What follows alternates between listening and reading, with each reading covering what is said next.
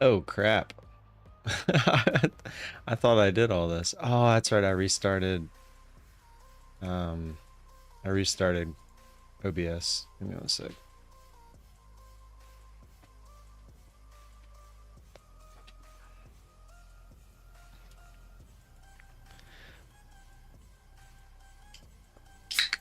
That's what my screen looks like before I put everything on there.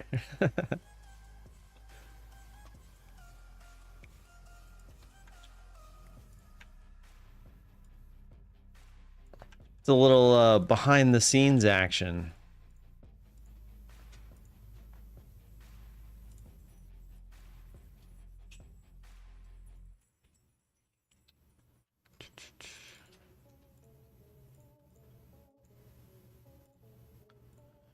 There we go.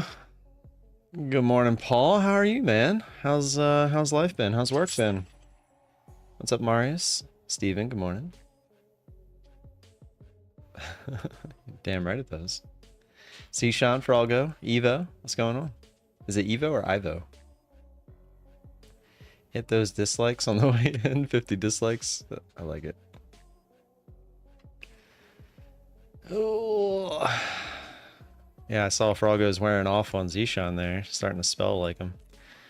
Alright, let's... Oops.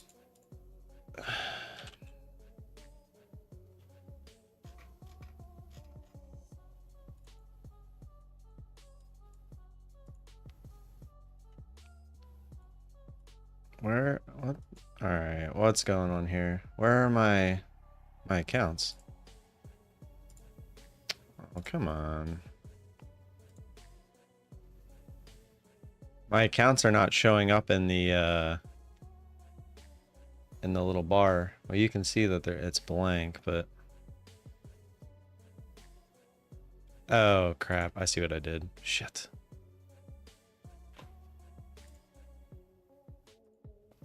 I hope I haven't... I hope... This usually loads right up. Why is it taking forever? There it goes. Come on, come on. I tried to bring up the Apex and not... There it is. Okay. Which one is it? 9. 3, take profit.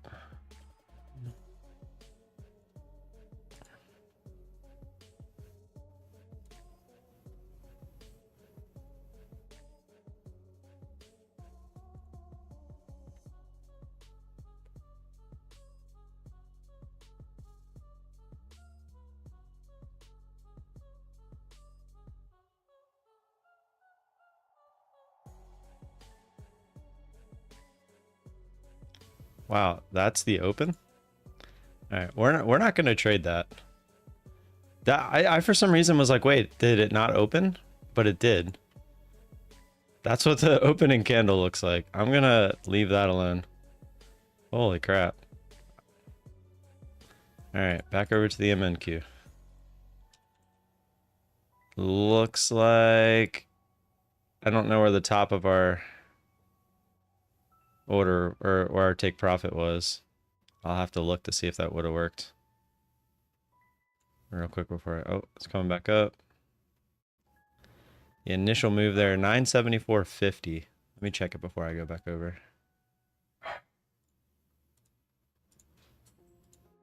$974. Well, it went down since then, so it might not matter.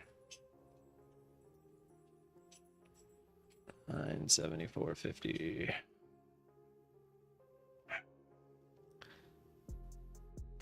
And I would have probably... No, I would have had my stop under here, so we'd still be in if we didn't get filled. 975.25. So we wouldn't have got filled. And we would have stopped out. Yay! We actually did the right thing for once. Alright. Over to the MNQ. 2, don't need that.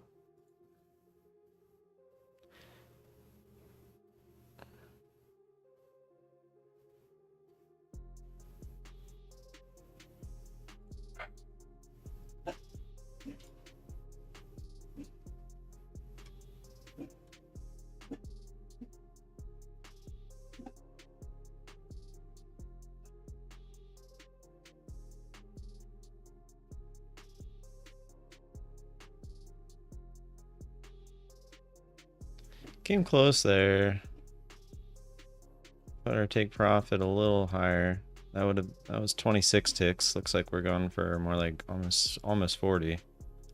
Just looking for the I was looking for the retest of here, not here, but it looks like it only went there so far.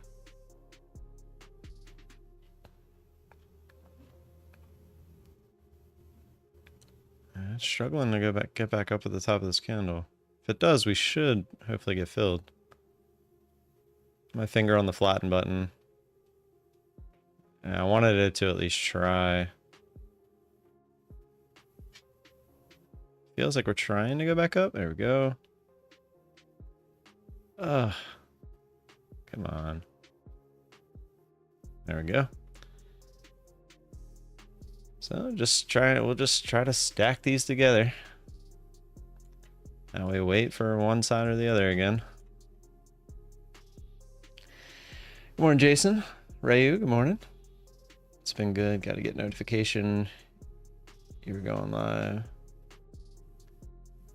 Oh, they actually pushed a notification today. Nice. I feel like they did quite the opposite for the last month or so. Well, like last couple of weeks. Got family core allowing my daughter to go live back with her madre. Gotcha. Yeah, I remember you told me all that, and then you kind of disappeared, and I was like, man, I remember thinking about you for a couple days after that, for what that's worth. Did he get paid on one where he reached the payout threshold? AG15. What hello, what happened to your Apex accounts? Oh, got you. I did get paid, but after I got paid, I was left with limited drawdown, and with that limited drawdown, I blew the account. Pippa, I know people who have gotten approved on this most recent one, including myself. But they do, again, it's in their PA rules, and I know you guys don't want to hear this, and I'm not siding with Apex on this. I think that they need to be faster. Yeah, Steve was one of them. But they do, per the PA contract that you sign, have until the time that they have, which when you do the 15th through the 20th, they have until the 31st to approve the payout or deny. So as much as it sucks, and I know it does, trust me, because I've been there where they waited till the last day on one of my payouts, and it's just part of the game that they play. I don't really know what else to say about that. Don't forget to hit the like button on the way in. If for some reason we get to 50 likes and have 50 people in here at 11 o'clock, we will play marbles. We'll always play marbles anyway, but we'll play for money and do a giveaway. But I want to see at least those 50 likes. I established an LLC last weekend, bought all my tools that I need a few other things, but I'm starting my own window cleaning business. Been wanting to do it for years. That is awesome, man. Like, are you talking like storefronts, like big commercial buildings, or residential? Right, you 5 days in the world of Apex is nothing. What's that? Methodical saying my name over there? So there's a little bit of volatility going on.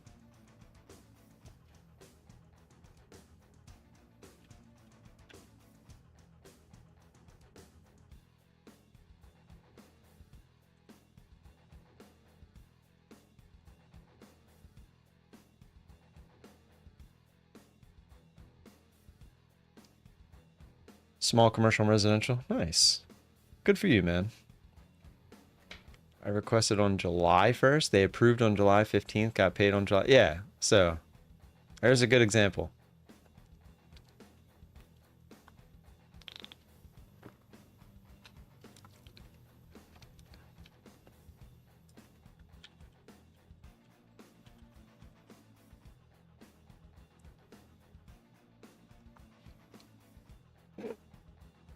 Yeah, I remember I had one that was very similar. I didn't request until like the 5th, but they waited till the 15th, or it was the 14th, the night of the 14th. They approved it.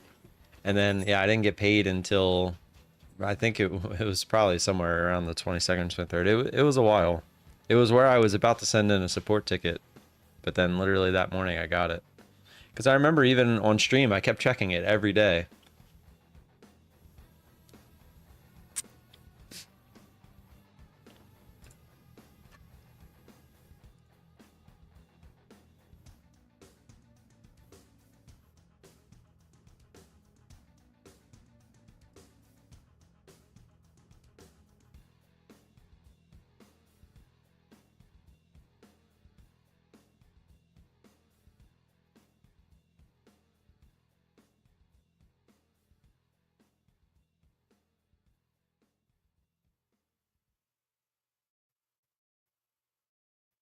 Damn.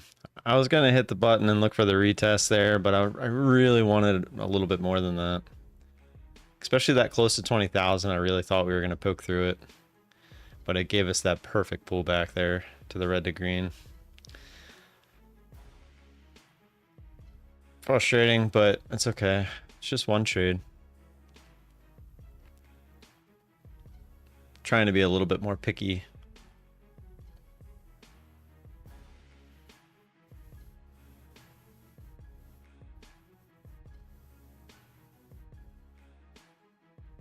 Now with that pullback and bounce back up, I feel like if we get through 20, we'll probably push away from 20 a bit, and then I'll look to get in for the retest of 20. I'm gonna try trading like this for a little bit, Zishan, and see if it works. So far, it's been nice. So they're gonna approve my request on the 31st, quite possibly. That's what I would expect. So anything, if they happen to request it before then, you can be happy. But I would expect the 31st. All right, see if we get that pop and push.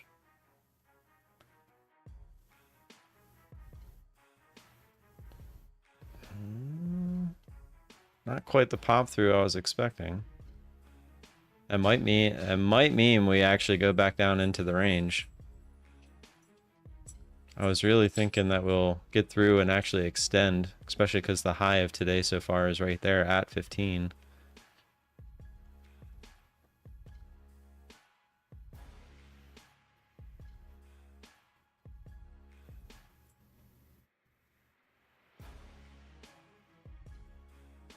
This has been a crappy open. Like the volatility has not been that great. Is there any news today? Check if there's news today. There's existing home sales and manufacturing index at 10, so that could move the market, but it doesn't look like it really will.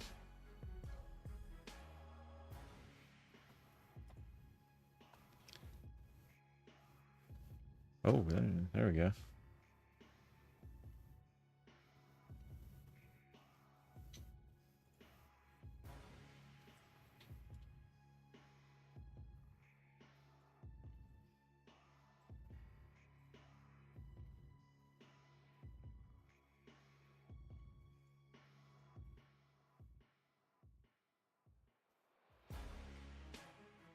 There we go.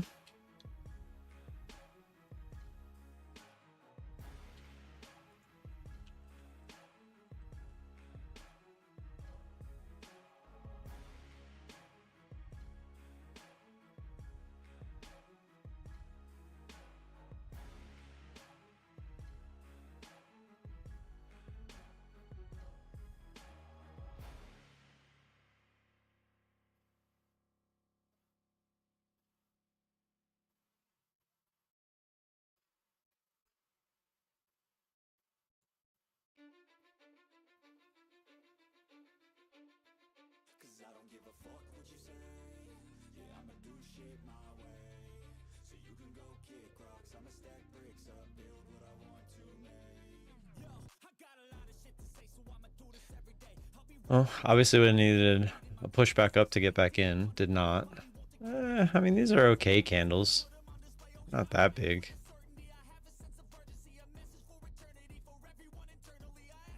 I've seen bigger. Pushing to work myself so I can actually trade every day as well. That's true.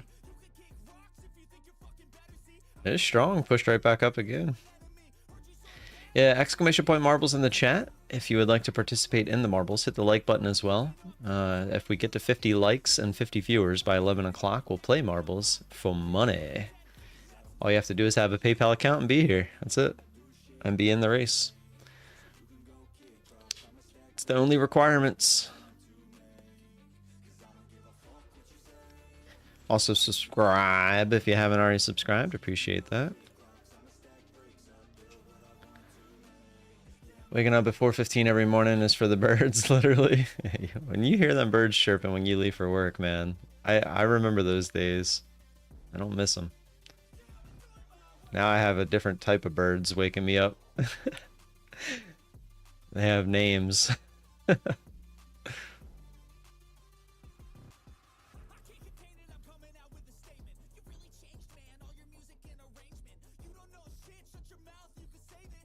Kano Mad coming in with authority. Sisalam, what's going on? Good morning. DT, how are you? Good morning. So guys, as you can see, the other chair is back in the background again. I don't know, man. I couldn't get it to not hurt my back. I think just the ergonomics of it is just not right for me. I tried sitting in it every which way. I tried putting the back thing on it. Nothing. So I'm gonna have to go a different route, I guess.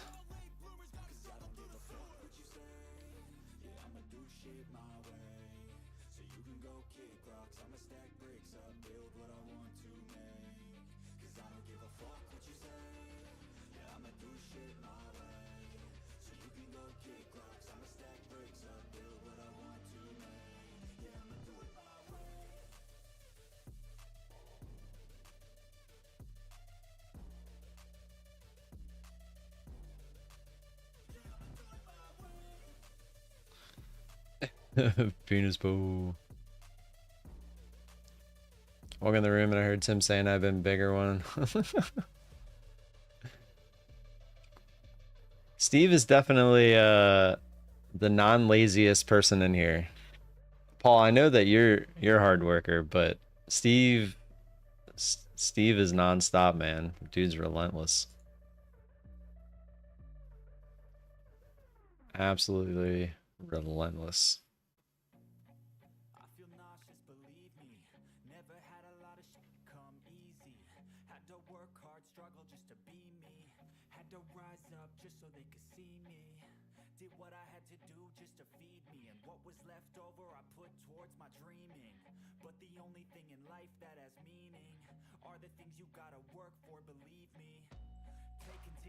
So I was looking for a bigger push there, up closer to like 50, and then the retest. Unfortunately, we did not get that yet.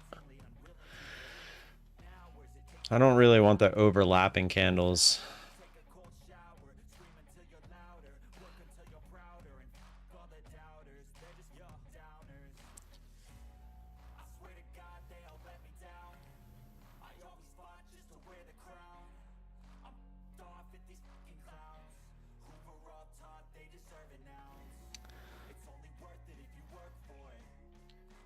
I hire people just so I can have more free time.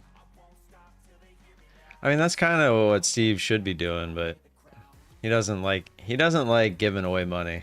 Not giving away, but he doesn't like dispersing money. If he can have money and keep it, that I feel like Steve's all about it.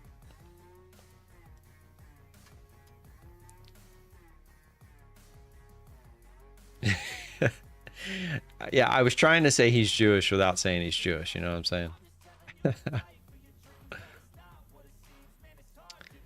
Yeah, Paul, same here. It took me a long time to figure that out, and a lot of people think that money equals freedom, but it's not necessarily true. You just need enough money.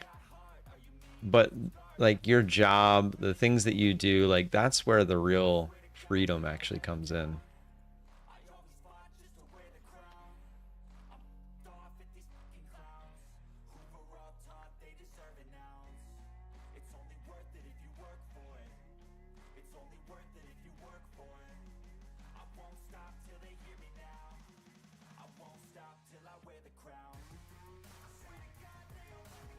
Well, that's frustrating. I was hoping to get a bigger push up there. We would have at least got that retest. Now we're back to the middle. So now we wait.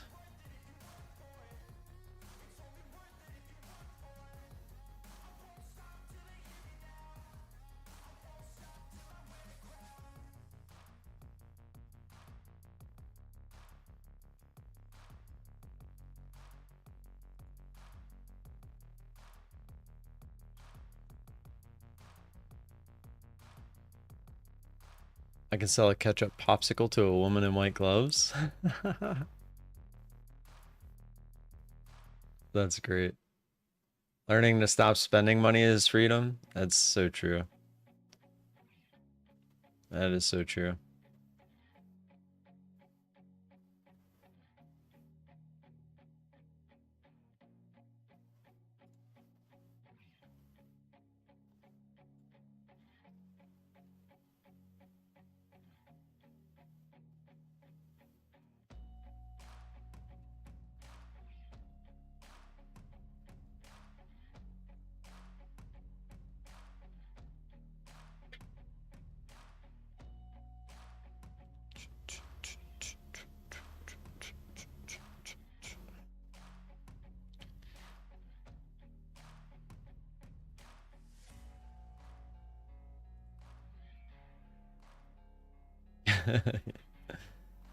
Yeah, kids, you know, it's crazy the amount of money that you spend on kids, and you just don't even realize it until it's already happening.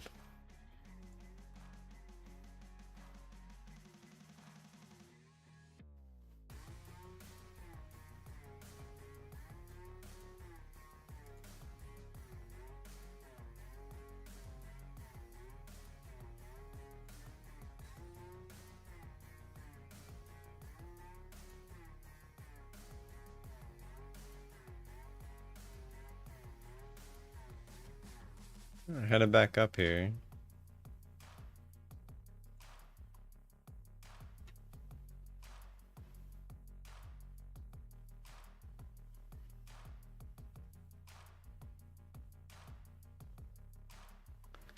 Kids, what about a wife? Don't even get me started on the wife. But my wife makes good money, so she can spend a little bit, you know, here and there within reason.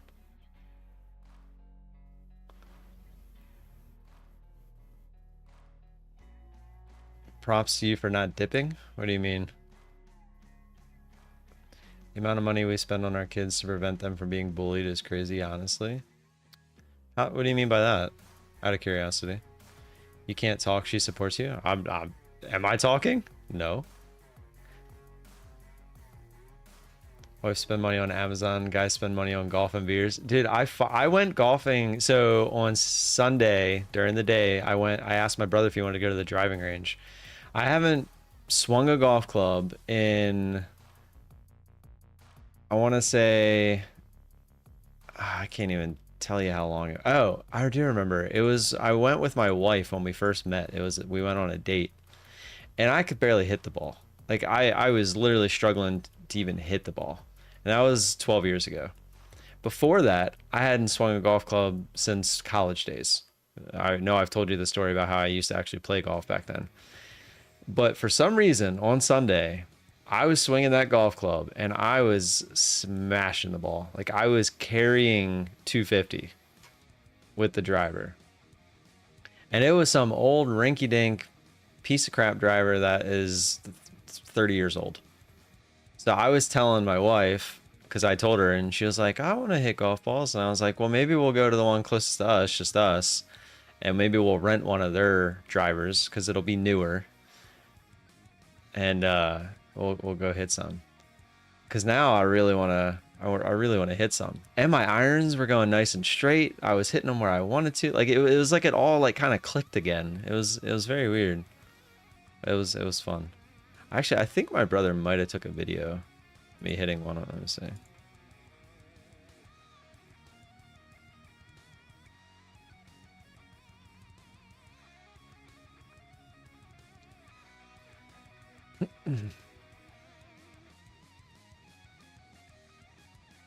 Just like some days you're green and some days you're red. That's true. Dude, I could not hit that ball when I went with my wife. I don't know if I was like trying to show off and I was just like over swinging, but I was like topping it.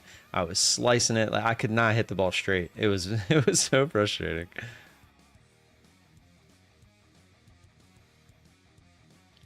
Well, I thought we were gonna break up there and hopefully push, but nope, right back down below 20K.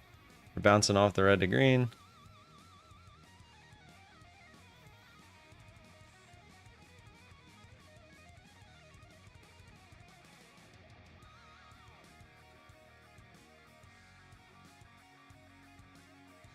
Yeah, it was bad, DT. I remember like telling her, I'm like, I'm not usually like this. I used to be really good.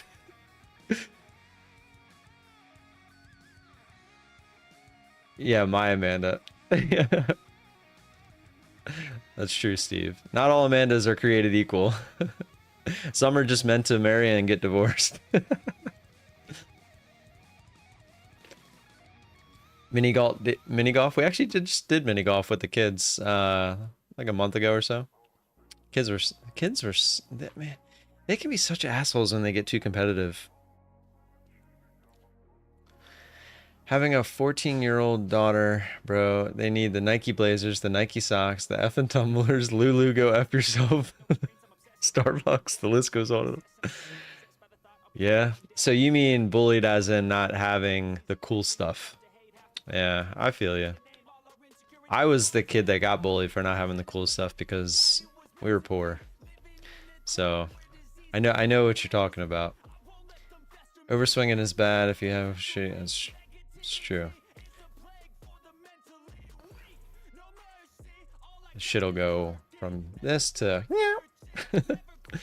Starbucks used to be cheap, now it's $10 for. Is it really? I've never drank that stuff. I just don't like the taste of coffee or espresso.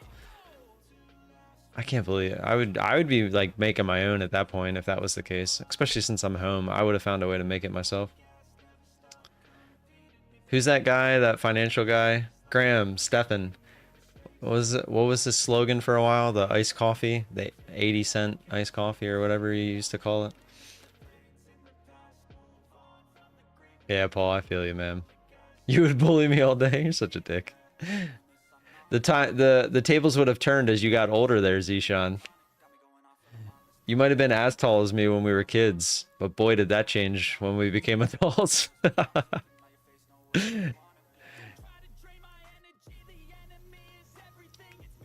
$10. Yeah, that's insane. Yeah, exclamation point marbles in the chat if you would like to participate in the marbles that will start playing around 11 o'clock.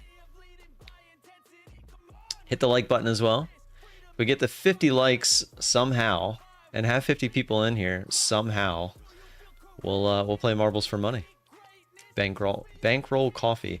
No, yeah, that's the coffee that he made to try to sell to make more. And he claimed he wasn't trying to make money off of it. He was just trying to provide, whatever. He used to say, he had a video. You're gonna make me look it up. He had a video that he would talk about. I forget, was it 80 cent? I think it might even have been less than that.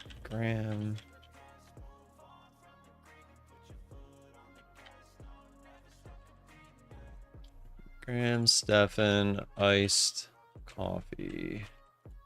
Sorry, he has the iced coffee podcast. It was 20 cents. How to make 20-cent iced coffee.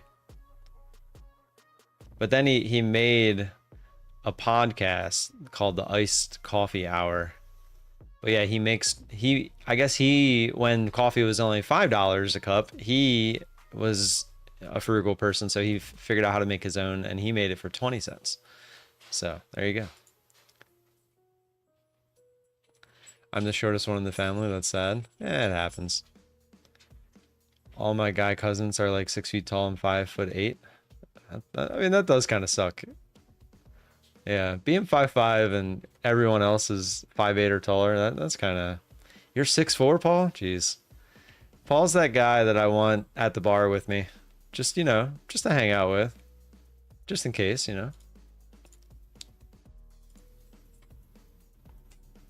Never hurts to have a big guy when you're sad.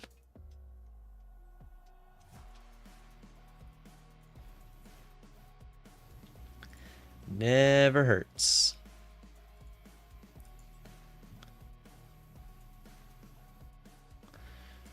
We bought the Ninja coffee maker, makes hot or ice, saves me a ton of money every week. Such a good machine. Nice.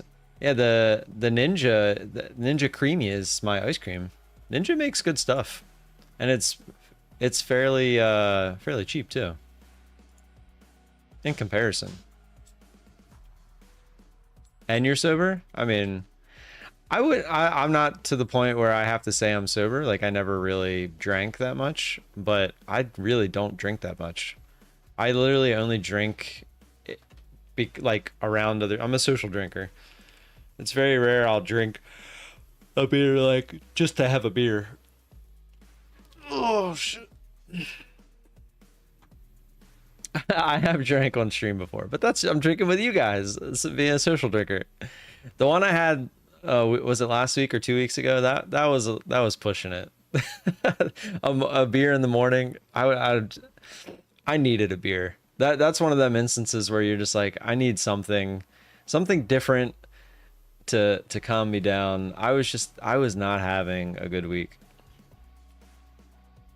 How to be Ninja? See, no, I have not seen that. 110 on Amazon. Yeah, dude, Ninja stuff is always not that expensive. Do you return it every month and get a new one, Steve?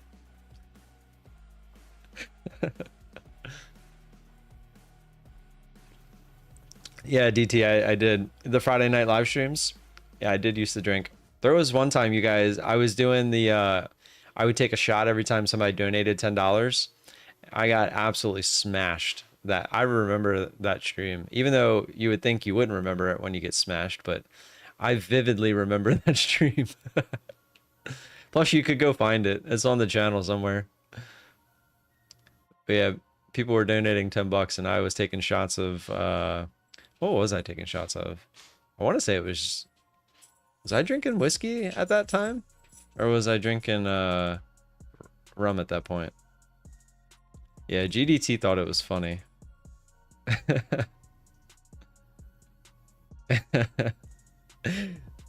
Yeah, you guys weren't friendly when it came to that. Yeah, well, I know that's kind of when I started transitioning from whiskey to rum, was like around when I started streaming in the first place. And I think I still had some whiskey laying around. So I don't know if that's what I drank or if it was rum. But I'm pretty sure it was rum. I've been on a rum kick for a while now.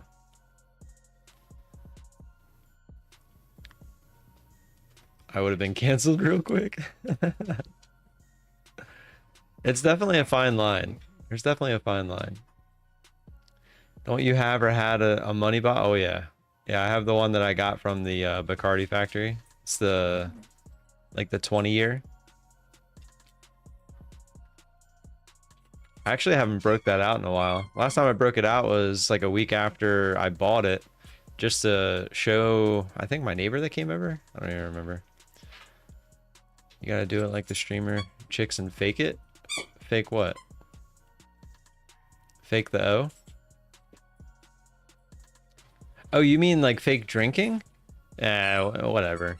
That's no different than people trading a demo account. I'm not about that life.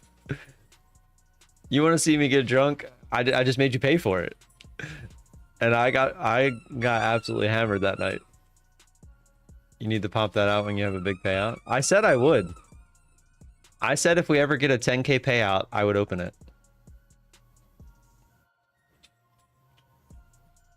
People that don't drink rum. It's probably true. It's like one of the sweeter liquors that you can put, and it mixes so well. It's a great mix liquor, especially when you get like the coconut or the pineapple. Coconut rum and Coke Zero. I'm telling you, 75% Coke, 25% coconut Bacardi. The Bacardi's the best I've tried. Malibu is fine, but I'm telling you, the Bacardi coconut with a Coke Zero, 75% Coke, 25% Bacardi coconut. It is so good. So good. Oh, I don't. He can try to bully me off rum all he wants. I love rum. I've drinking every liquor. I've drinking it all. I don't like tequila. I'll take sips of like margaritas and stuff, but I don't like tequila. Hopefully we get a big push down here. Vodka, I've always taken the shots when they're given to me. Not a fan. It just doesn't have, all it does is burn, man. I don't see the point in vodka unless you're just trying to get hammered as quickly as possible. I don't see the point in vodka. Whiskey, I went through a huge whiskey ordeal. Like if you've never seen GDT's whiskey channel, it's called Whiskey Tears. He is insane. I've never done that. Now I've tried a bunch of higher end whiskeys, like if I've went out to drink and stuff like that. Not like high end, but like the stuff that he's reviewing. But I was always drinking like Seagrams and, you know, stuff like that. That also mix like Seagrams and Sprite, or Seagrams and 7-Up, or, you know, like stuff like that is what I was drinking. But he reviews like the nice ones. And I would very rarely had some of those, and I was just never a sipper kind of guy, and still I'm not. Even with rum, I'm not really a sipper. I'm more of a mixed drink kind of person. And yeah, he's really into it. But I went through whiskey, so that's vodka, whiskey, tequila. What else am I missing? Rum is what I'm on now, and I just absolutely love it. I love it more than anything else I've loved. I don't like wine. I don't like the taste of wine either. I've tried whites, I've tried reds, I've tried sweet, I've tried dry, I've tried all of them. I don't like them. My wife always gets me to try them because she's like, oh, maybe you'll like it now. I'm like, no, just don't like it. Beer, I like. I don't like craft beers like IPAs.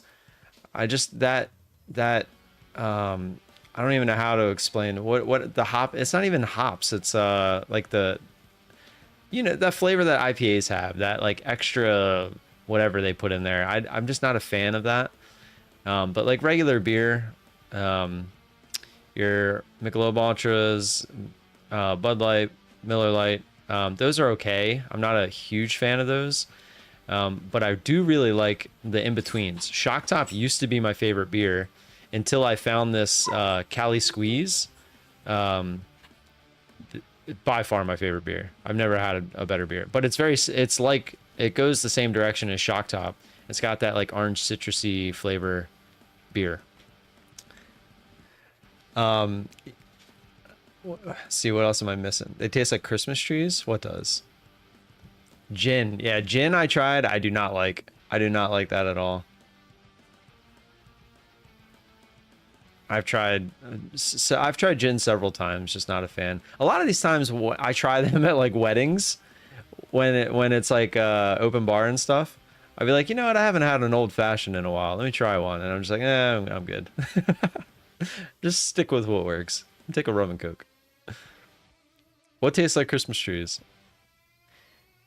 I used to drink Bud Light back in the day. I haven't drank a Bud Light in a very long time. If I go out and they don't have Shock Top, I'll usually get a Yingling. That's like my go-to if they don't have a Shock Top. No one carries Cali Squeeze around here, obviously, because it's not from around here. Canceled Bud Light. Yeah. Old English. We could be playing marbles while I talk about alcohol. Modellas are good. I've had Modellas. I actually really like those. The Modella Especial, that's the one that I like. Pun? What is pun? Now, Four Loko. Yeah, I remember those. Oh, now I forgot what I was gonna say. Oh, IPA. Christmas. Yeah, okay, I see what you're saying. Yeah, I see what you're saying. I just, yeah, there's something about IPAs, especially like when you get into the longer time period ones, like the 90s and the 120s. I don't know how people drink them. I don't know how people drink those at all. Dos Equis? Not a fan. Not a huge fan of Dos Equis. Not a huge fan of like Heineken. Some of them like all the ones that have green labels, I feel like I don't really like.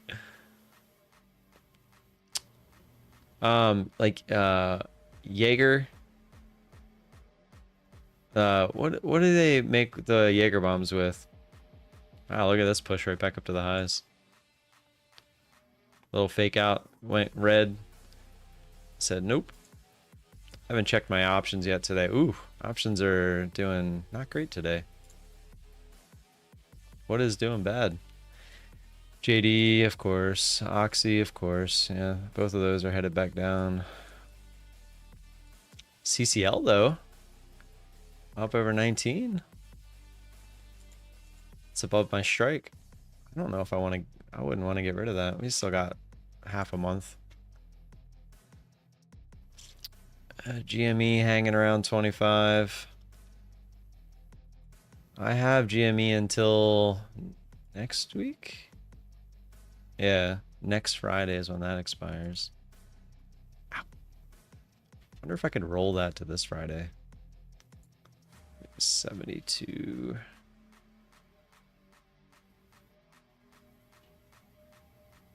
See if I can roll it forward. Promoting gas station balls. Jaeger, Red Bull. Michelob Ultra. Gotta love the face people make when they drink those IPAs. I'm one of them. I don't even have to taste them anymore. My brother's like, here, try this one. You might like it. I just smell it. And I'm like, nope. It smells just like the other ones. Sometimes you can smell that they have some other stuff in it. Like some kind of like flavor, but they all smell the same.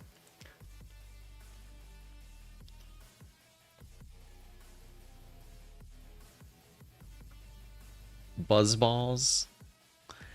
I would drink balls on stream if they would just give them to me.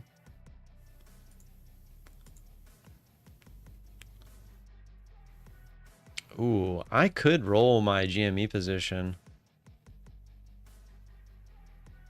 and make a little bit more money. But if for some reason it bounces, which it looks like it wants to. It's trying to make a lower high. I'll let it go. Ride or die with the GME. My break even on that is so low. It just sucks because I was up, what, another 400 bucks? Almost 500 bucks. Gave back 500 bucks since it's high there. But in order for this to make me lose money, it would have to go all the way down to 20 by next Friday, which it could, but I don't think I would let it. I think I would try to get out of my covered call and just dump the position if it gets anywhere near 22. I wouldn't chance somehow getting stuck in that.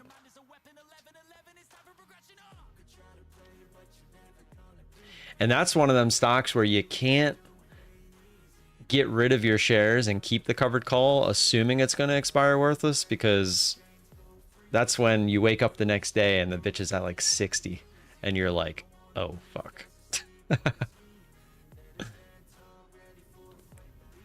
What happened? Get out of here, Steve. It's Jaeger Red Bull. So Jaeger is the beer. So dude, I always hated Jaeger, like the Jaeger bombs and stuff. I didn't even know that Jaeger was what the beer was called. I thought it was just what they called it, like a name for the drink. But I guess that makes sense. I remember doing a bunch of those and they sucked. They would always put a shot on top of them though. What was the shot of? Was that Red Bull? It was just a shot of Red Bull? That's annoying. Seems like a ripoff. I remember them things being expensive. But it's expired Red Bull. Jaeger is a liquor? What is...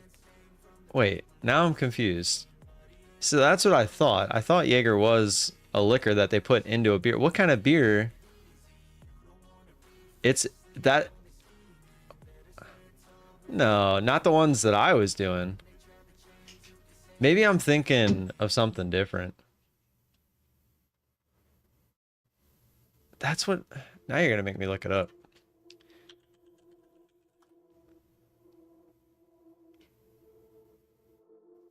So these are much smaller. Okay. So what I used to take, what I'm talking about out of my head is the Irish car bomb, not a Jaeger bomb. The Irish car bomb is what I'm talking about. Which is Jaeger, yeah, Jägermeister. Okay.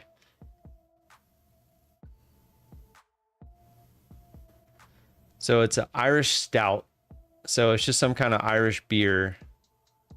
Irish cream, coffee liqueur. Maybe that's why I never liked it. And Irish whiskey.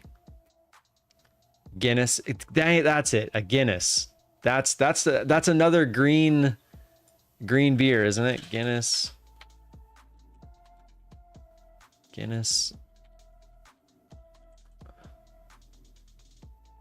No, I guess it's not. Did it used to be green? That's black and gold, it looks like. Guinness with a shot of Bailey's. That sounds more like what I probably was drinking, and I did not like it. It's dark, yeah.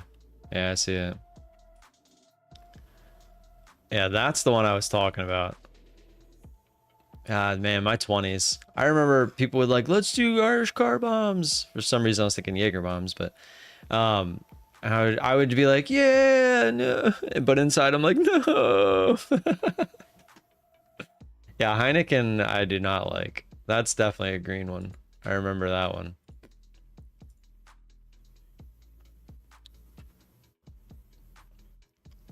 Heineken is green, yeah. I feel like there's another green beer, isn't there?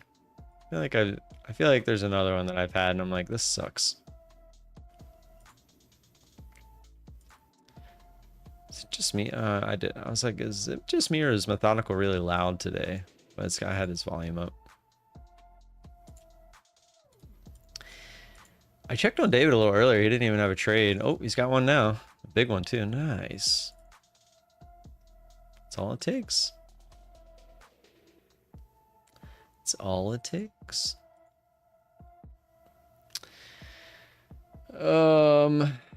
Mickey? I don't know what Mickey is.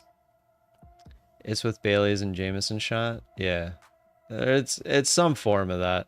It was not good to me. Grolish? What's that, Steve? We're literally just chopping sideways here.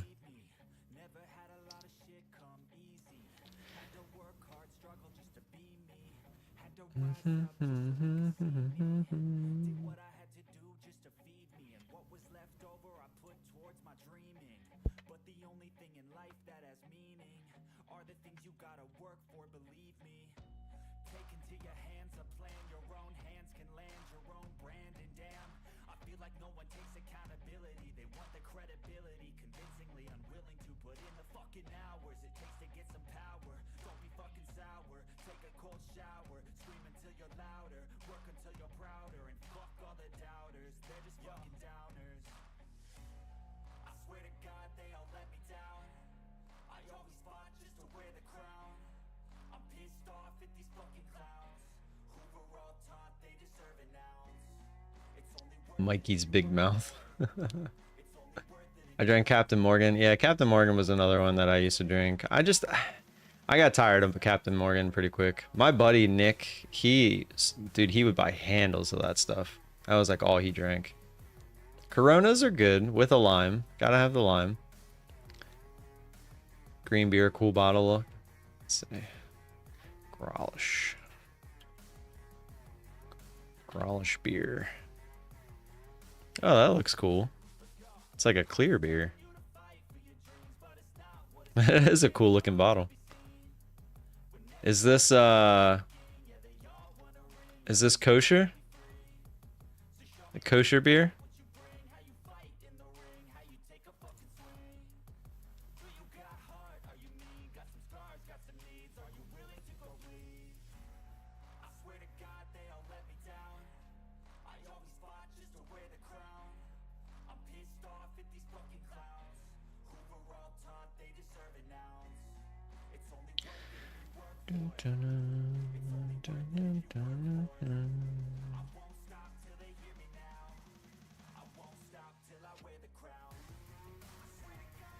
Carlos has a special bottle cap.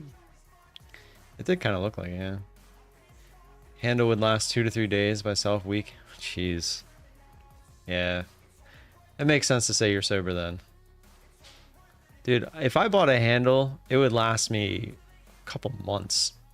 Probably longer than that. All beer is kosher? Oh, okay, good. That's good to know when we finally meet and we have a beer. I don't have to worry about going somewhere special for you. You know, I was thinking about when I meet up with you, Steve, wouldn't Saturday be like the best day to meet up with you, or do you have restrictions on that? Like, is Saturday like just like a family only type thing? Like, would I be considered family at this point? 320 pounds. Yeah. Liquor adds up, man. It's funny you say that though, because I used to work with a guy who he did the same exact thing with Captain Morgan. I mean, that dude literally would clock out of work and he would start drinking in his car before he went home. But he was 140 pounds soaking wet. Like that dude, I think that was just, I don't think he ate. I think that was just what he did was drank. I'm pretty sure he still does too. That's the crazy part. He's probably like 60, yeah, probably right around 60. He's the dude I get my crabs from. I don't want him to go anywhere. He's a good guy. Am I serious? I am serious. I don't know how that stuff works. I'm very clueless. I wouldn't ask if I knew. You know that. Steve's not allowed to travel on Saturday? Like at all? Coronavirus beer, but Mexican version with spice, I think. Get out of here. Down to like 200, 205 now. Good stuff, man. Yeah, dude, I've been eating really well this last week. And I've just hit a plateau. I'm at 195, but I can't seem to break it. It's frustrating too, because I've conditioned myself to not eat at all during the day. I only eat dinner. And I've been relatively eating like around 1,000 calories at dinner. Like I feel like I'm stuffing myself sometimes. And I just can't, I don't know. I just can't seem to break. And I even walked 30,000 steps in 2 days and still having trouble. Actually, more than that. It's like 35,000, something like that. Something crazy. Yesterday, I didn't do much at all. I needed a rest day. My calves were killing me.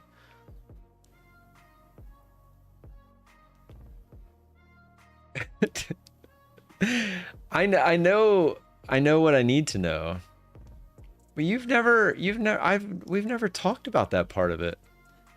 Like I know that it's no technology, etc. But like if I wanted to hang out with you on a Saturday, is that a thing? I've never asked you that before. I've never met an extreme Jew. So it's intriguing to know to find these things out. Yeah, yeah, Zishan, we're just chopping in this range. Even the open really sucked. Yeah, Paul, I do. It's just every once in a while, like I'll be like, oh, I killed it today. Let me see if it did anything on the scale. I don't jump on there every day. I'm not heartbroken. I'm just a little. I'm sad that Steve thinks that I don't know him after 5 years. I feel like I know a lot more about Steve than he probably thinks I do. I am ignorant sometimes when it comes to religion because I try to not talk about religion. But if it affects me, then I want to make sure that I'm doing it properly. I don't want to assume something, you know? All right, we broke the highs here. See if we can push away from it. I forgot to delete. Let me delete all these lines real quick.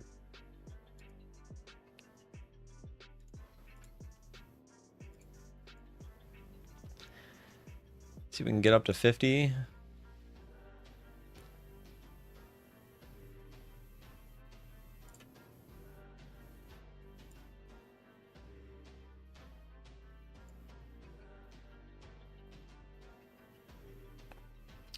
Easy peasy, lemon squeezy. That's all I'm looking for with these. Just a push away from the break point and then a retest. That's it. So if no technology, we were driving somewhere, going to a bar, do you think I can go in a car, but just leave my phone at home? Yes. And so does that mean we'd have to find a bar without TVs? But that's my thought, is we would have to find a way to hang out without technology. That was why I was asking.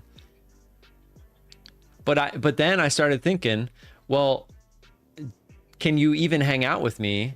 Like, is it a family only thing? Like that's what I was trying to figure out.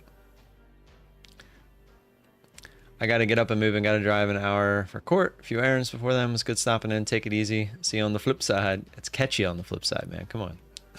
I'll drop in the Discord. All right, Paul. Appreciate you stopping by, man. Good to talk to you. Prayer and study only. No running electricity. Cars technology? Yeah, especially my car, huh? It's literally all technology. I'm done. Okay, I get it. I get it. So what if I like plan to meet you at like your house? But that's so I'm past the technology part of it. I get that. I get it. But say you are somewhere like in Pennsylvania. Could I meet you in your spot in Pennsylvania and hang out on Saturday? Catch you on the flippity flap. Later, Paul.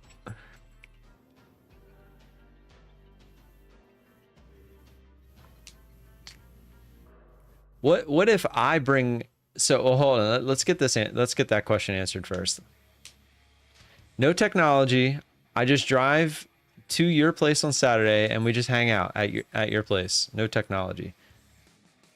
You're not participating in the technology. Like, if you see my car pull up, is that bad? You have to, like, you see technology at some point on Saturdays. It's impossible to avoid it. I'm welcome to come to your house? Okay. Like, do you guys, like, close the curtains, unplug, like, do you just go to the main breaker of the house and just turn it off? What's up, Clarity? Like, there's no way you can avoid technology altogether. Like, do you get rid of your electric stove and cook on wood fire? Like how far do you go with this? I'm actually genuinely curious now. I have so many questions. Can I bring my PlayStation over?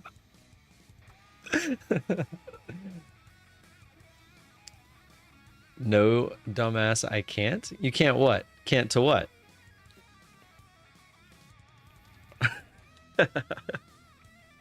Can we play Mario Kart? No, I'm not being stupid. I'm being ignorant, but I'm not being ignorant on purpose. Like, I'm genuinely curious, like how far this goes. I'm not trying to be an ass. I'm genuinely curious. What have I always said? If I don't know something, I'm gonna ask. That's who I am. That's why people always tell me that I always act like a know-it-all, but you're seeing what happens on the back end. But usually I just Google this stuff, but you're here and I know you'll answer. So I'm asking you, like, this is me being vulnerable to you guys. You always say I act like a know-it-all, but that's because I only talk about things that I know about. I don't know about this and we're talking about it. So enlighten me. I'll bring the barbecue. Make sure you use all kosher ingredients, DT. I do know that. Make sure it's that pig was killed properly. Make sure the rub that you use is made from kosher salt. Is this every week? I already know that answer. Come on. Don't push me that far.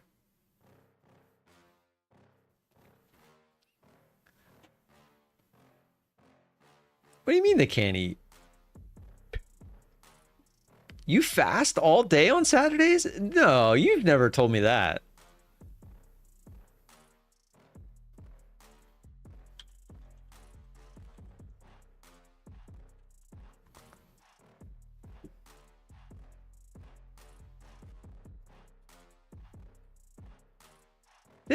You're telling me they fast for Sabbath. You're gonna make me look this up.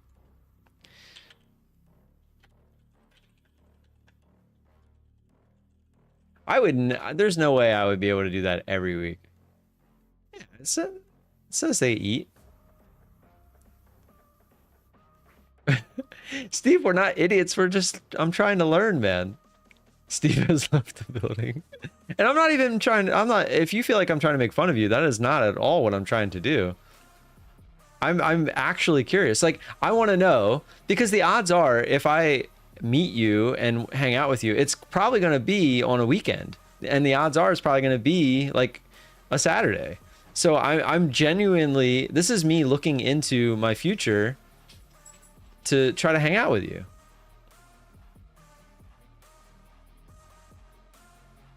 How about this? I'll do my own research. If you feel like I'm being an ass, I'm sorry. I'm not trying to be, seriously. But I was just genuinely curious of how it all works. Like, I know you've talked about the technology part of it and all, but I don't think I've ever heard you talk about like the food you can eat or can't eat, who you can hang out with, like what kind of technology, like you said, because the other reason I even brought up the oven or the stove thing is because you said a car is technology. So it was like, well, like how far do you take that?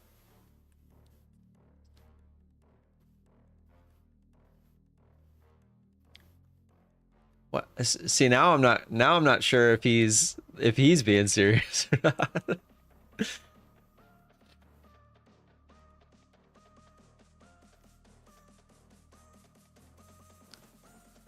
But what is, see, I don't even know what that is. I'm very ignorant to religion. Slow simmering Sabbath stew. I'm not gonna lie, that actually looks really good. What is in that? Eggs, potatoes, meat, beans, onions, there's some peppers. That actually looks really good. Looks like a really good chili. Let's see, here's a recipe. Well, this one doesn't look like that other picture. See, potatoes, onion, beef short ribs, barley, kidney beans, navy beans, cranberry beans, beef broth, molasses, paprika, salt. That was pretty close. There's lots of different types of beans.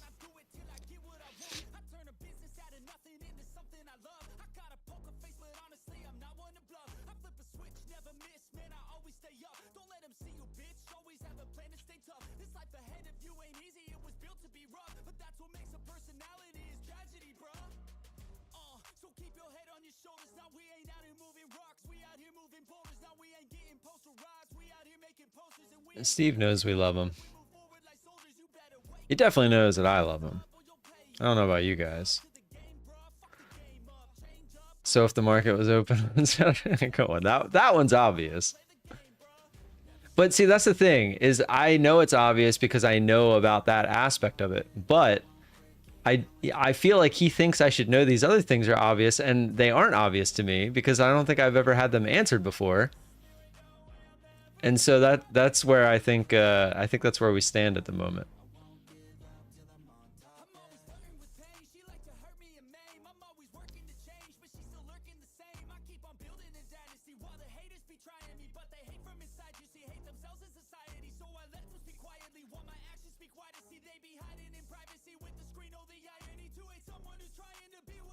He could call in the trades on an old rotary phone. That's an interesting question, I guess.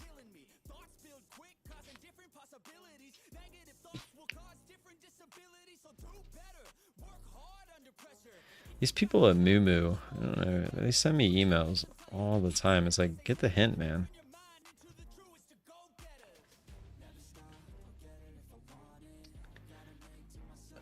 They still have those? I've seen them every once in a while. They're the old rotary phones.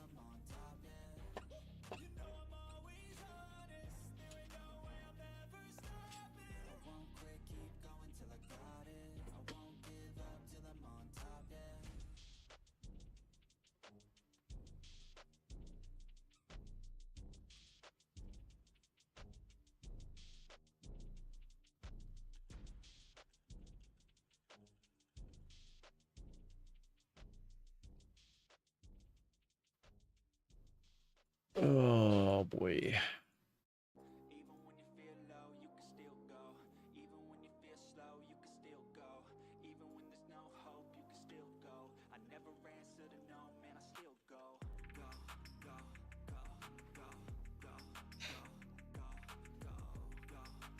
So it says, take a break from the work week and spend time with family and friends. So there's nothing wrong with friends.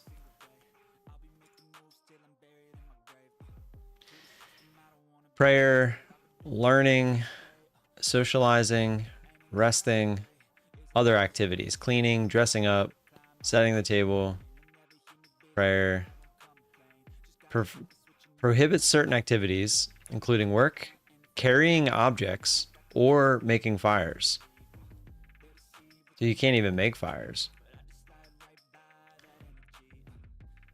Prepare. So, okay. So observant Jews prepare meals before it begins, and they avoid tasks that could result in forbidden work, like washing themselves on the lawn. So basically, it's a day of just doing nothing. I mean, we all need a day like that. That's usually just Sunday for me, though, not Saturday.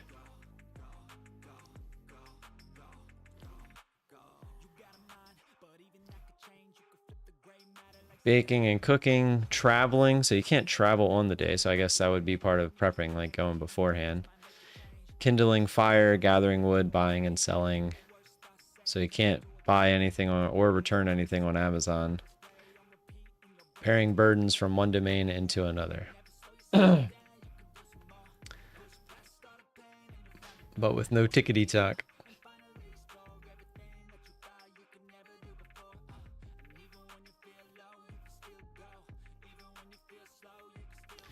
Yeah, so basically it just seems like you just can't overdo it. Just throw the technology in the bin for the day. Just basically be with family, off of technology. I mean, it's basically what it sounds like.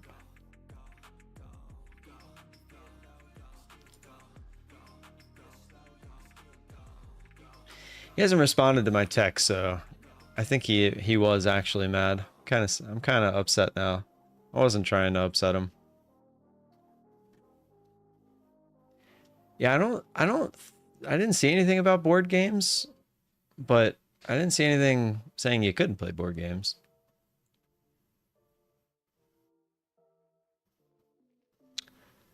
So for my birthday, I actually rented a campsite in Deep Creek, and I plan to go there for 2 days and do absolutely nothing except go on hikes.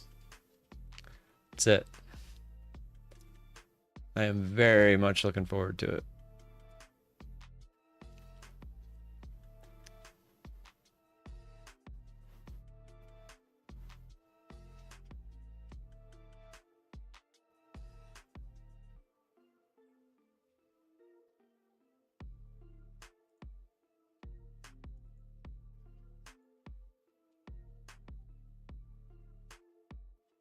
Heck? Oh, hitting the wrong button. My fund of future all in for 76. Is there an evaluation? Is the 76 for both? Yes and yes. So the 76 is for the evaluation, but once you pass the evaluation, the PA activation is included in that $76. So you're essentially just paying upfront for both. Yeah, it's $76 all in. It's actually pretty awesome. It's easily, if you don't mind paying more upfront, it's easily the best deal. It's just if you blow an eval, it sucks because you're paying more for the eval. But if you know your odds of passing an eval are pretty high, then I mean, you can't find anything even close to that as far as price. The cheapest you can get an Apex account is $102. And that's when it's 90% off. This is going to be $76 just permanently. It's not a sale.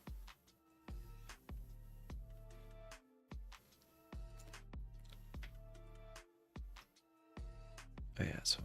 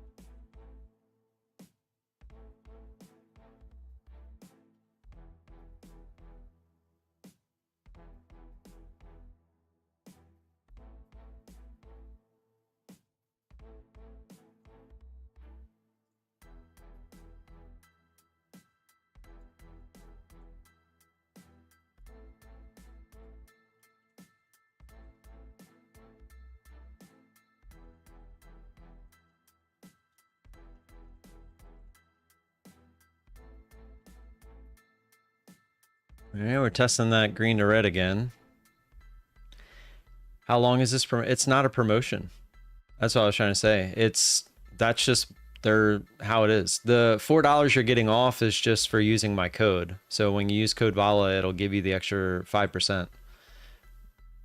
Ooh, go. Get a little bit more.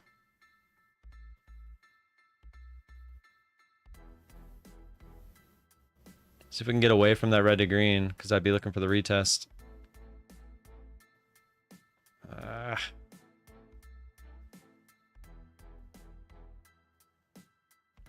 Come on, give us that extra push.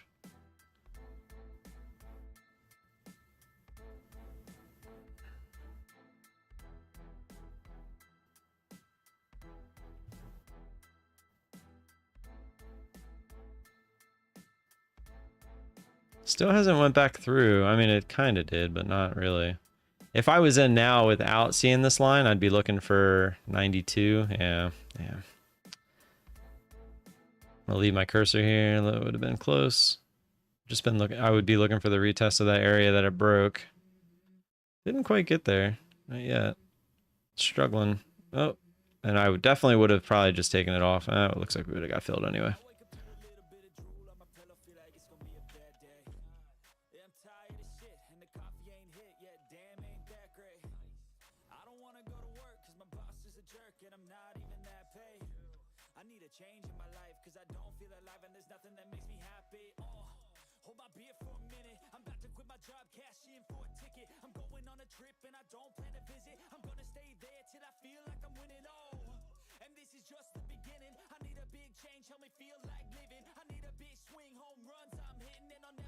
They have end of day drawdown. Yes. Does that mean that as long as you have green day, you will not use any drawdown? Correct.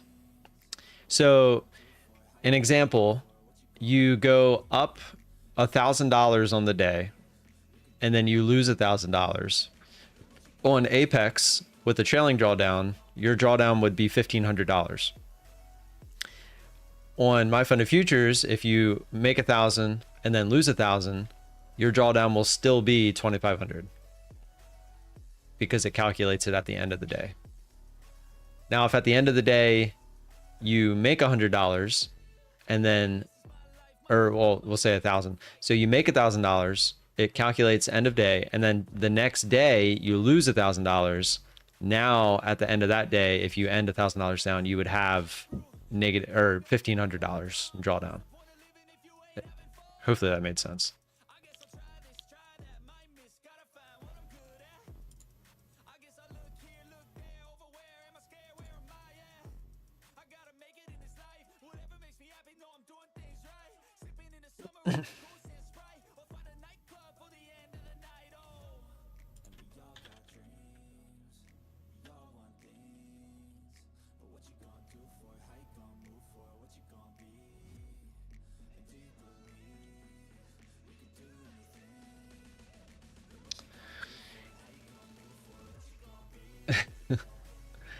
Sure.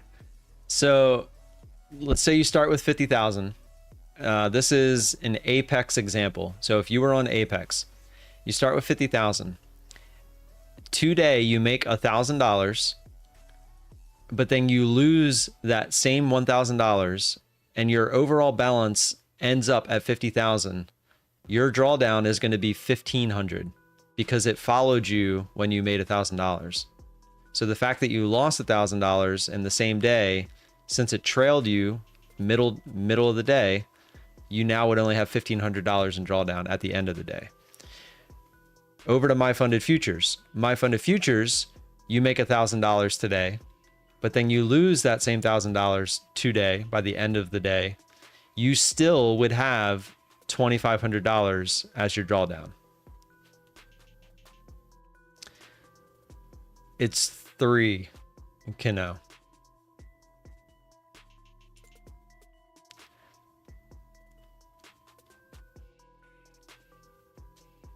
It's 3 minis. It says all this on their website. Like if you go to here, if you go to there, it should pop them all up, and it tells you what you get, what you can't, etc. All that stuff.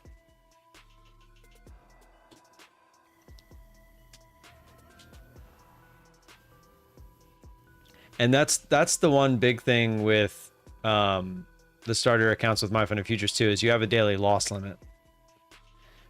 Some people don't like that, and the smaller contract sizes, but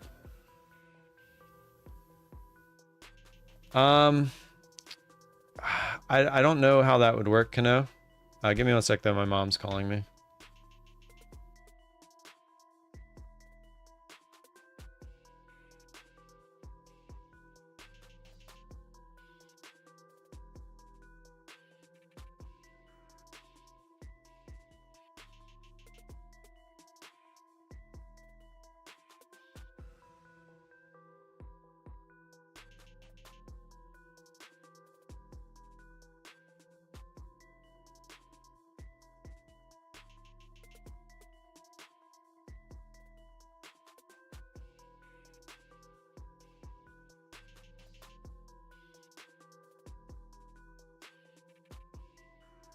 Yes, Crawford.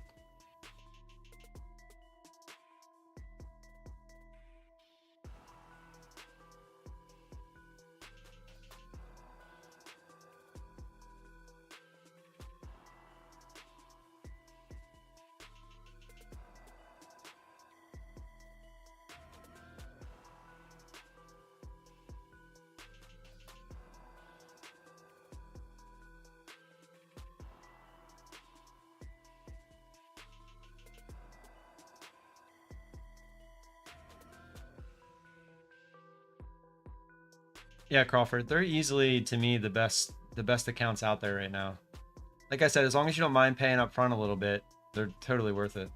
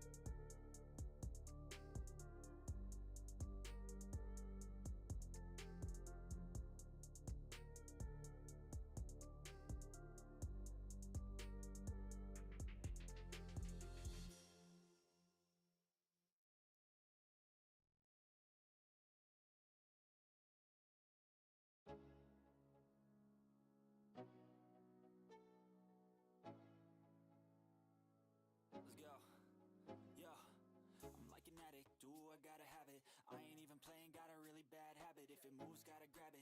Fuse like a magnet, lose, won't have it till I'm doomed in a casket. I ain't playing, got a weird mind. If you work 8 hours, I'ma work 9. If the shit tastes sour, you should taste mine. I'ma stay in power for a long time. Get up, nah, All right, I'm back. I'm a really big hitter. Big picture, I'm a straight killer. Rising the song to the I missed this by 2 ticks. That first fill, and then it shot down.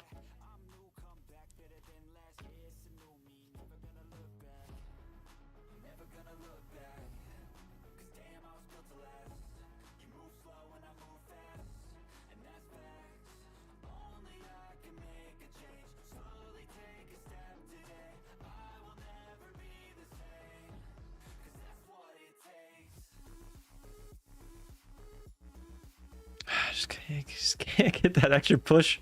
It's like our order is just always a little too high.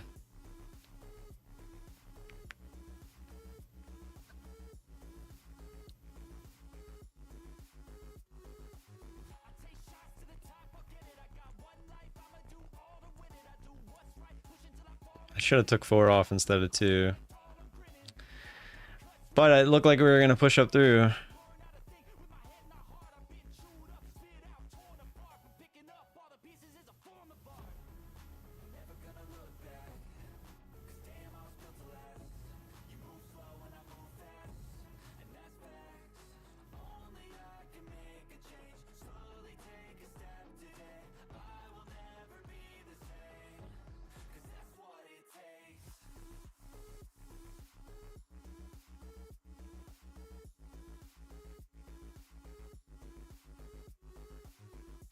I think yeah, we gotta, oh, we got all the way down there to the low. Jeez.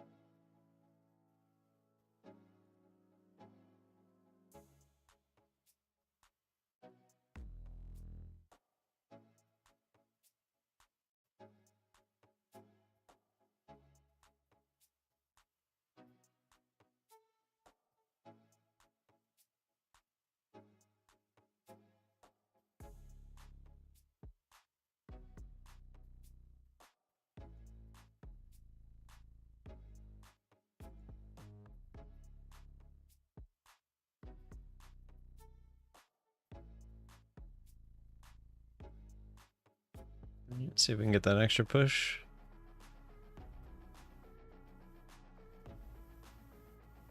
I don't know where we were at before this trade.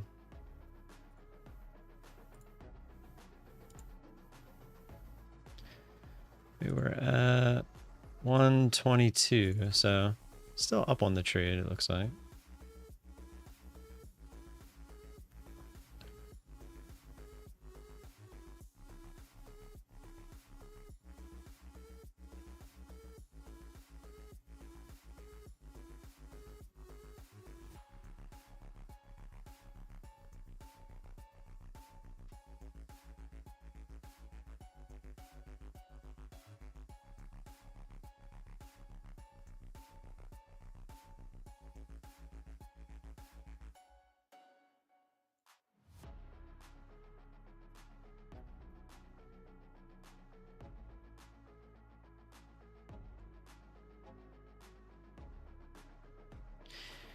Feels like we should at least come up and retest that same area.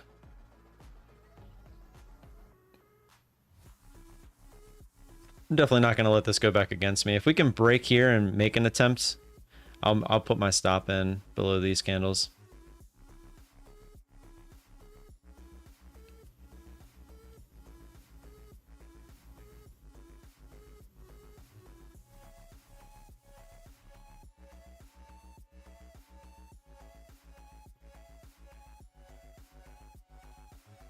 Need to break this 50, 51.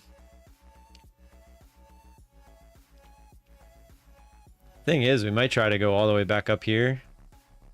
But do I really want to try it? I mean, I guess we could just take one off and see if we can get it to run. Just keep a runner. If it can even do it. I really want to see it break this 50 though.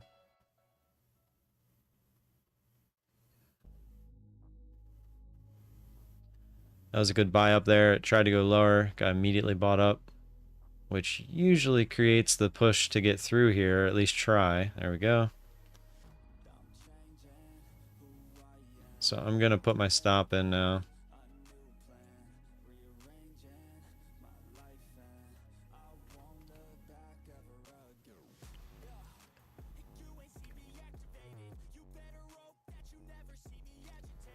All right, here's the push we were looking for. See if we can come up and break this candle to get that one off, and then we'll see if we can just hold on to this one. We'll keep our stop. We'll move it up as the candles close. But it feels like we should get this extra push to at least retest the top of this right here. If we don't, the odds are we're going lower for sure. Almost there. Almost there. Come on, a little bit more. Trying to be positive. Come on, a little bit more. A little bit more. A little bit more. A little bit more. 962.50. 3 ticks.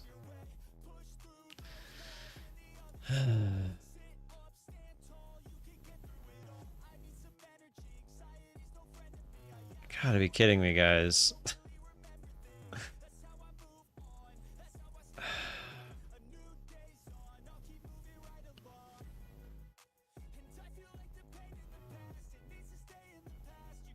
All right. So we ended up with 4 ticks less on that one, just to make sure we got it. But we would have got it had we left it. But that's just it's so frustrating. Now we'll just carry our stop up. We'll do 2 previous candles, just to allow the chance to overlap. We'll see if we can't catch a runner back up.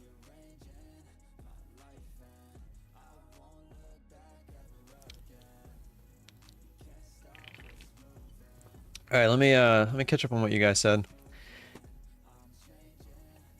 Don't forget that like button if you're just getting in here. We'll play marbles here in a little bit. Yeah, Crawford, I see you said you're going to buy one today. Just let me know if you have any more questions. I'm here to answer them. Only down $1.22 now. Looks like Dino Nuggies might be back on the menu. Oh, sorry for all the questions. No, man, don't be sorry. Do they have TraderBait accounts? Yes, they do. The maximum number of accounts, that's one of the other things that people are not too fond of. It's 3. Yeah, Froggo answered that, 3. The Secret Service lady resigned. She did? Wow, I guess it only took her getting beaten down. What was her name? Secret Service Director. Kimberly Cheadle. Where do you see that she resigned? All I see is people saying that they want her to resign. Base is fierce, grilling at first hearing. That was 2 hours ago. Did you dollar cost average in a few times? Thomas, I did. This is my funded futures though. This is not Apex. You're allowed to use your contracts as you want on my funded futures. You just can't scalp for less than 20 ticks. Watching the news. Benzinga guy. Gotcha. Yeah, I should probably follow some kind of news just out of curiosity.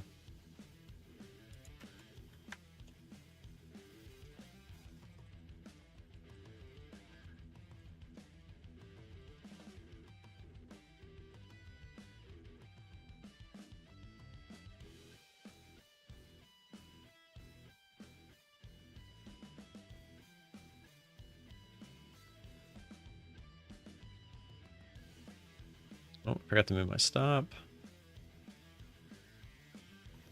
Ideally, you'd want it to hold where, you know, somewhere around here.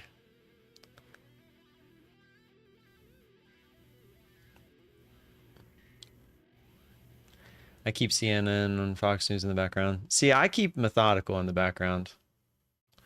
Usually he says stuff like that, but...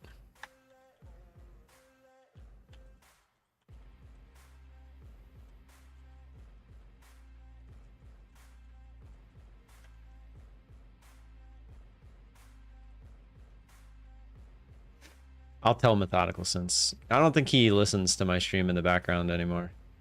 I think he gave up on me. Sad face.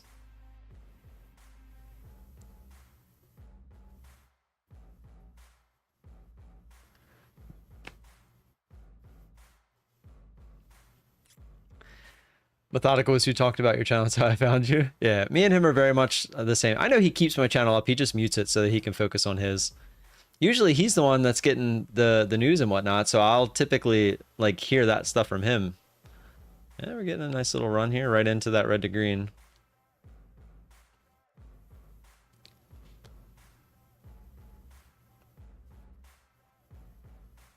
Might reverse my position if we get a decent push up here, up through here.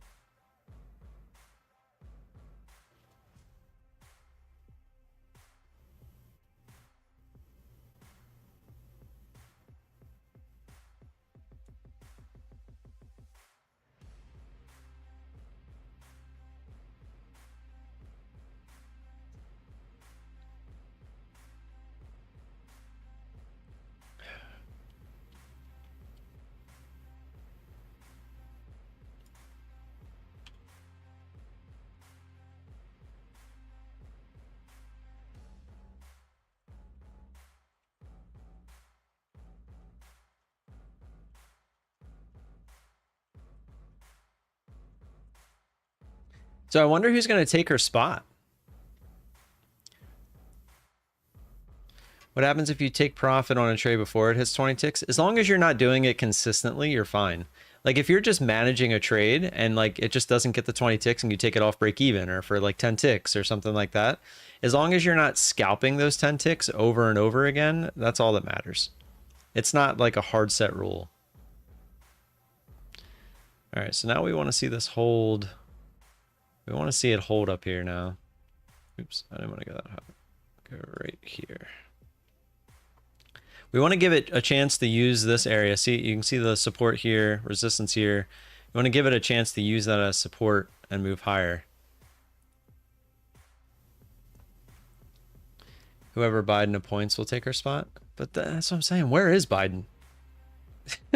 Ever since Biden got COVID, we haven't like actually seen or heard him. And he withdrew from the presidential race over a tweet. The world we live in now. The world we live in. So it's not going to be Biden that appoints him. It's going to be like his team and whatnot. Like I honestly think Biden is just so far gone that he really doesn't understand anything that's going on right now. Rumor has it, yeah. The question is, how long has he been dead? I mean, it's starting to feel that way. But can you imagine? People wouldn't ever trust the government ever again. If he's been dead for like 3 or 4 days now, ever since he got COVID or whatnot, how do you ever trust the government again? Look, use it as support. See if we can move higher. I'd say if we get a push up through 20K, I'm probably going to reverse my position. I'll even put it in. Put my take profit right here. But that's for 2, so it'll reverse my position to short if we can get that push. But I want to see it now. Right now it looks like it's a fake out at 20K. They're trying to push it back down. I'd like to see it stay green though. If it can stay above red to green, we should be all right.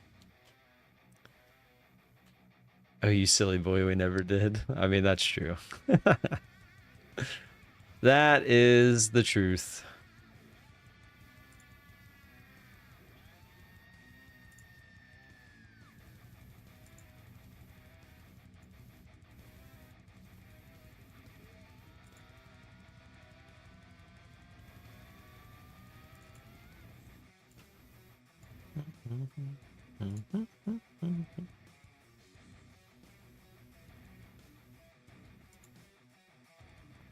It's looking like this is going to come get us.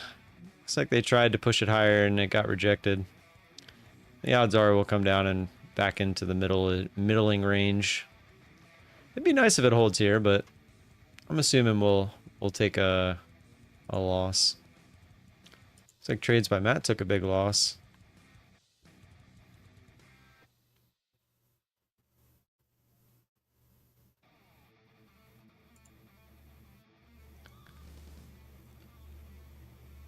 I think almost everyone's voting Republican this time around. So Steve finally did respond to me. He said, not mad. He's just busy. He wasn't going to waste his time trying to explain something to no one when they don't really care about it. And I told him that that's not true. I said, I do care about it, just never got into that side of it. I know that I was laughing, etc., but I was genuinely curious. I even went and looked everything up for what it's worth. So I hope that I know that he knows that we care. I guess it was just maybe how we were going about it. I don't know.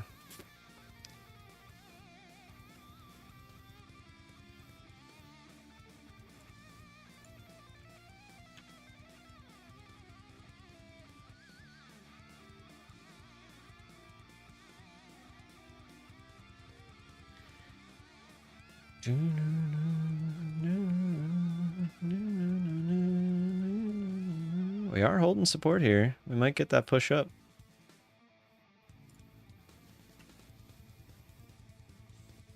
Through that, and in the end, what was decided, you saw very little. You see very little in Washington that joins Republicans and Democrats to agreement.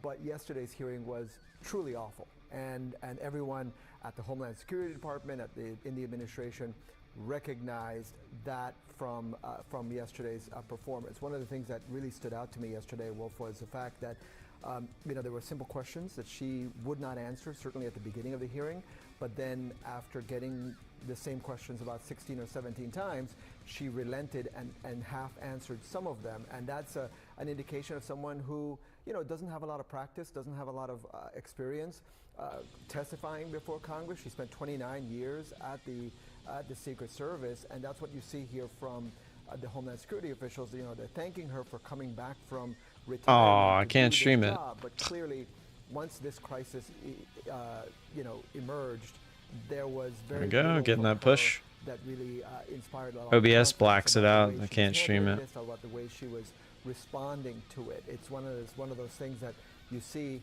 from yesterday's hearing. It was clear that she wasn't going to last very, very much longer. And it moved very, very quickly from yesterday's hearing to now. This announcement that she is out at the U.S. Secret Service. Very much. I remember when you and I were Steving is VIP cleaners. We were being kind of ignorant about his religion a little bit. Not on purpose, but the problem for the Secret Service now is how to fix or change things to make sure that this doesn't happen again, and to do it while they're also investigating what happened, what went wrong. It was clear that they need to make some. I'm just going to take it off and not reverse my position, because this is not the kind of move I'm looking for. I'm looking for more of a fast move. If it would have been fast up through 20K and shot up to it, I would have done it. But good trade. Very good trade there. That last contract we made 300 ticks. That's pretty awesome. Aftermath of her performance at the hearing, and simply believing that she has lost the confidence of the Secret Service. Remember, the House was potentially moving to move ahead with an impeachment resolution to charge her with he's Jewish. As soon as tomorrow. That was pushed by Congresswoman Nancy Mace. The Speaker of the House actually did not indicate he was necessarily supportive of going that route, believing, as he said, sheer incompetence is not enough to rise to the notion of. Oh, and by the way, Crawford,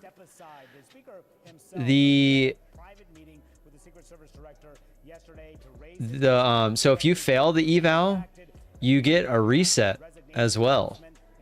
And the reset fee. Hold on.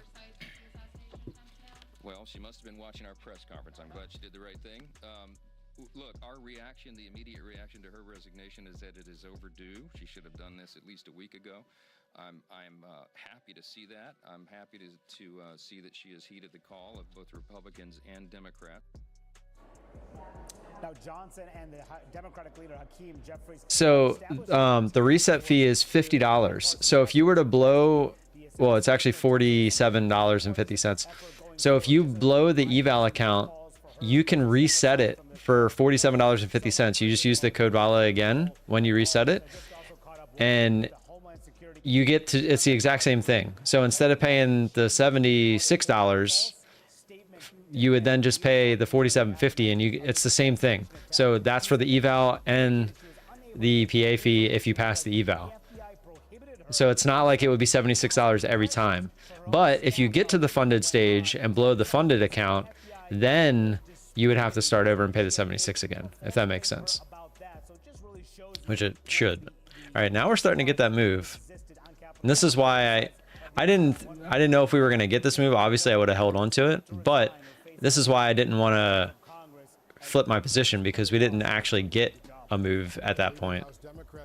Now we're heading back up to the highs.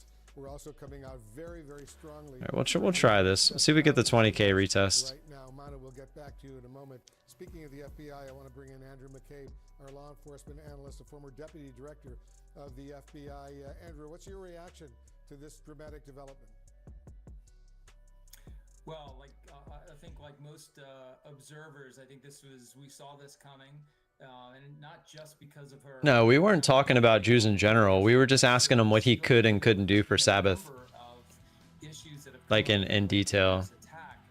Like we were trying to be all nitty gritty about it.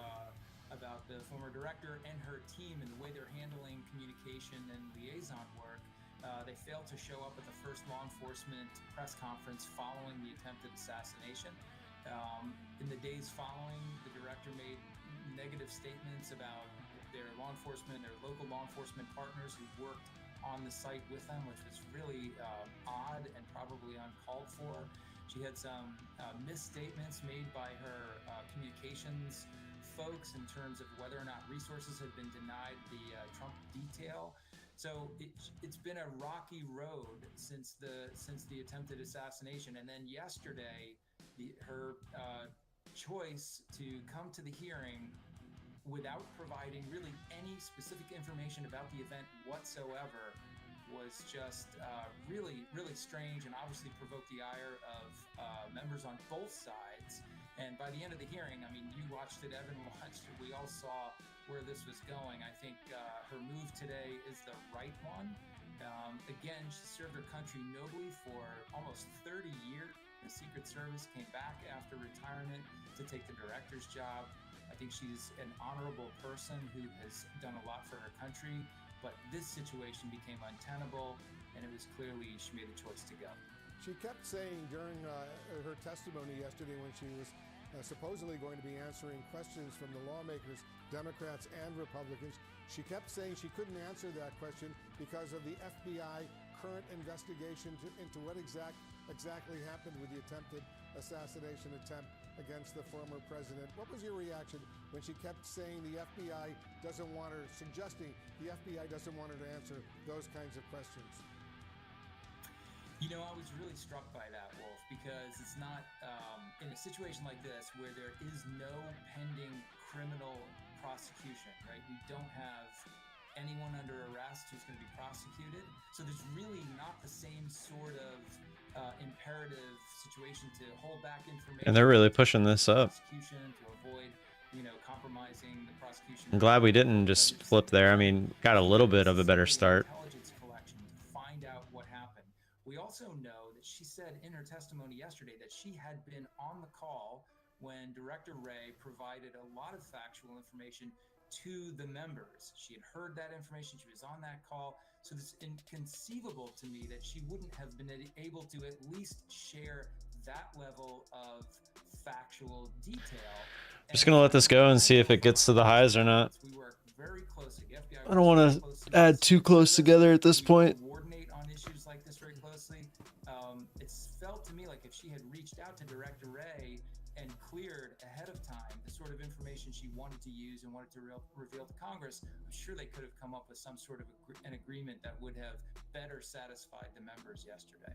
Listening to that hearing yesterday, as I did, Andrew, it seemed to me President Booty Juice.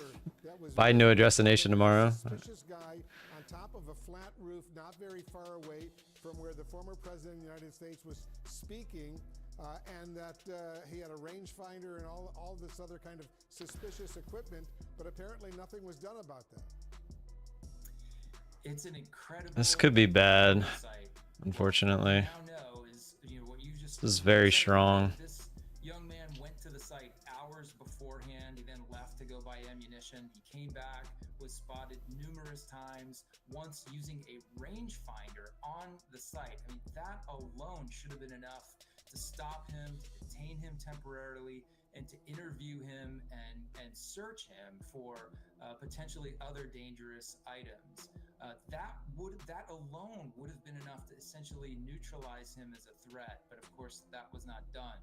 So we need an investigation now to tell us exactly how that situation was communicated or not communicated, to understand where the flaws are in that system, and ensure that that doesn't happen again. Because very clearly, this guy was on the radar before former President Trump came out on the stage. Had it been communicated effectively, they could have easily kept him back until this gentleman was found and removed from the scene.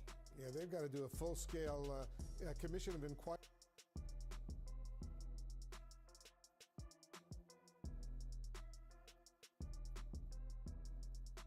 Jeez. Well, looks like we might hit the daily loss limit on this one. Still have a little ways to go, but it's not looking great. This is just straight up. How many green candles in a row is this? It's crazy.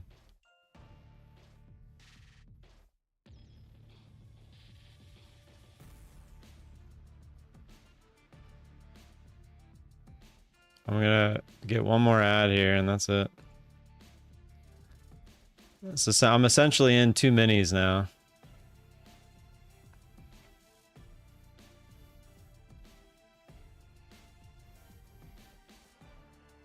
What a crazy move. I mean, like, look how far above the bands we are. I kept adding right here to try to get my average up to that retest spot. That's what I was shooting for.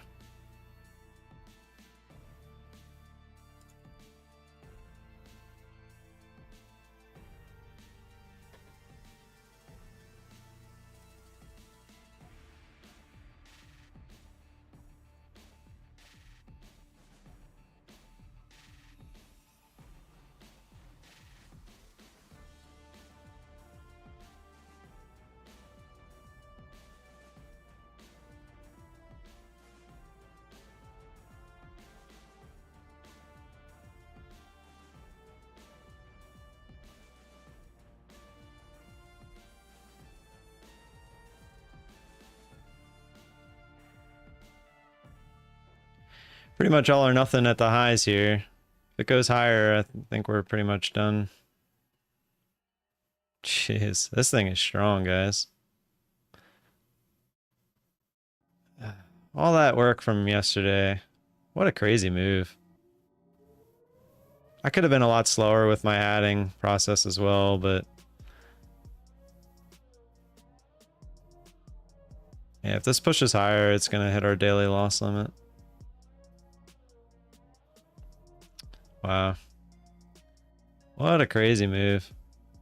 Yep, there it is, 1200. So it should stop us out here. I guess we'll see how that works. It's not working.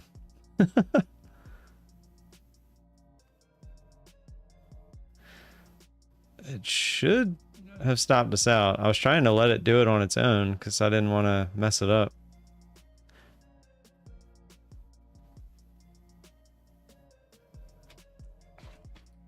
Well, this kind of sucks if it keeps going.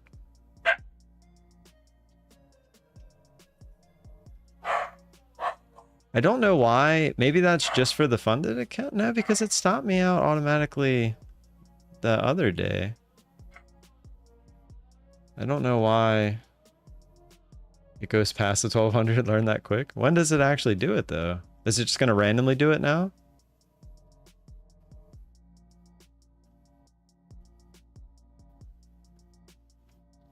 It's interesting. To ask him about that one. So I manually have to stop out even though it says we have the daily loss limit. You'd think that would be pretty hard coded.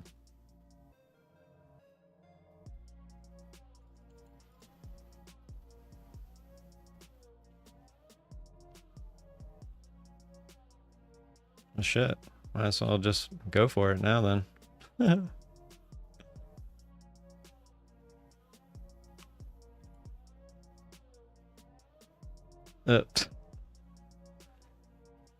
Felt like we might actually try to flush there.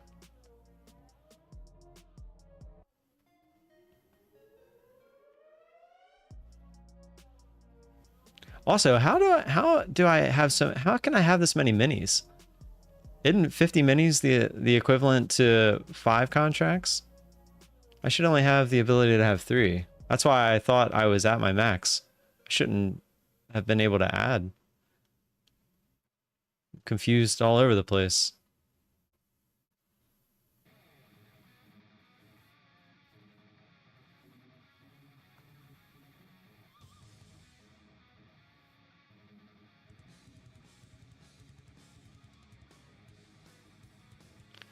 Well, I guess I should stop out on my own if we go through the highs, because I don't want to lose the account.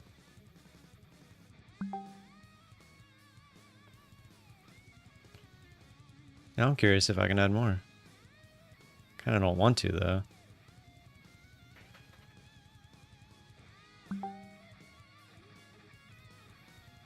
I can't. What? I'm so confused.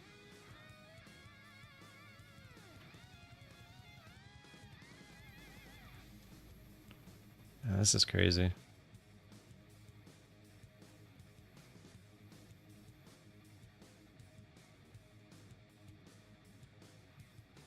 Okay, so that time it didn't let me. So 60 is the max. Total sell quantity contract. Yeah, so 60 is the max apparently. Let's see if I... Yeah, so 60 is the max.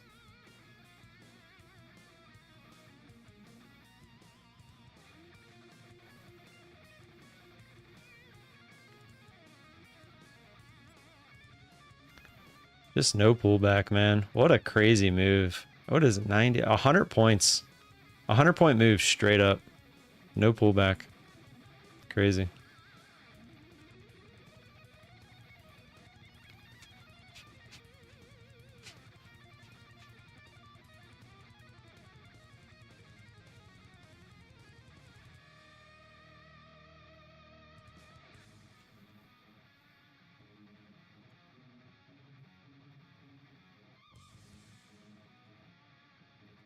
Come on. Come on.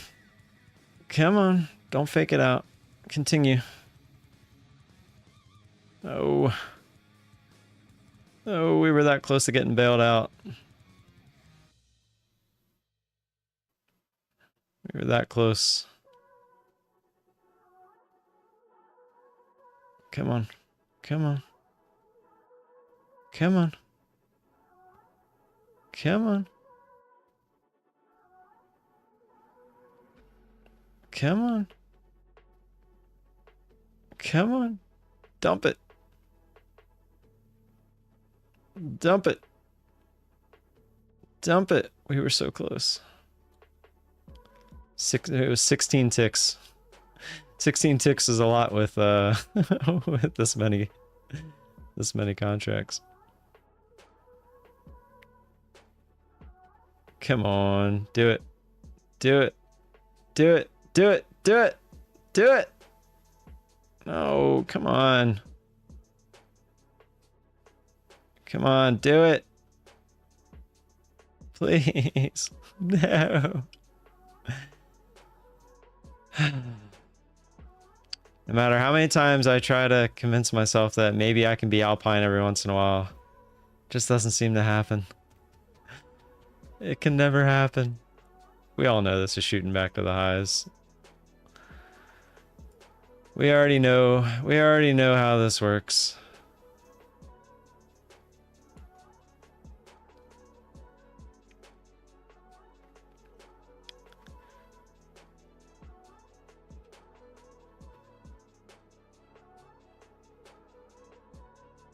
It's like, even if it came and just got the 50 off, I was trying to keep 10, or well, I was hoping it would shoot down and fill the 5 too. But then I was hoping that, like, that only 5 going back to the high would be a lot better than, or even 10 would be a lot better than all 60. Come on. I mean, this is the shaping of it wants to go lower. Come on, do it. It's not that much. Come on, come on, come on, come on, come on, come on, come on. Don't you effing dare. Thank you. Keep going. There we go. Let's go. We pulled an Alpine.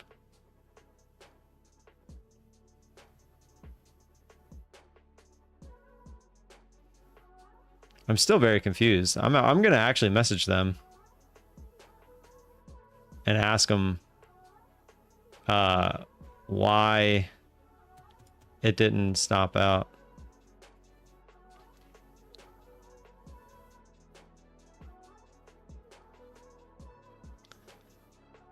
Alpine trade.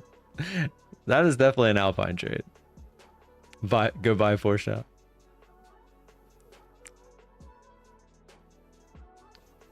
Where were we at when this trade started?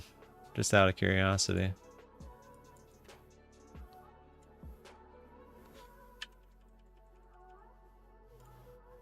So we took it off. We were at 353. So we have not made much on this one, because we paid a bunch in commissions too. But if this comes down and fills us here, we'll make it a decent, a little bit. Go retest, retest, retest. All right, I'm just gonna take it off. I'm not gonna be greedy with it. So 532. So we did end up making about $100 on it. So can't complain, I guess.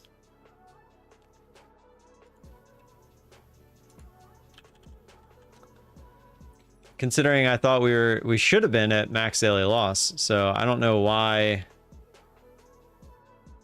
we weren't, to be honest, but I'm trying to get CNN live again, but it was making me log in to my my TV provider. There we go. Of these developments, Art. Evan, thanks very, very much. I want to discuss what's going on. Hold on. Is this Verizon? Okay, it is. It's not letting me sign in. Hey, I recognize your Alpine pattern. Who, Alpine? Oh, I wouldn't care. That's what I call it, the Alpine trade, because that's what he used to do. He used to just do this, and eventually it would work. He would never really get blown out. That was a crazy move, guys. Let's step back and look at how crazy that move is. Should I have added like this? No. But I just had a hunch that at 50s, we were going to maybe attempt a pullback, but we did not. We went much higher. And that was that. Look at this move. That's 100 points. It's 100 points. Oh, did he? Well, you can't do that with Apex anymore, can you? Oh, he did. That's right. When he admitted that he was not using a stop loss. Yeah, I'll be very curious if he gets those accounts to pay out. What would happen? So it looks like this trade might have ended up working out. We would have had to go through this pop again, though. I didn't want to give it. I didn't want to let it go red on me again. Oh, sorry for all my epilepsy, guys. Hold on.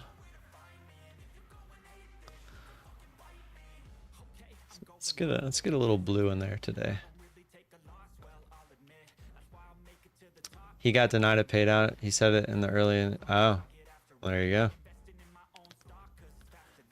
And that was without. That wasn't these recent ones that he did, right? Because he did that after the payout window.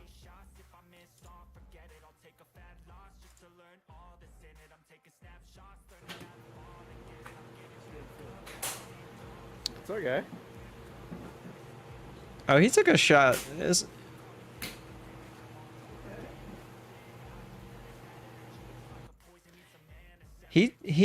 My brother videoed me. I thought he did it when I had a shot with the driver, but it was with I was using that. It was when I was hitting an iron. Let's see if you guys can see it.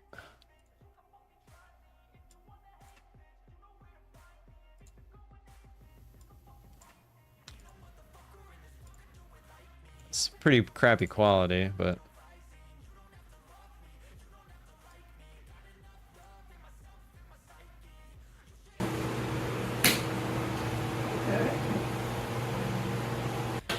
yeah, so you don't even see me like actually trying to drive it like I was with the driver. I was aiming at one of the greens.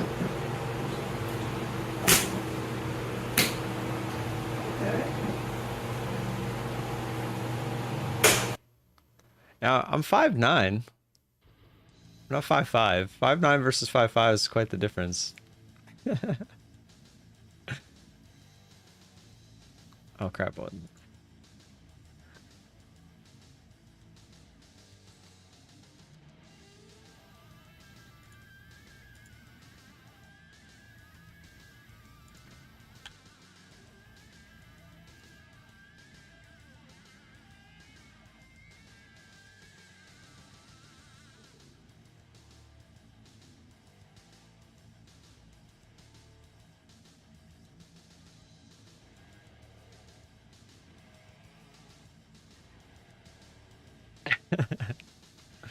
I do not wish I was 5'5".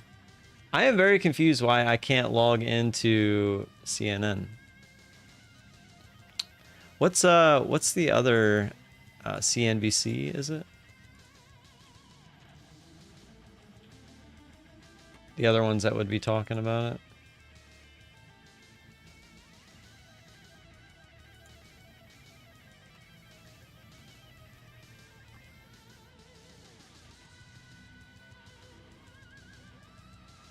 No, that's just one of the shows.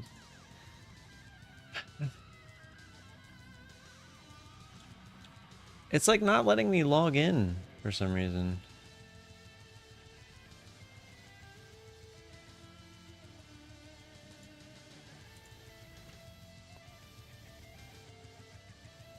Let me try like actually logging in via my account. Like, I'll make an account and see if that helps. Karmaverse, a place where financial progress can happen at the speed of delight. It says this ad is 159 seconds. No, I don't want to watch that. I just restarted it. Damn it. YouTube TV? Yeah, I don't have YouTube TV.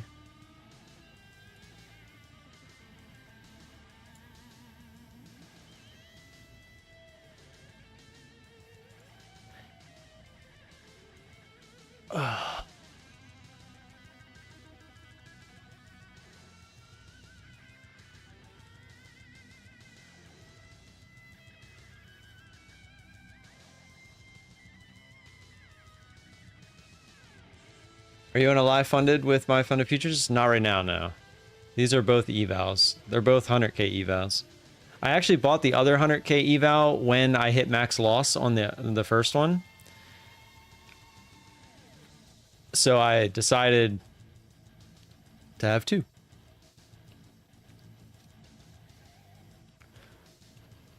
That day I got the new one is when I made that $947. Yesterday we had a really good day. We made, let me go to it's like 1,000 something. 1,000, almost 1,600. Today we're kind of struggling a little bit. It's definitely not as easy today. But we're almost back to even on the account, which is really good because we took a $2,400 loss that first time, which that was an auto. It kicked me out of that trade.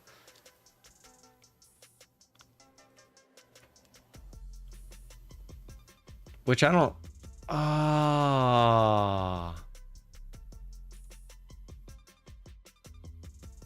No, it's still... Nah, were we ever down 2,400? I just realized that these are 100K accounts, not the 50Ks. Verizon. So that's why it wasn't stopping us out. I wonder how close we got. That's why when it did stop me out, it was 2,400. So it did auto stop me that first day right at 2,400. Now I need to go back and check how far we were down. So I had 60 at the end. Let's go to where I have 60. Let's see what the furthest we got down. It was right here. So we never, 22, 23. I see 23, but that's it. It wasn't including the profits. If you look over it with the profits, it was only like, let's see, 17, 19, 30. So we were close. If it would have went back through the highs, it would have got us. It would have got us if it went back through the highs, but it didn't. So okay. So we were within. And look, it never would have actually came down and filled us. It held this as support. Lucas, nice. Good stuff, man. So, yeah, they're funded accounts. I mean, it's the same thing, but you just need to get those $100 days. That's all it is. It's just set up a little bit different. The experts are better, but not needed. But the expert, you can always use the contracts however you want. There is no daily loss limit with those. You get more contracts actually if you want them. So the experts are definitely nice. It's just they're not necessarily needed. And you don't have the scaling rule. That's the other thing, right? Yeah.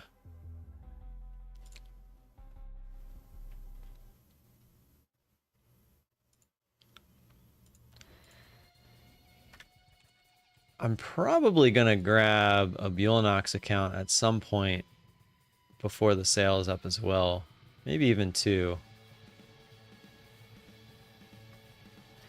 They are 90% off, by the way. So they're the cheapest entry right now because it's the $17 one, or like $16.70 or whatever it is. It's the cheapest eval right now, but they do have the $140 activation fee for the 50Ks. And they also do have the cheaper accounts. They have a 10K account, which, if I'm not mistaken, only costs... No, the code doesn't work for the 10K. Okay, so you can't get anything off on the 10K. That's interesting. But it's $14.50 for the 25K, $17.50 for the 50K. Yeah, the 10K doesn't. Yeah, starting from 25.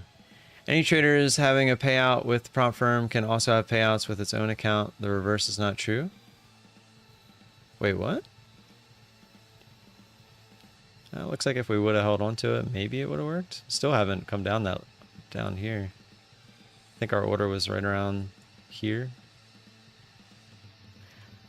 Any traders having a payout with a prop firm can also have payouts with its own account. The reverse is not true. Why would it not be true? Because if you're getting them in your first scenario, it would be the same backwards as well. I'm confused.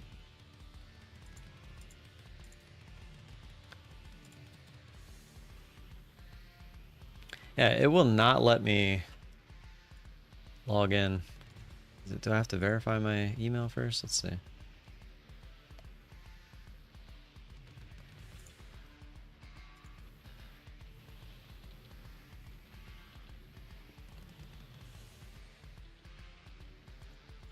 Is like Verizon's site down or something? I'm so confused to why this is not letting me log in.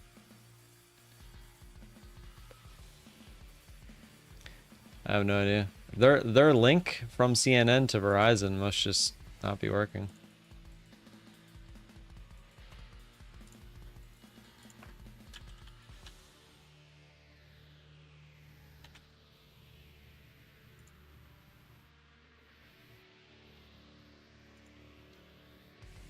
Yeah, I don't know. What's another channel? Because in the real trading the rules are not so complicated. Yeah, but I'm just confused to why. So you're saying how you trade in a real account wouldn't work on most prop accounts? Is that what you're saying?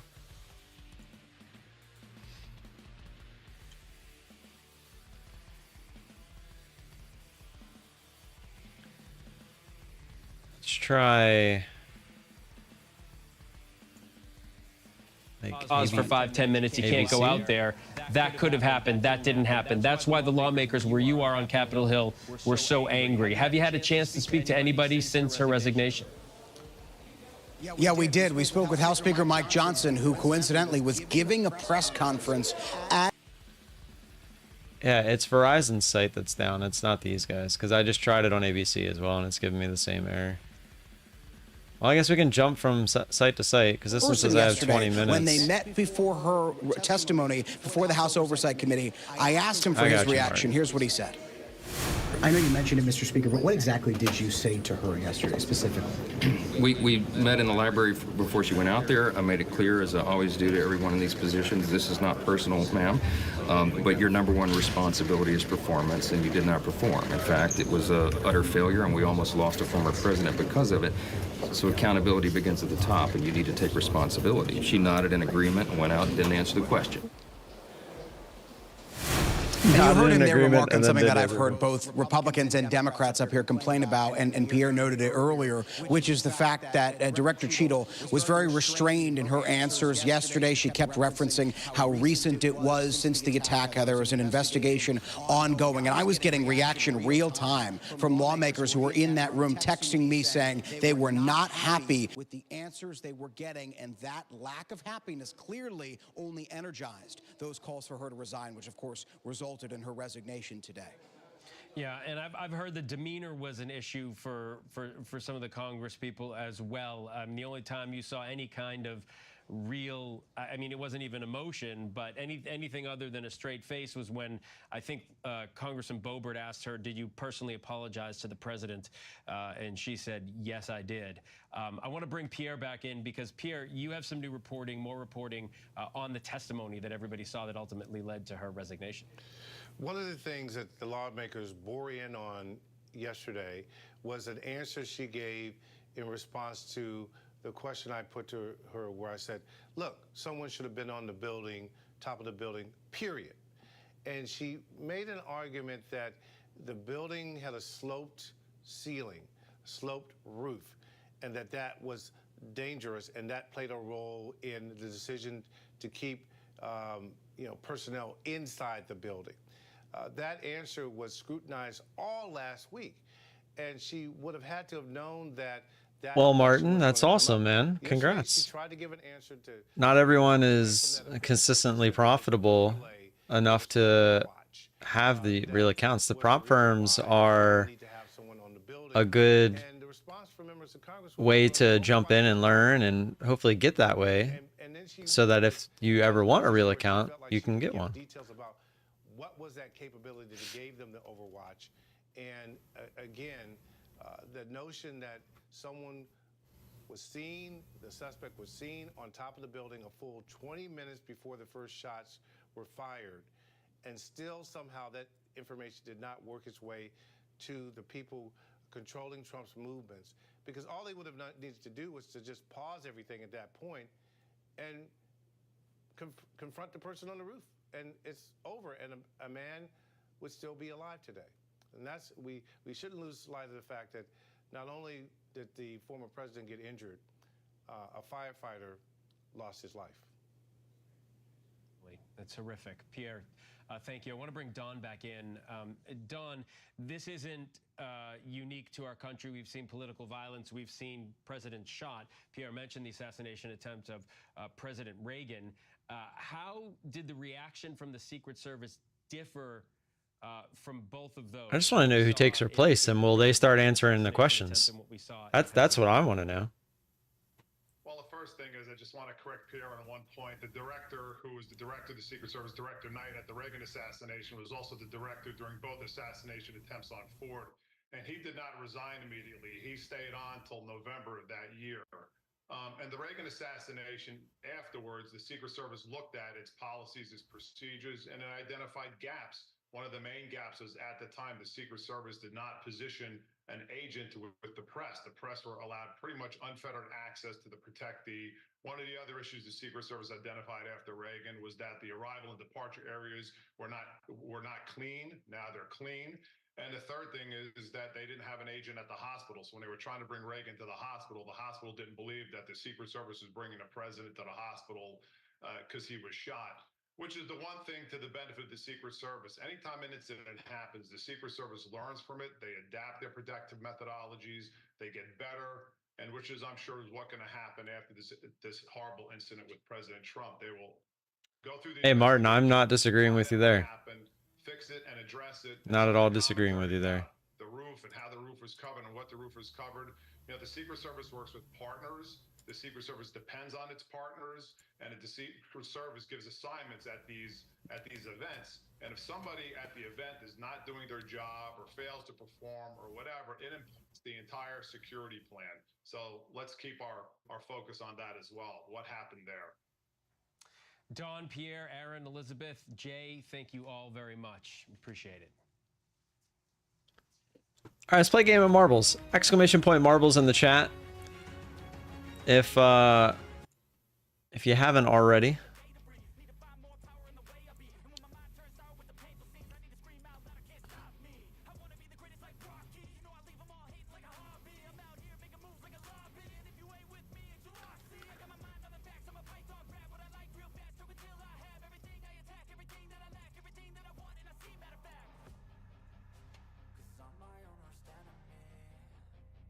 I think I need to do it myself.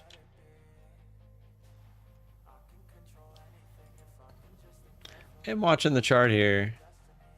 I'd like to see a bigger move back down towards 20K if we were to possibly take a long, but all right. Abducted, abandoned, abduction is the name of this one.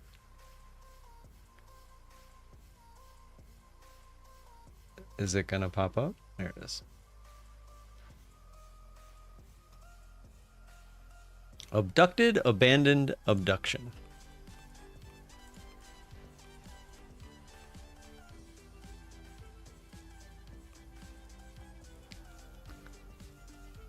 Oh, boo, you stink. What?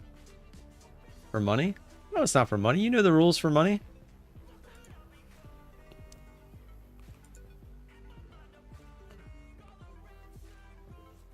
Looks like you were already in there, Fatty Mar. I was gonna add you, but it looks like you're already in there. Oh, all right, Nicola.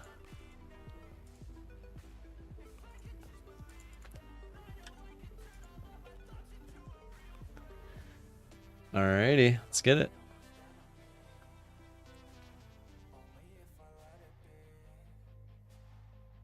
What the? Oh, it's one of the spinnies. Ooh, it goes down under? Oh, wait, what? Is that the finish?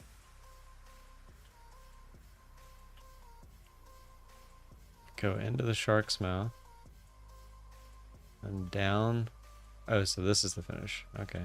That's pretty cool. It's like all right here. I can literally go up in the air and watch the whole race from right here. 3, 2, 1, go.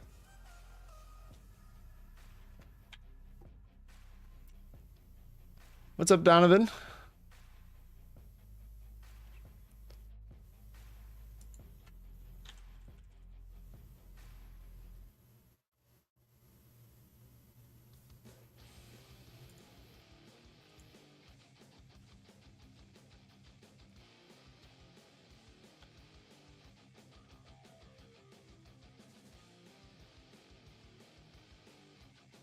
Eversley found a way off the track.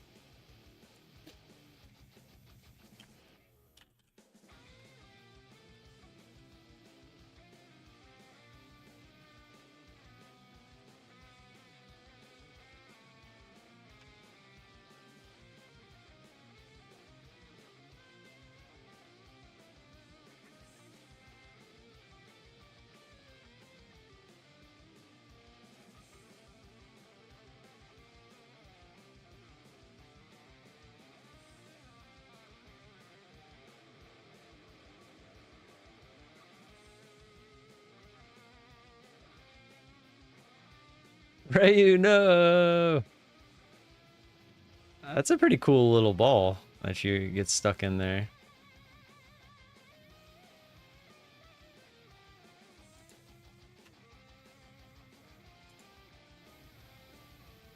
There we go. Star DT VIP cleaners.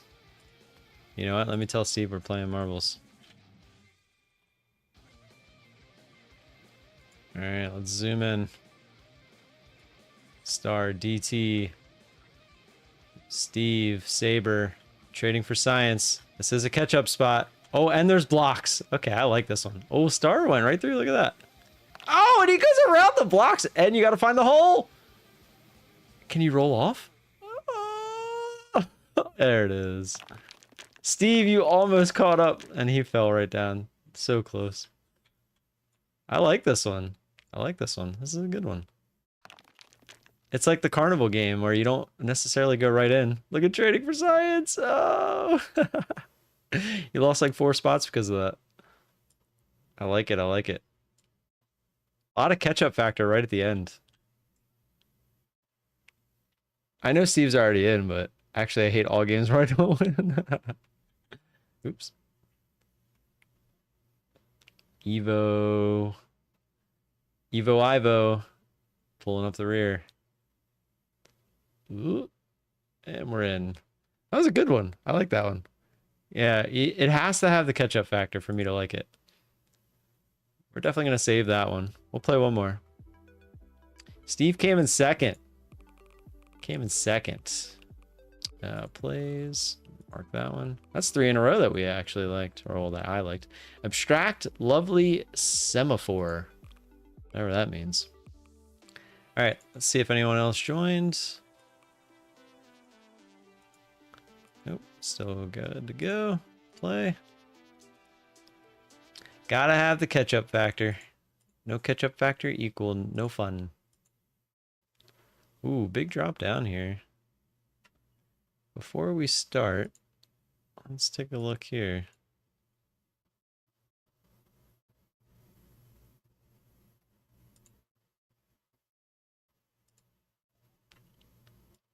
Get the retest real quick.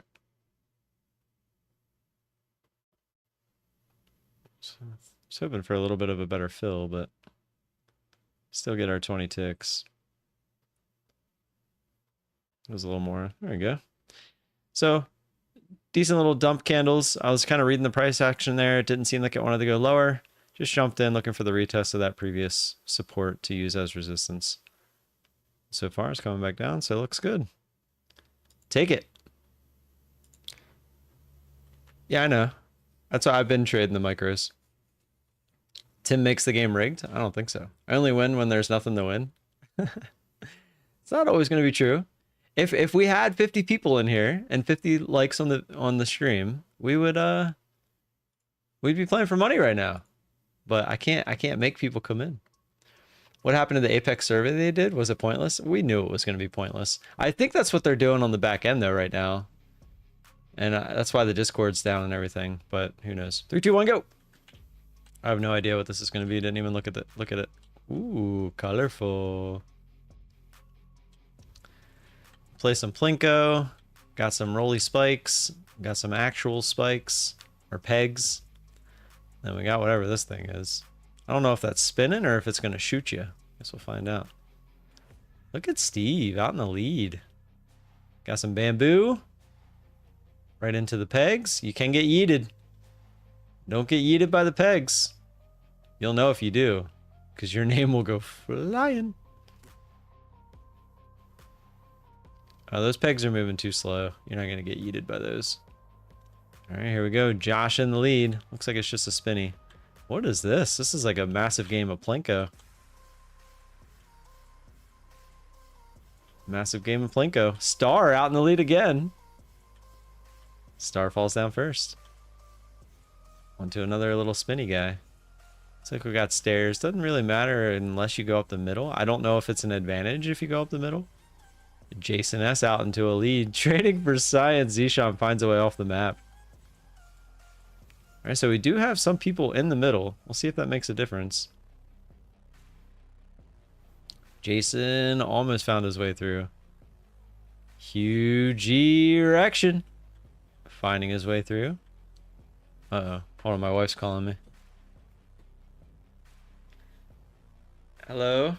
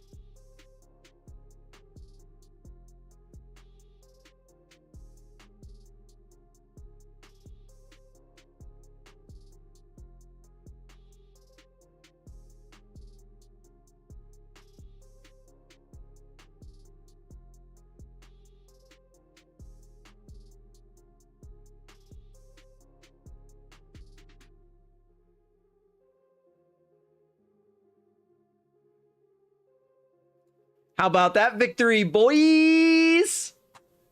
I squeaked that out at the end. It was a three-way race there at the end, and I was like, I saw mine just kind of sneak in front. I was like, yeah, let's go. Get some.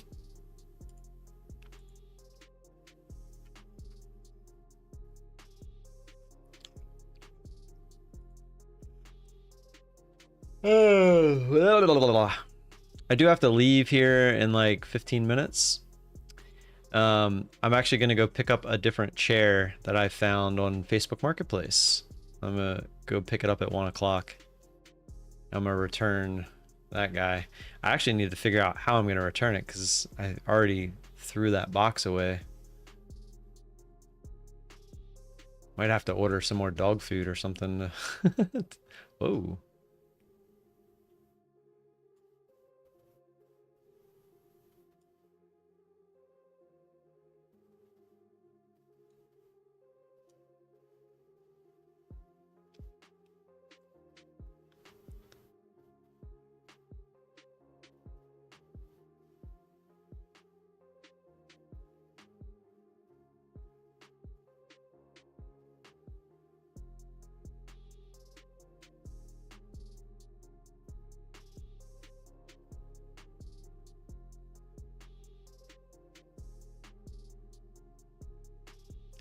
Just looking for the retest.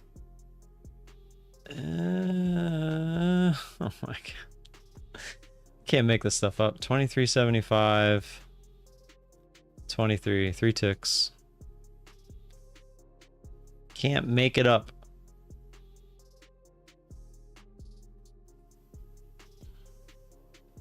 Come on, come give it to me.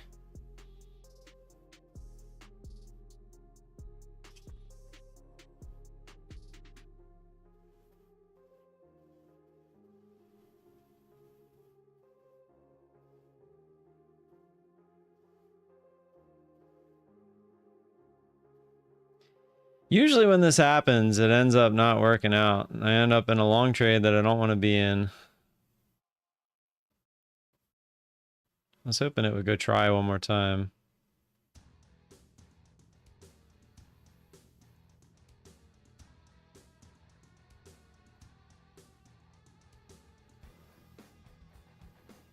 If it gets anywhere close, I'm just going to hit the break even button. So it'll either get up there and fill me now or just break even. Oh crap. All right. I hate that when you hit the break even button, it gets rid of your other orders, but thankfully I just hit flatten, but it looks like that was where we were anyway. Let's see. Oh, it was right at 2024. So we actually made an extra tick out of it because we were at 23.75.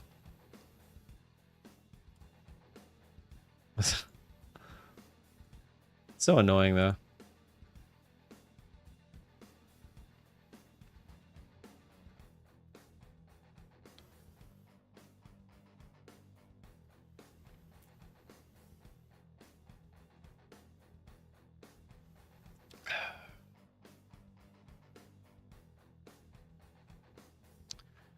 Watch live day 2 secret. Day 2. Can you say what you might have done differently? I would defer to the Secret Service from the standpoint that our expertise in the Pennsylvania State Police is primarily focused on full-time dignitary protection, sir. I would. Oh, this is Homeland Security. Now they're deferring everyone to everyone else. I would defer you to Secret Service, who is not answering any questions.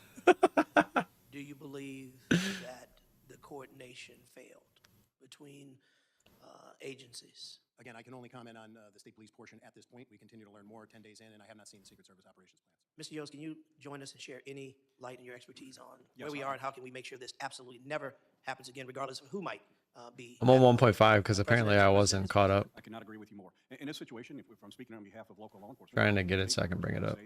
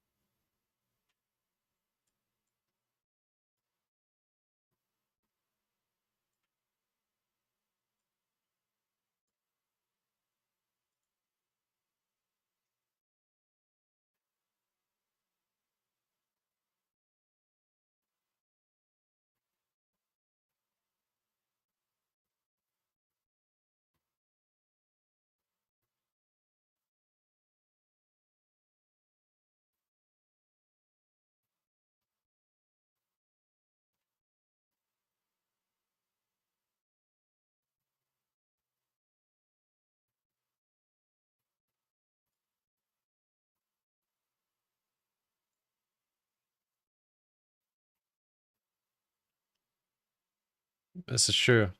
That's what I said yesterday. Not knowing is sometimes worse than knowing.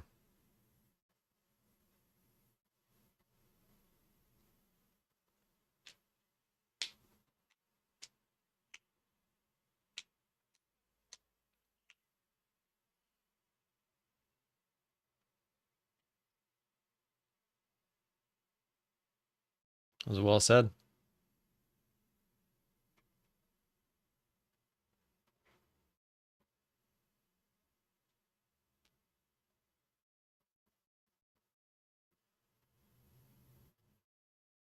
He's got a prop.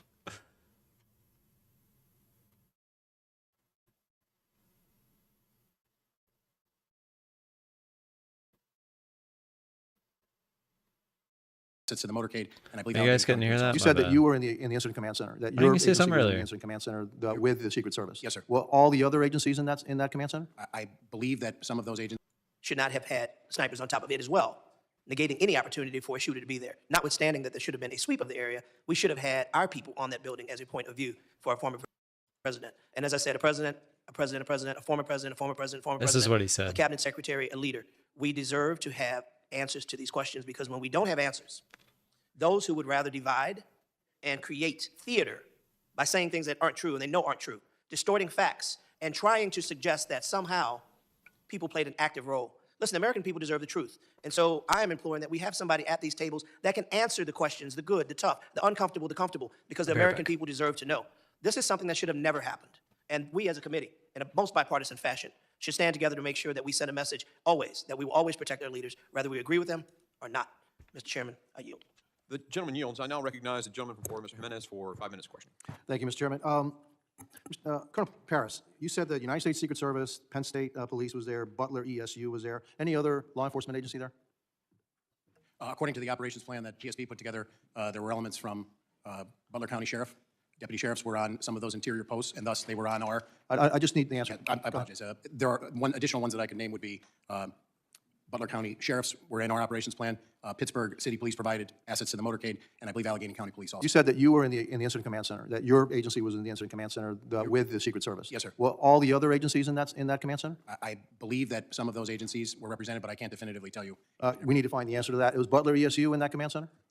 I was told at one point that there was a representative in there. How long and over what period, I'm not sure. I'm aware of 3. So the agency that's in charge of the outside perimeter, actually the agency in charge of the greatest threat, because when you stand at the podium, and I stood there, and when you look, all you have to do is look around. There's the greatest threat right there. It's 100 yards away. It's elevated, direct line of fire to the president. I stood on that roof. No problem standing on that roof. And yes, I am 70 years old, okay? So the timeline is very important here. If, in fact, they thought that Mr. Brooks was so suspicious that they actually pulled the ESU counter snipers away, because there were counter snipers, what I understand, in that window, a way to look for him. And from what I understand the timeline, it's about 20 minutes before the president came out. Was that information relayed to the Secret Service, that they were looking for a suspicious individual, and that people had been pulled away to look for that suspicious individual? Was that relayed to the Secret Service? I believe that it was. And was that relayed to the Secret Service, the team that surrounds the Oh, president shit. himself? I can't answer that. Well, if it wasn't, that's another big mess up. And I can tell you, this is just one of a bunch of mess ups that I've seen.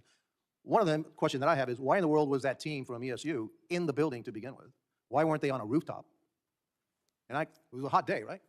And so that's another question that I'm going to, why were you assigned inside a building when you have a little window, it's like this big, right? And your line of sight out of that window, unless you stick your head out of the window, is pretty limited, your view. So why were you inside, not outside? Who said for them to be inside and not outside? What did the Secret Service tell you were inside the perimeter, right? Yes. For the most part, you were inside the perimeter. Me personally, or No, I'm saying your agency was inside the perimeter. But actually the biggest threat was outside the perimeter. And so who developed the plan to protect the outside of the perimeter? There's only one agency. That's the United States Secret Service. Because you really can't ask the local agency to do that, because they're not in the business of dignitary protection. They don't do it all the time. You don't do it all the time. They do it all the time.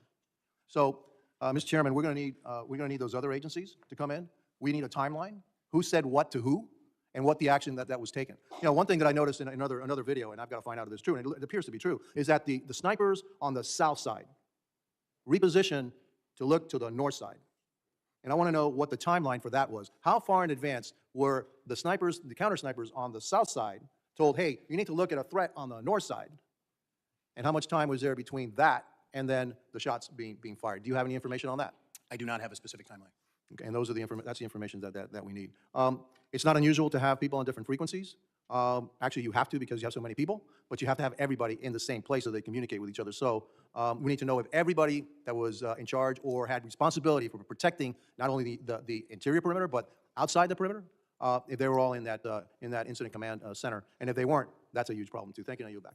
Gentleman yields. I now recognize Mr. Magaziner for 5 minutes from Rhode Island. Thank you, Mr. Chairman. And first, I just want to join my colleagues from both sides of the aisle earlier who recognized the tremendous legacy of our colleague, Sheila Jackson Lee, who I feel very fortunate to have had even just a year and a half to work with on this committee. She always came prepared. She was diligent. She brought empathy and was a great example to us newer members. So I'm very grateful for her legacy, and I know it will live on for a long time to come.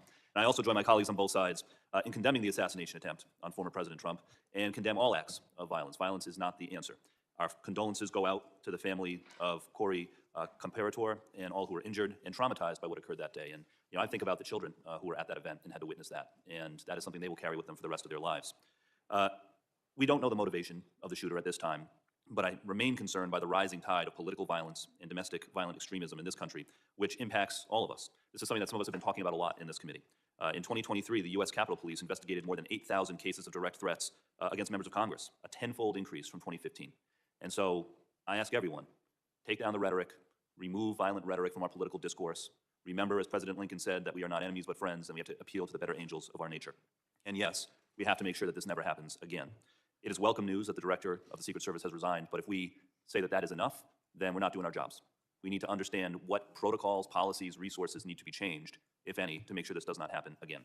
Colonel, I want to ask, I imagine the Pennsylvania State Police deals with lots of events like this, right? You have lots of political events, big events. I have it on Secret Service 1.5. come in and out of Pennsylvania. So can you just help us understand, is it unusual to have such a I was trying to catch up because when I clicked on it wasn't live. around an outdoor event? It's almost caught up.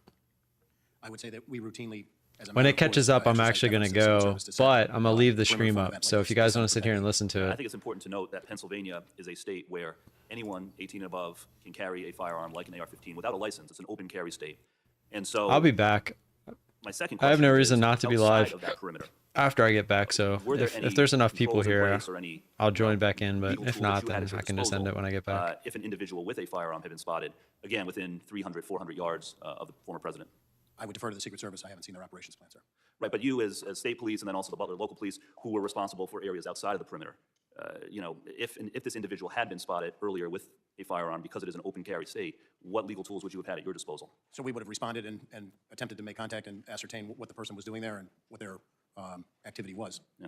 So a number of us have asked questions about lines of communication, and I think that's important, right? Because to the layperson at home, what we're trying to understand is if this individual was spotted on the roof, as he appears to have been well over a minute before the shooting, did the local officers who spotted him know how to radio into the command center? Was that information relayed? And then was it in turn relayed to the Secret Service?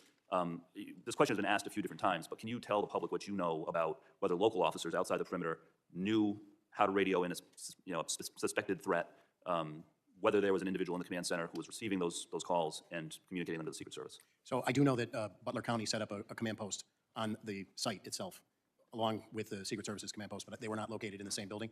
The exact communication between municipal officers and that command post or the county dispatch that they would rely on. The state police have our own statewide dispatching. We can communicate with the dispatching centers telephonically and through electronic means, but we maintain separate dispatching systems, so I would defer to the locals. I'm sorry, so the locals were not included in the Secret Service command center. The state police was or was not? The PSP, I can assure you the PSP was in there. Yeah. Additional people, I was briefed on one occasion that there was a representative from Butler ESU that was in there. When they were in there, and the length is not really a focus at this point of our investigation into the homicide and attempted 2 homicides, as well as the officer-involved shooting. So that sequence of events has come up pursuant to us investigating that, but I am very remiss to give you a minute-by-minute timeline and what the communications were. Thank you. Gentleman yields. I now recognize Mr. Pfluger for 5 minutes of questioning. Thank you, Mr. Chairman. My deepest sympathies to the family of Sheila Jackson Lee. We worked very closely together on many things, and she was an excellent member of this committee. I agree with my colleague, Mr. Carter, when he talked about Americans deserve the truth. I absolutely agree with that, and also Mr. Magaziner talking about Republicans and Democrats working together. all caught up. All right, I will be back. I'll leave this running, so we could have on so many other issues. if you want to say, you can say. If not, obviously, I understand. But I'll be back. And I believe that is possible for us to do.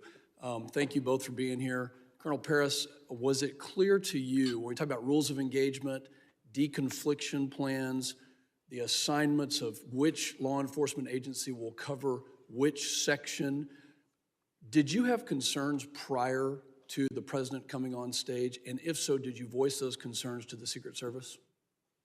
So just to be clear, I was not present at the venue on July 13th. But in the planning and the lead-up, planning, my default position would be that our commanders are aware of what their responsibilities are within a unified command structure reporting to the Secret Service. And do you believe that it was absolutely clear that there were zero questions of who was supposed to cover what areas of the venue? I can only comment to our responsibilities, and I believe our responsibilities were delineated to us, and I believe we met or exceeded those responsibilities based on everything that I know as I sit here 10 days in. I think there's still a lot of questions regarding the plan, you know.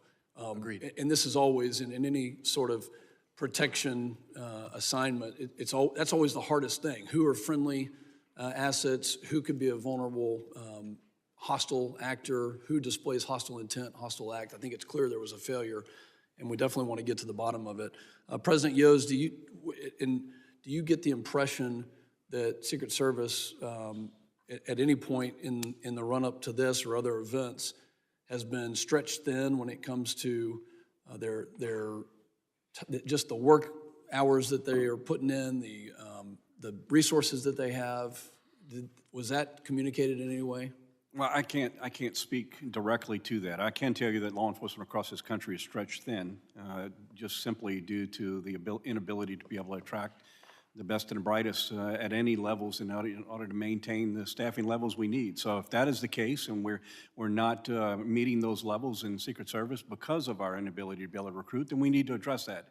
Or if it's the alignment of assets and the assignment of individuals, then that in itself is something as well, and it's something I'm not in a position to be able to speak about, other than to recognize that there's two huge factors here that need to be addressed. Well, it's clear that that's the case, and God bless both of you for what you do, for the hours that you put in to protect our communities, and we can't do it without you, and we need you, and we will continue to advocate for you. I want to talk about now, that leads me into this next question. There's a piece of legislation, H.R. 8081, called the Disgraced Act. It says, denying infinite security and government resources allocated towards convicted and extremely dishonorable former protectees act, which is a whole mouthful of basically taking details away from people that could include those who are convicted. Talk to me about the impact if former President Trump didn't have a protective detail of U.S. Secret Service there. Talk to me about the impact on state and local partners to protect them in any of the communities that you represent. And by the way, he also was responsible for taking out al-Baghdadi, Abu Bakr al-Baghdadi, and Qasem Soleimani, and the Iranian government wants to do harm to him and other people like him. So what's the impact if you don't have Secret Service help? More than happy to yield. So I think, we're trying not to become very political in this. I think we have a president of the United States who has, by simple virtue of his position, having served as president, that deserves a certain protection because of his service to the country. So the rest of these things are all things that are not for me to decide, other than to tell you that I think we have a responsibility to our leaders. This is not political. That's not political. He deserves protection. You're absolutely right. Colonel Paris? I would just echo that my understanding is it's a federal statute that creates the Secret Service and tasks them with those responsibilities. So to contemplate a different paradigm, I would reflect back to the legislature to contemplate something. If he was denied a protective detail in Pennsylvania this past week, the weekend prior, what would that have done to your local resource to protect him adequately? I think the removal of any resource inherently makes the burden on the surrounding resources that would have been committed somewhat additional. Thank you. Mr. Chairman, I yield back. Gentleman yields. Point of order. Point of order. Gentleman's recognized. So I appreciate the gentleman's questions, but let me put it another way to the witnesses. The reference legislation. Mr. Ranking Member, I mean, a question to the witness would be someone yielding to you. A point of order, I'm allowing you to make a point of order. Thank you. Well, the point of order is, if you read the bill, it says that if you are a convicted felon and found and sentenced by a judge, Mr. Chairman. then you would not be, that's my point of order, that you would not have service. You have to be a convicted felon and sentenced. Now, at the time the bill was filed, nobody who was a protectee was a convicted felon. But if those who are lawyers here know that once you are a convicted felon and sentenced, you are remanded the custody of that particular law enforcement agency for custody.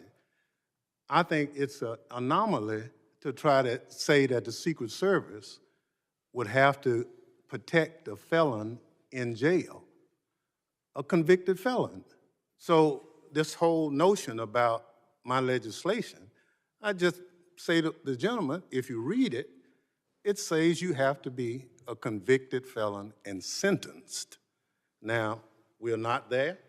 The conjecture, you can do whatever you want. But let me be clear about the bill. Republicans have made a lot of hay about the bill, saying it's about former President Trump and would take away his security. That just is not true. The bill doesn't mention former Trump, President Trump, and it would not have affected security at this tragic event. The bill talks about any Secret Service protectee who is convicted of a felony and sentenced to serve jail time. And it does not take away security. The bill makes clear that when a protectee is sentenced and remanded to the custody of prison officials, the Secret Service is able to hand off the prisoner in an orderly fashion, and that Secret Service agents aren't forced to become correctional officers too. That's the legislation. That's all it says. For the record, we can go back to... The gentleman will need to get to his point of order. And well, point of order is the line of question is inconsistent with the legislation. And it does not say on that day former President Trump would have been without Secret Service protection. He is not sentenced. If he's not sentenced, he will still have the protection. Plain and simple. So you yield on your point of order, Mr. Ranking Member? You did, okay. I want to make a point of order then as well. And, you know, a lot of times we hear from both sides of the aisle about rhetoric and how rhetoric and the things we do in messaging bills that we do shapes discussion, impacts people. And first, my point of order is prison isn't necessarily a safer place. You can ask Mr. Epstein's family about that. And so to suggest that somehow he'd have the security necessary in a prison, I think is just not an accurate statement. In terms of, you know, I agree with the ranking member that his bill did say that it would not apply in this particular case, but, you know, it's more about what we're doing and what we're saying at certain times that generates the attitude in our society. And so I just make that point of order about this particular legislation. I made in my opening remarks a request that he would draw the bill. Mr. You just have a second. I just wanted to make a quick comment. I think the chairman was clear that this bill was filed well in advance. So to connect, you mentioned timing. It's important to mention timing that it wasn't. Well, we don't want to debate the bill. We're here to hear from witnesses that are here. So I'm going to go ahead and end this now, and we're going to move on. And I think actually Mr. Ivey is up for 5 minutes. Thank you, Mr. Chairman. And I want to associate myself with the remarks of our members here with respect to the loss of Ms. Jackson Lee.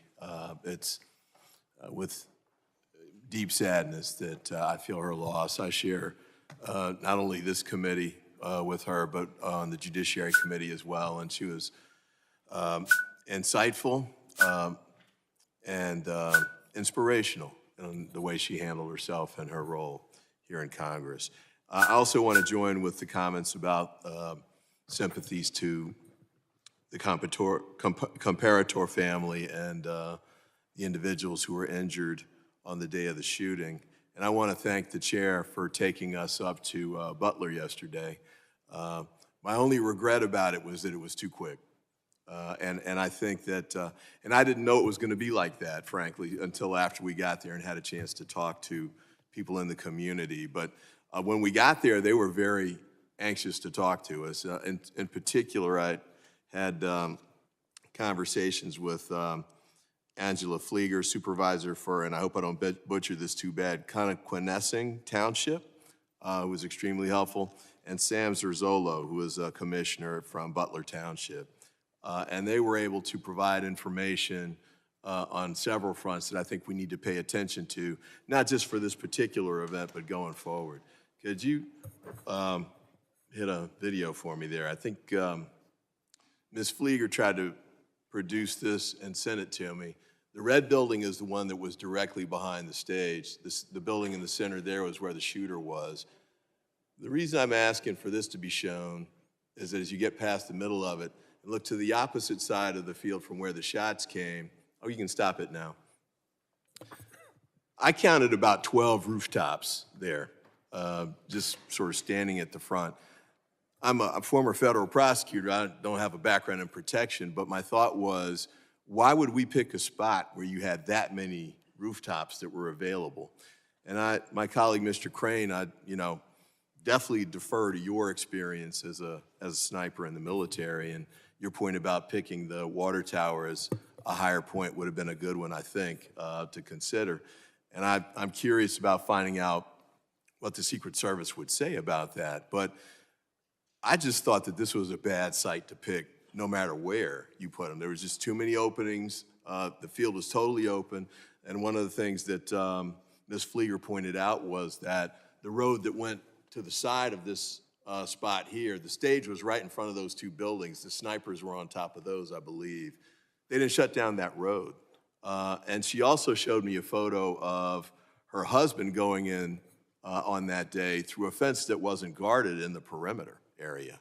Another point that she made was that the night before the speech was done, she and 50 or 60 other people from the community came to decorate the stage and put up the red, white, and blue blending and the Trump signs and everything. But the point she had there was that none of those people were vetted before they went into the area and were up at the stage and, could have done anything, I think was the point that she made. And also noted that apparently the shooter had hidden the gun somewhere on the site by, I think, where I hate to call the name of the business, but the business where the shooter ended up taking the shots from. So I think there's a variety of concerns here that I look forward to getting a chance to hear from these individuals. I don't know if it's going to be in the context of this committee or the oversight committee or the task force that's been proposed. Whoever does it needs to go talk to these folks, because the ones that I talked with had not been interviewed by the FBI, Secret Service, or local police. And they have key information that I think we should have, especially in making decisions about going forward. And then just a couple quick points before my time runs out. I think it came up with respect to the communications piece. I appreciate Mr. Yoi's comments there, but we need to figure out not just what happened on that day, but when we do these at other sites across the country going forward, what's going to happen with the communications? And if they're not using the national bandwidth that was set up, how can we make sure that that happens in the future? And then with respect to the local police not reinventing the wheel every time, one of them suggested, maybe some kind of clearinghouse or information where local police departments, local elected officials, who, for example, in this instance, didn't find out the president was coming until a few days before, and therefore had to scramble to catch up. I believe she called your office, Congressman Kelly, to figure out what was going on, and you hadn't even been told about it yet. So we need to get to a point where we've got better communication, that we're giving elected officials and law enforcement at the local and state level more lead time and more information so they can prepare for these events. And I know that the director has resigned, but I think it's critical to make sure that we go forward with the investigation of the Secret Service, whether she's there or not, And then the last point, I apologize for running over, is that to the Secret Service and to Homeland Security, I know there's going to be a process now to replace her, but that cannot get in the way of us sorting out what happened on that day, and more importantly, what we need to take forward, because we've got other events coming up in the very near future. We got to make sure we take those lessons quickly, and so we can move them forward. And I thank the chair for his deference for giving me a little time to run over there, and I thank you again for taking us up to Butler. You were making an excellent point, and I didn't want to stop you, Mr. Ivey. I now recognize Mr. Garbarino, the gentleman from New York, for 5 minutes. Thank you. Thank you, Chairman. Colonel Paris, there have been conflicting reports about the location of state and local law enforcement. Secret Service Director, I believe, said that, former Secret Service Director said that local police were in the same building that the gunman fired from, while other accounts indicate that local law enforcement was in an adjacent building. Were any Pennsylvania state troopers, state police assigned to the building where the shooting happened? There were no state troopers, to my knowledge, assigned there, sir. Do you know if any other local law enforcement were assigned inside that building? I only know that Butler ESU were assigned. When you say that building, I'm referring to there's a series of buildings there that have covered walkways or second-story walkways that allow you to, almost like a pole barn type configuration, a modular type building. But to my knowledge, there were no troopers assigned to that location, sir. Thank you. Mr. Yos, as technology has evolved, drones have become widely available to both law enforcement and the general public. For a large event with this level of security, would you normally expect law enforcement to use drones for surveillance and deploy counter-drone technology? I'm sorry, I didn't hear the last part. Would you normally expect law enforcement to use drones for surveillance and deploy counter-drone technology? Well, obviously, as I mentioned earlier, I just in my experience at this location is there are a number of elevated locations that should have been secured. There are a lot of ways to secure that. They could be with individuals assigned to it, but certainly an overwatch to be able to get a good visual of those locations is paramount. So it's been reported that the Secret Service apparently did not use drones for surveillance, but the shooter was able to fly his own drone over the area earlier on the day of the rally and get aerial footage of the site. Do you know if that's true? I have no direct knowledge. Were you, okay, so, and you know if whether or not local, state, Secret Service enforcement was aware of any drone use? I've heard the news reports, but I have no direct knowledge. Would you consider this a major security breach? Absolutely. Now, it's also been reported, Colonel Paris, that the local law enforcement spotted the shooter outside the AGR building and on its roof minutes prior to the shooting. Did local police alert the Secret Service that the gunman was on or around the AGR building roof? Do you know?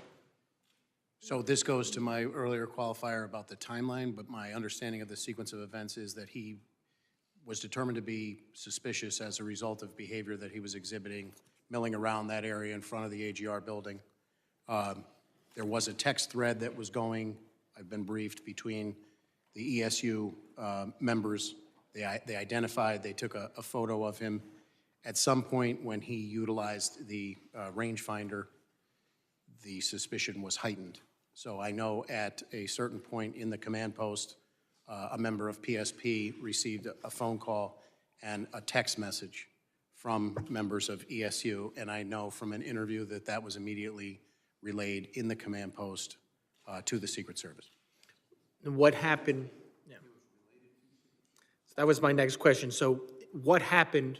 What actions were taken after it was relayed to Secret Service? So when the PSP member received that information and verbally turned right around, gave it to the Secret Service, our member was provided with a number to which the picture that had been taken by the Butler ESU members, or that was on that group thread, to which that should be sent. Our member did that, and our understanding was that was some element of the Secret Service. So this was all reported. Yeah, this was all reported to Secret Service, and they gave him, Secret Service then sent him back, one of your officers, a number back to send the information back to. Is that what you just said? That's my understanding. When did that happen?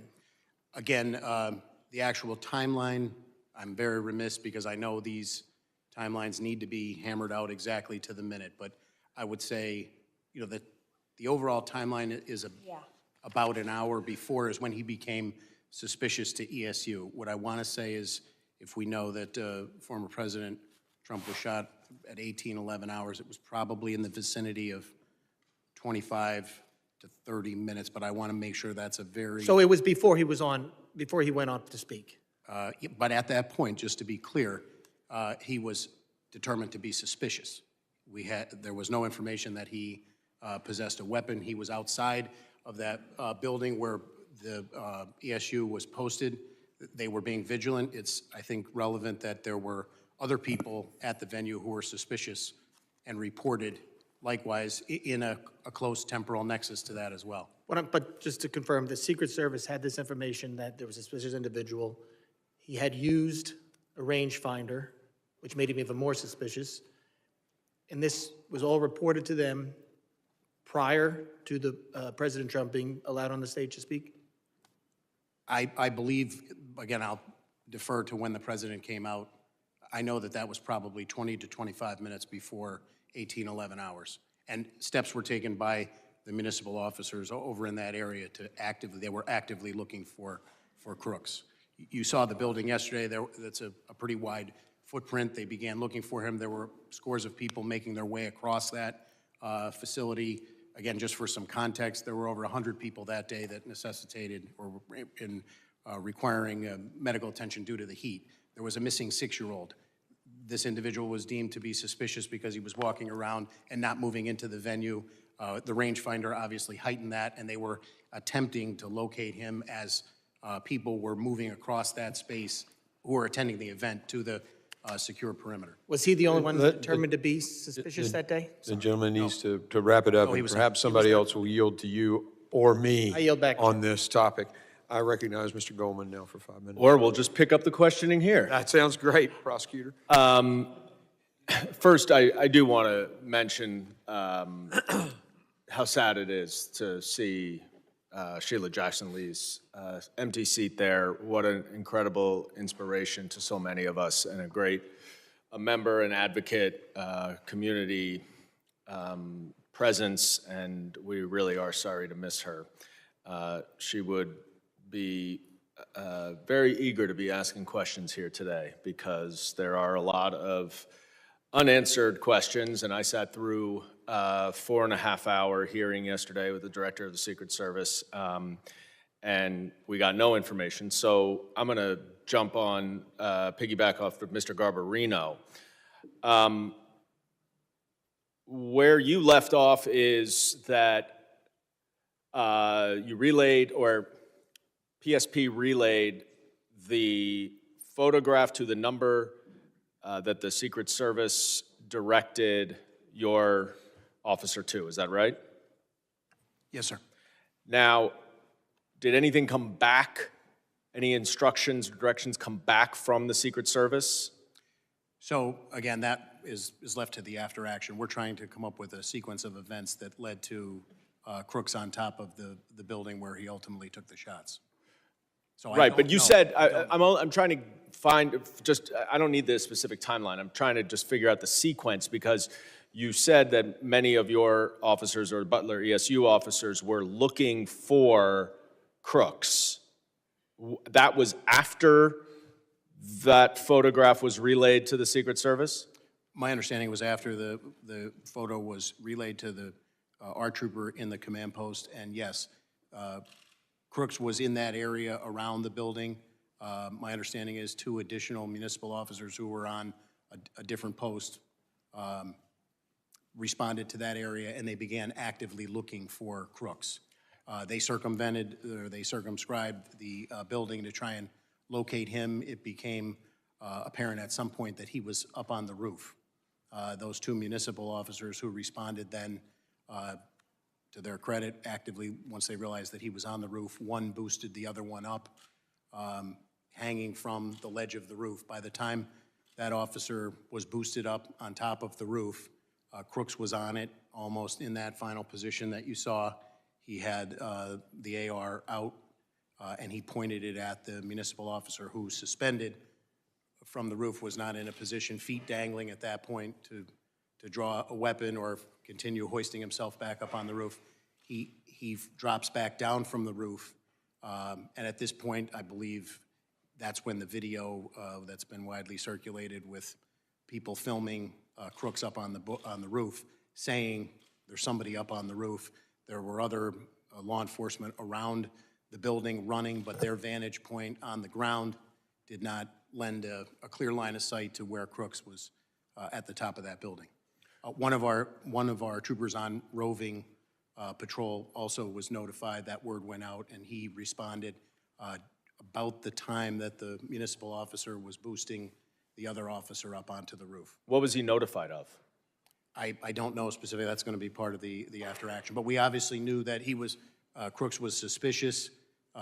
He had not gone into the venue, and they were actively doing everything they could to try and locate him. So the local officers who were outside of the perimeter in charge of securing the outside perimeter area, one way or another understood or got direction that they needed to try to find Crooks, presumably to ask him questions, interview him? Is that what the protocol is? Clear about, I don't want to speak for I haven't seen the Secret Service operations plan, what their responsibilities were and what their understanding of those were from the Secret Service. I don't want to comment on it. But somehow they got the message. Somehow there they was knew. information that he was suspicious. By the time that municipal officer was hoisted up onto the roof and saw him, he had the weapon out. Do you know how long it was between the time that the photograph was relayed to the Secret Service and the time when the officer was trying to hoist himself onto the roof? So that's a critical, yes, detailed, salient question. I would answer it from the reverse time period, from if the first shots rang out at 18:11 hours. The hoisting up of the officer occurred probably no more. Again, I'm going to give you a time, but I want to just put it in We the understand context it's not specific. of a sequence of events. I would say at most 2.5 to 3 minutes before that first shot rang And out. when what they were notified in the interim still remains under investigation. Right, and when he fell off of he let go? The municipal officer, when the briefing that I had was the municipal officer saw Crooks saw him, and Crooks turned and leveled the gun at him in a position tactically of extreme disadvantage, suspended, in the air with your legs dangling after somebody had boosted you up. And he let go, right? He let go and he fell back down. And was there at that point any communications that there's a shooter on the roof from the municipal officers who were at that there? Point, that's all part of the after action. We're just trying to get a sequence of events up to the point when Crooks then fired the weapon. So that's been the focus of our investigation thus far. But there was at least, you said you thought 2.5 to 3 minutes between the time when the municipal officers tried to hoist on top of the roof, Crooks pointed the gun at them, they dropped, and then between that time and when he fired the shots. I don't want to give you an exact period of time, but it was minutes. It was a very short period of time, even for his ability. But not seconds. I would say minutes, but I would be remiss if I gave you, and I want to be very clear on the record. When you do an investigation like this, the timeline is critical. You're asking me, I was briefed, I'm answering to the best of my ability right now. And I know my time is up. Colonel Paris, I want to thank you for providing us with this information. It was incredibly disappointing that the director of the Secret Service did not provide any of this information yesterday. I think it is good that we're going to have somebody new at the top, but just having somebody new does not answer the questions. And Couldn't agree more. Mr. Chairman, I know you are working diligently to try to get witnesses here.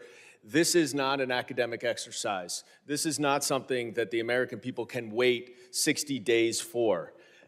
With these gaps in information, there are conspiracy theories, there is disinformation, 100%. And all of our safety is at risk, political violence is escalated, and we need to know these answers. I thank you for bringing these witnesses here, and I yield back. Absolutely, and I appreciate the tag team between two sides to get to the details on this, because this is poignant very poignant. I now recognize Ms. Green for 5 minutes. Thank you, Mr. Chairman. Colonel Paris, I'd like to carry the dialogue on about the specific timeline. I have a timeline that was given to us on the Oversight Committee yesterday when we questioned former Secret Service Director Kimberly Cheadle, as she has resigned today. But the timeline that I'd like to talk to you about is exactly what you were just discussing here. 18 minutes before President Trump took the stage, it was at 5:45 that the Butler County Emergency Services noticed Thomas Crooks on the roof, took a picture, and reported it. You stated just a few minutes before in your testimony that police or PSP were given a phone number to the Secret Service and that Butler County Emergency Services texted or sent the picture. Was that a text? Was that a digital platform? Was it an email? How did they send the picture? So just to be clear, at that period of time, at 18:45, I don't believe the testimony was 5:45 p.m. 5:45 p.m. Yes, ma'am. He was not up on the roof at that point, is my belief. No. Emergency Services noticed Thomas Crooks on the roof. This is the timeline that we have. Took a picture and reported it. Who did they send that picture to? Just to be clear, they were posted in the AGR building and took a picture of him. That's what you're. Yes. Who did they send the picture to? So I only know from interviews what I can confirm to my knowledge and belief here today that a member of Pennsylvania State Police inside of the command post received that information telephonically and by text, relayed it to the Secret Service, and then was given a number to follow up on. And that was based, again, heightened suspicion. How did they relay it to Secret Service? I believe that they verbally turned and said in the command post, this is information that I just received. And then in follow-up to that, as directed from the interview that I was briefed on, that was forwarded by text as requested by the Secret Service. Can you give us copies of that communication and that phone number that was given to them was for Secret Service? So that's part of the ongoing investigation, and I would defer to the legality of. Can you find that information and provide it to our committee? I will look to see if legally I will consult Chief Counsel within the State Police, but it is an ongoing criminal investigation at this point. So after it was reported, President Trump took the stage at 6:03 p.m. All of this took place. This was 18 minutes before President Trump actually took the stage at 6:03 p.m. President Trump was shot in the face at 6:11 p.m. This has all been reported, these timelines. Why do you not have a timeline? Because it's not the timeline is going to be critical for the after-action report. Obviously, we're conducting an investigation with the FBI. We have been deferential to the FBI in terms of what has been released to the media. I was present for one press briefing on the night of Saturday night, July 13th, and we've been deferential to the FBI on that. So I would refer you to the FBI. The timelines that you're quoting, I just want to be clear on the record. To my knowledge and belief, I don't have a minute-by-minute timeline. I've had multiple briefings about what these interviews have gleaned, but they're from the perspective of PSP investigating the homicide and the 2 attempted homicides. Thank you, Colonel. During the event, at what point in the day was someone from your team first made aware that there was a potential suspicious person or possible threat? So based on my knowledge and belief, that information relayed to the command post from Butler ESU, in terms of Crooks, was the first time that I'm aware of. Again, keeping in mind, I've heard estimates that there were 13,000 people there. There were multiple people identified as suspicious, several that were identified in that area. Yes, thank you. Now, you stated before in your questions that you haven't seen an operation plan, but didn't your team participate, and why haven't you seen the plan? So as my answer prior on the record, I've asked for it. The State Police has asked for it. We have yet to receive it. And my understanding is that our walkthrough with our commanders and our area commander was to delineate what our responsibilities were, and we endeavored to fulfill those responsibilities. Who was the Secret Service agent in charge of the advance team? I don't know the name of the agent. How was PSP supposed to communicate with Secret Service on the advance team? You mean in the planning leading up to the, so my understanding is, as is typical, we're notified. We were notified by email on July 5th. The meeting on July 8th, Monday, was to get all of those partners together to exchange information, how they could communicate with one another, and then the planning took place from there. Could you provide our committee a copy of all those communications, Colonel Paris? So I will check with our legal counsel. I mean, Pennsylvania has multiple state statutes that cover investigative plans or law enforcement sensitive information. Okay, thank you very much. And Mr. Chairman, one more thing, if I may. Trump's Secret Service protection could be removed under Benny Thompson's proposed legislation. This legislation was introduced while the politically weaponized government was prosecuting former President Donald Trump. This would leave him at risk. I'd also like to state for the record for this committee that over 140 inmates are murdered in prison every single year. This is a dangerous place, prison is, and of course an 8% of violence in prison leads to murder of inmates. This legislation is reckless, and the minority ranking member needs to withdraw this legislation that would lead to the murder of President Trump. Ladies, time has expired. I now recognize, well, we're not going to debate. Just you think that statement should be made when the ranking member is here so he can at least address it? He made his point earlier about his bill. There's a difference of opinion, I suppose. But we're just, y'all are out. Okay. I now recognize Mr. LaLota for 5 minutes question. Thank you, Chairman. 10 days ago. Thank you, Mr. Goldman. 10 days ago, a 20-year-old with no military or law enforcement training, with no more than about $1,000 worth of equipment, and apparently working alone, thwarted the United States Secret Service, an agency with a $3 billion budget and about 8,000 personnel. In the early phases of this investigation, the Secret Service, it is clear the Secret Service exhibited poor tactics, including substandard two-way communications with state and local PD. They displayed a lack of strategy, including not employing drones to surveil the risks to President Trump and the crowd. And since July 13th, the Department of Homeland Security and the Secret Service, evidenced by them not being here today, has avoided accountability by, among other things, avoiding hearings like this. The attempted assassination of former President Trump, the leading candidate for president in 2024, shocked the conscience of nearly every American, regardless of party affiliation. We, the members of the Homeland Security Committee from both sides of the aisle, are here today to ask questions and about those who are in charge that day, to hold the Secret Service accountable, but more importantly, to ensure this never happens again.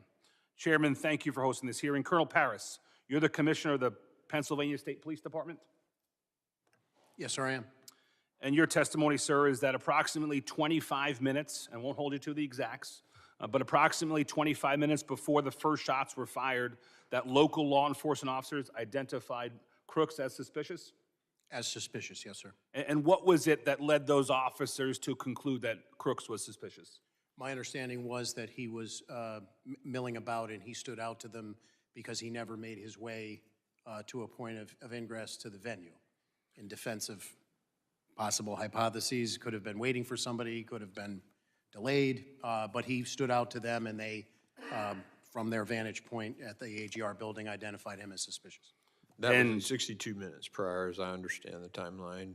That first one, it was 25 minutes prior for the rangefinder. Thank you, Chairman. And Commissioner, with respect to him being suspicious, were there other folks who were also in the crowd identified as suspicious by law enforcement? I have been briefed that, yes, there were multiple individuals, which would be consistent with normal operations for a detail like this that are identified as suspicious. Can we take that as a single-digit number of other folks?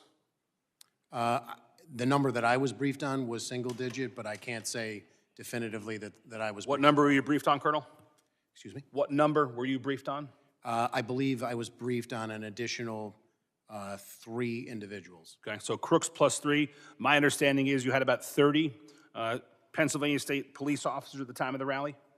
That were assigned to the detail, both responsibilities of the detail, yes, sir. And were all of them assigned to your area of the perimeter, not the interior where the Secret Service held the most jurisdiction? I'm confused by your question, sir. My understanding, and what the committee has been told, is there were two layers of defense of President Trump. One, the interior, which the Secret Service held the most domain over, and two, the exterior perimeter, which had ceded a lot of authorities to state and local.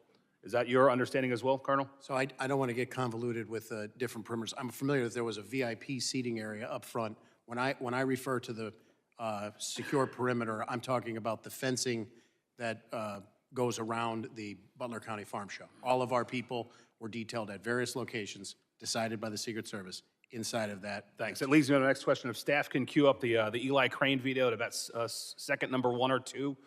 This is the AGR building. I and several of my colleagues were there yesterday in Butler. Kudos to Mr. Crane for getting this good video.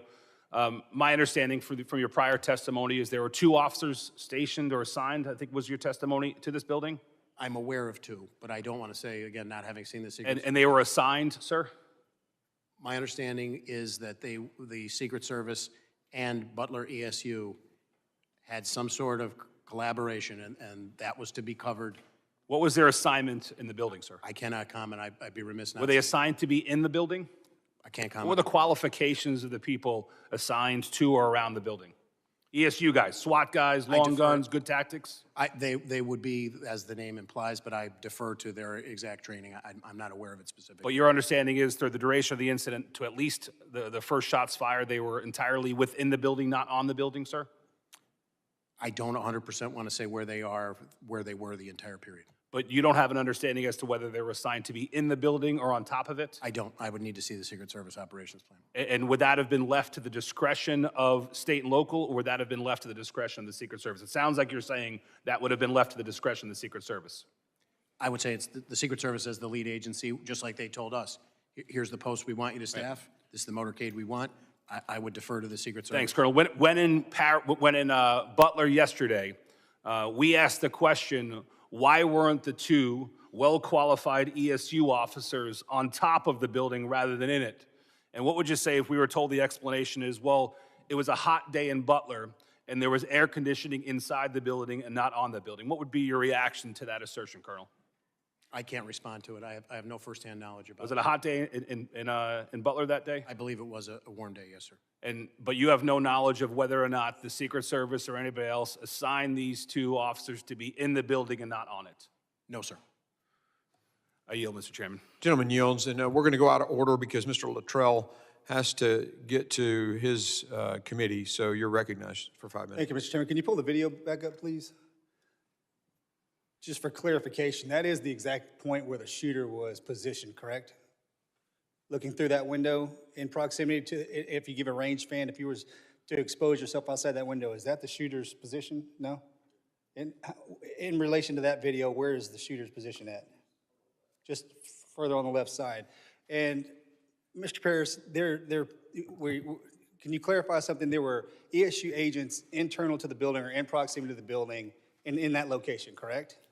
I don't know to that specific location, but they were assigned to the AGR building. And once the call went out that you had a bad actor in, the agents in the building left their position to try to find that individual?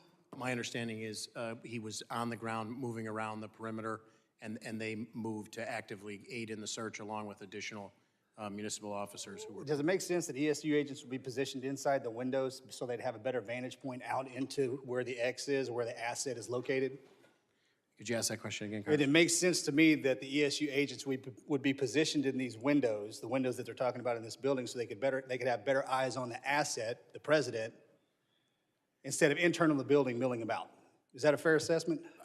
I'm remiss because I don't know what the conversation was and what the responsibilities delineated.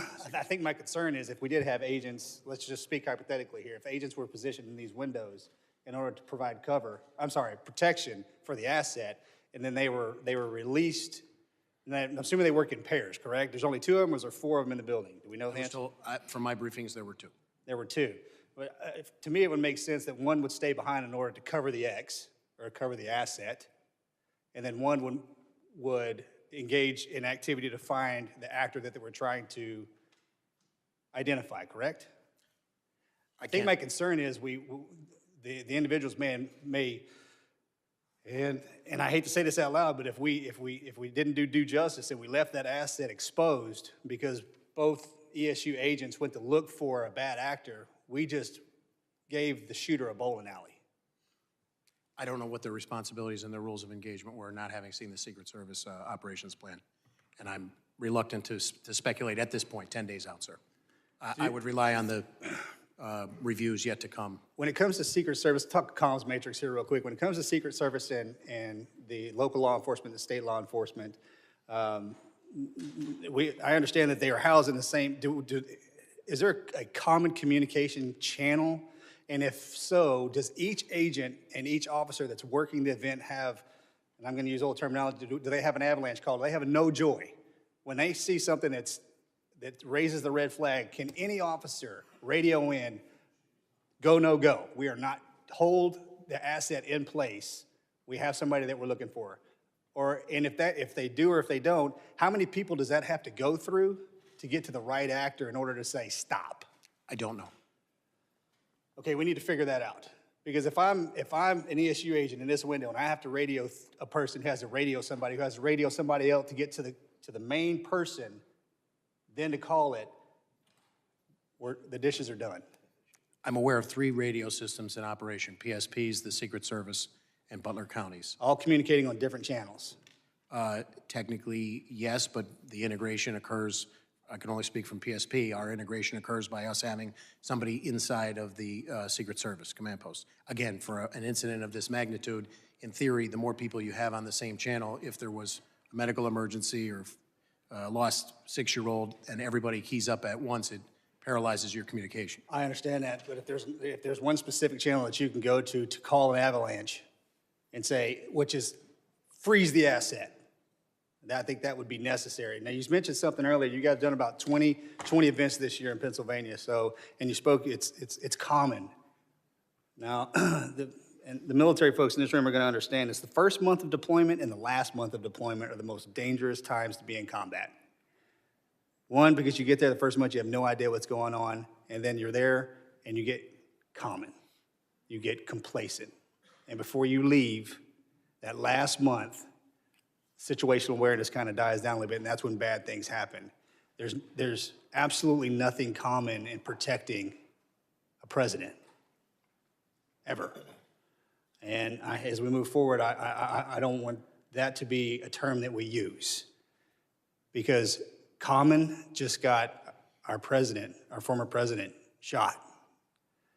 And if these assets would have been on high alert, and I'm not saying that they weren't,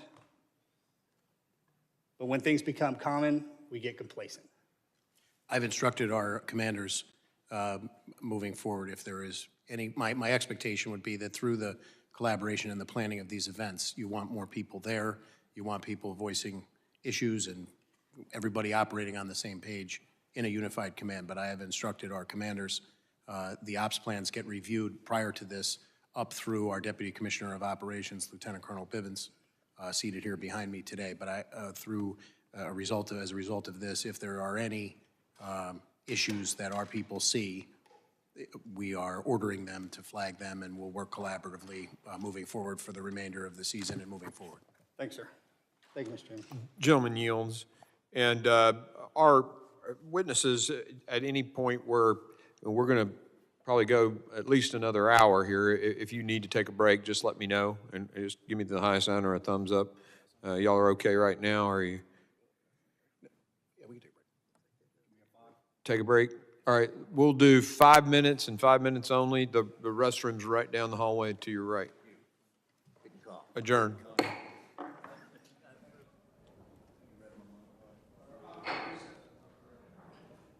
Thank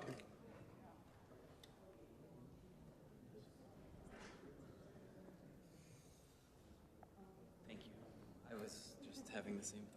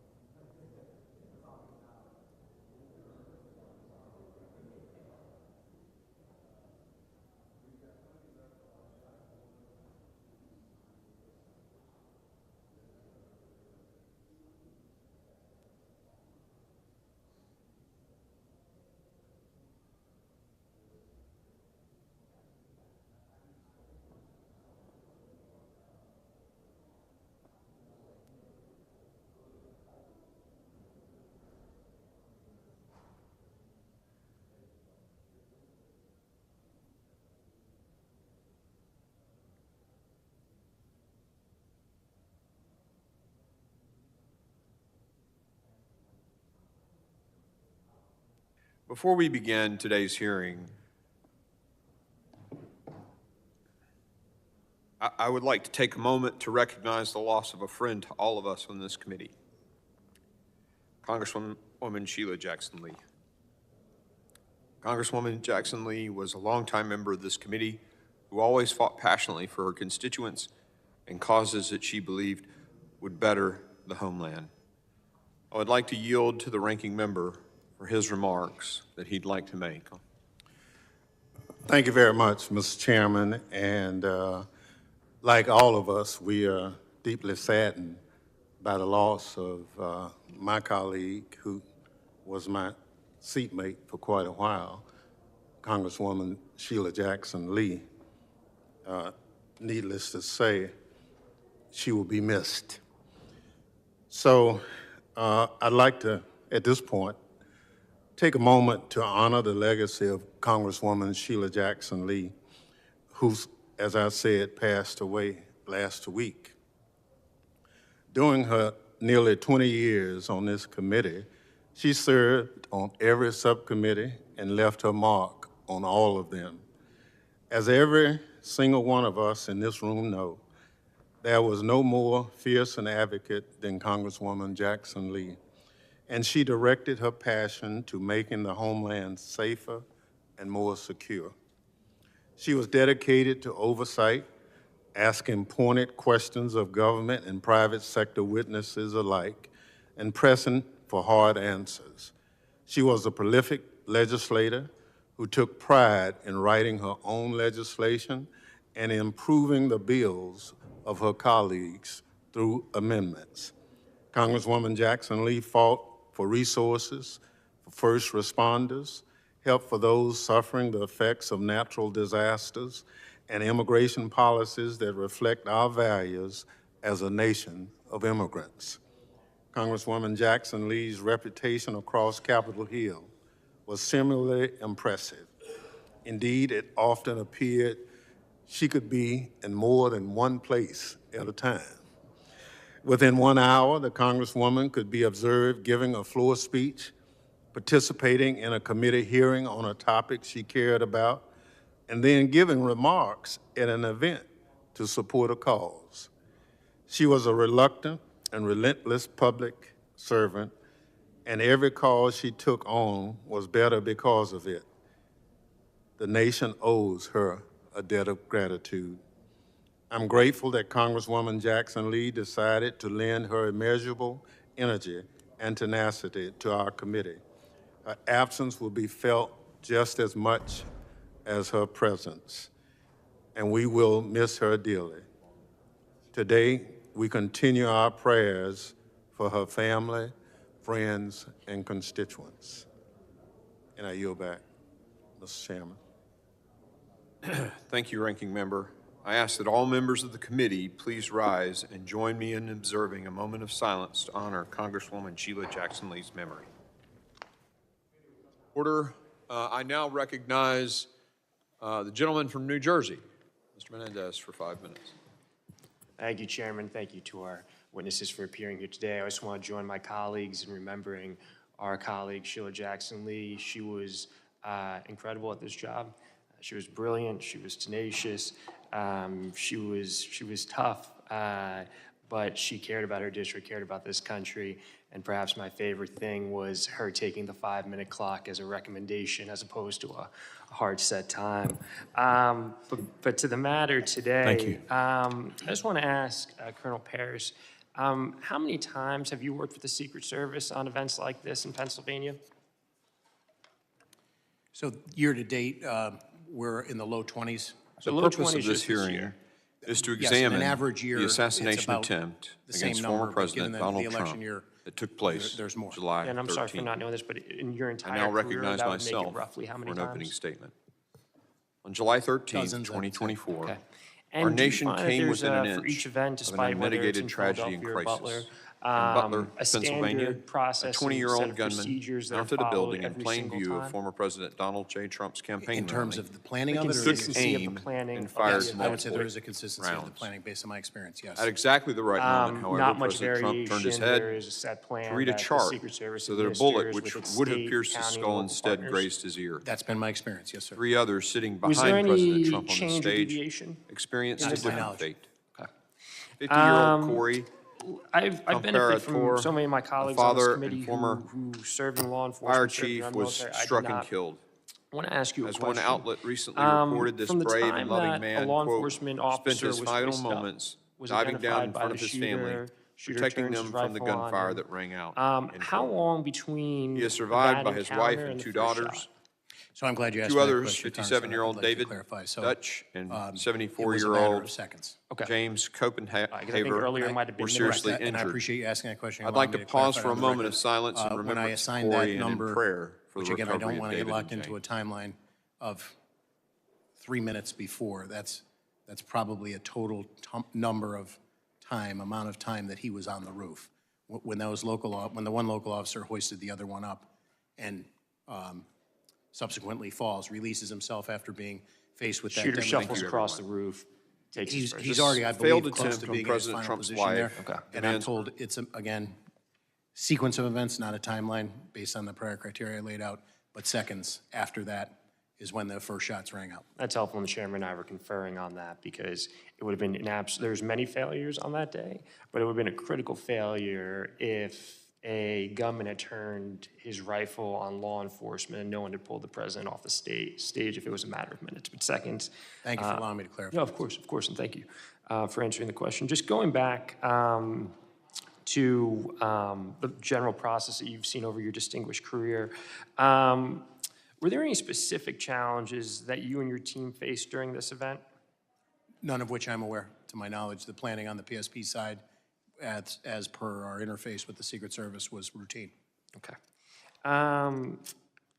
And you mentioned earlier that that in your experience and the standard protocol, a Secret Service engages with its state, county, and local partners. They have a plan. They work with their partners to implement the plan in the lead up to the event, the day of the event. Is there an opportunity for the state, county, and local partners to provide input, given that they have more familiarity with the area? Butler Police, you yourself have more familiarity with the area. Is there an opportunity for you to provide any feedback to the plan that the Secret Service comes to you with? In my past experience, yes. And in my past experience, I found the Secret Service very open and collaborative. We enjoy a very strong working relationship with them. And again, there's that fine line where the deference is that they're the top comm under a unified command. It's their incident. But certainly we would endeavor to give them any local nuance that would make the planning more successful and more safe. I appreciate that. One of the things we touched on multiple times today is the multiple lines of communication, 3 different signals that were being used, a command center. In your experience working with the Secret Service, have you seen a better implementation of a more streamlined communication setup that allows the different actors, the local PD, the county PD, the state police, to directly communicate to the command center, and then once there's a clear chain of command? I have not. The Secret Service comms is a very complex operation because of the worldwide environment in which they work. I'm in no way an expert in it. I think from the state and local perspective, our job is to try and integrate communications, and it doesn't have to be a super high-tech solution. We have people who can get a message, turn over their shoulder, and report verbally. We have radios that we can exchange, or we have a trooper with a radio assigned to another partner, be that a federal partner or a municipal partner, and those 2 radio communication systems can interface because of the human interaction. And I'll wrap up real quickly, Mr. Chair. And it sort of makes sense in a way because you're going to have people doing traffic. They're going to, folks who you mentioned, a child went missing. You could have a firecracker. You could have a multiple number of things that don't need to rise up, which is why some level of siloing makes sense. But we need to look at how we make it a clearer chain of communication to ensure that really important pieces of information, like identifying the shooter on the roof, doesn't get delayed in moving through those channels. So thank you both for appearing today. Thank you both for your service, and thank you, Chair. I yield back. Gentleman yields. I now recognize Congressman Ezell for his 5 minutes of testimony. Thank you, Mr. Chairman. And, you know, we also want to thank all of you for being here today and for Speaker Johnson for putting together a bipartisan task force to try to, so we can get as much information, find out what happened here. Today's conversations regarding the attempted assassination of former President Trump is a critical one that I pray never happens again. Throughout my law enforcement career, I held many leadership positions, and through those roles, I've coordinated with the White House, advanced teams, state and local law enforcement, and doing some of these very same similar type events. And we have one goal in mind, and that's to keep people safe. Because of a massive failure in communication, President Trump was shot from a little more than a football field away. And because of the failure of former Secret Service leadership, especially the former director, spectators were forced to do what the Secret Service failed to do, and that was protect themselves from bullets. Ultimately, this led to the death of Corey Quantower, who gave his life while bravely shielding his wife and children during this terrible thing. Colonel, thank you for being here today, and I've said from the beginning, if you want answers, you got to talk to the men and women who were on the ground, the law enforcement officers who were out there and who were taking directions and commands from the leadership of Secret Service and various other leaders. You testified that 32 members of PSP were assigned to various roles to assist the Secret Service. Is that correct? Yes, sir, I did. Your officers were assigned to various roles, but they were not responsible for securing the building or property at AGR. Is that correct? Yes, sir. The former director testified yesterday that the building was outside the Secret Service secured perimeter.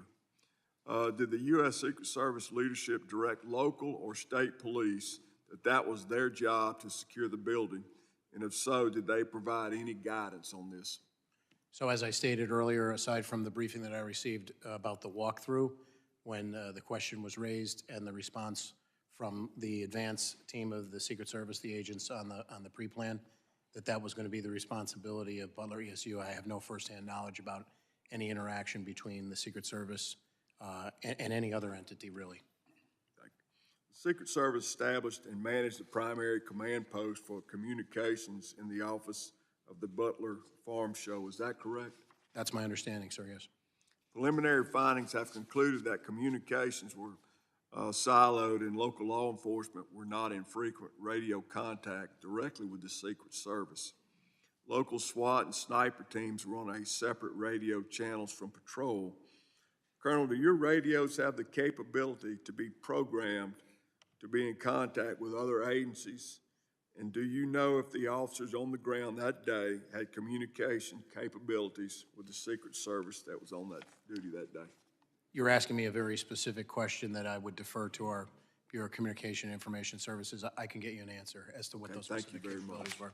Do you know if the Secret Service provided any guidance on combined communications? I do not, again, I have not seen their operations plan. At 5:45 p.m., a local law enforcement sniper observed the suspect with a rangefinder and reported the suspect to command and the U.S. Secret Service. Colonel, how would you have responded to that information? So again, I certainly wouldn't articulate that at that point. A rangefinder, which could have legal and legitimate use, that is a threat, but it's certainly a highly suspicious activity that should be addressed. Exactly. Mr. Woes, you testified clear and constant communication is crucial to ensure the security of the protectee, and that local law enforcement should be part of the command post to facilitate real-time information sharing and rapid response to emerging situations. As we all know, separate communications are necessary and effective during a large-scale event like this. There's no way everybody can be on the same channel. You talk over each other, you won't ever get anything done. But there must be some clear understandings through communications at the beginning so that split-second decisions can be made, so there won't be a lapse in time and these terrible things happen. Would you like to just say a few words about that? Sir, there's no doubt, when you look at how many people are involved in an operation like this, having everyone on one channel is difficult. But there are people within contained areas, and their ability to be able to communicate as things change across platforms is crucial. In this case, we know that in seconds, things unfolded, and in seconds, getting meaningful communication out to people who might be able to act on that communication is vital. So I think there's avenues here. I agree that not everyone should be on the same channel, but there are certain people within certain areas and perimeters that should be having communication or the ability to communicate a little more freer. Thank you. Thank you, Mr. Chairman. I yield back. Gentleman yields. I now recognize Mr. D'Esposito, representing the New York law enforcement community as well, for 5 minutes of testimony. Thank you, Mr. Chairman, and good afternoon. Thank you both for your service. On July 13th, we witnessed the Secret Service fail to secure a Pennsylvania field and keep the former President of the United States of America and the Americans that were gathered there safe.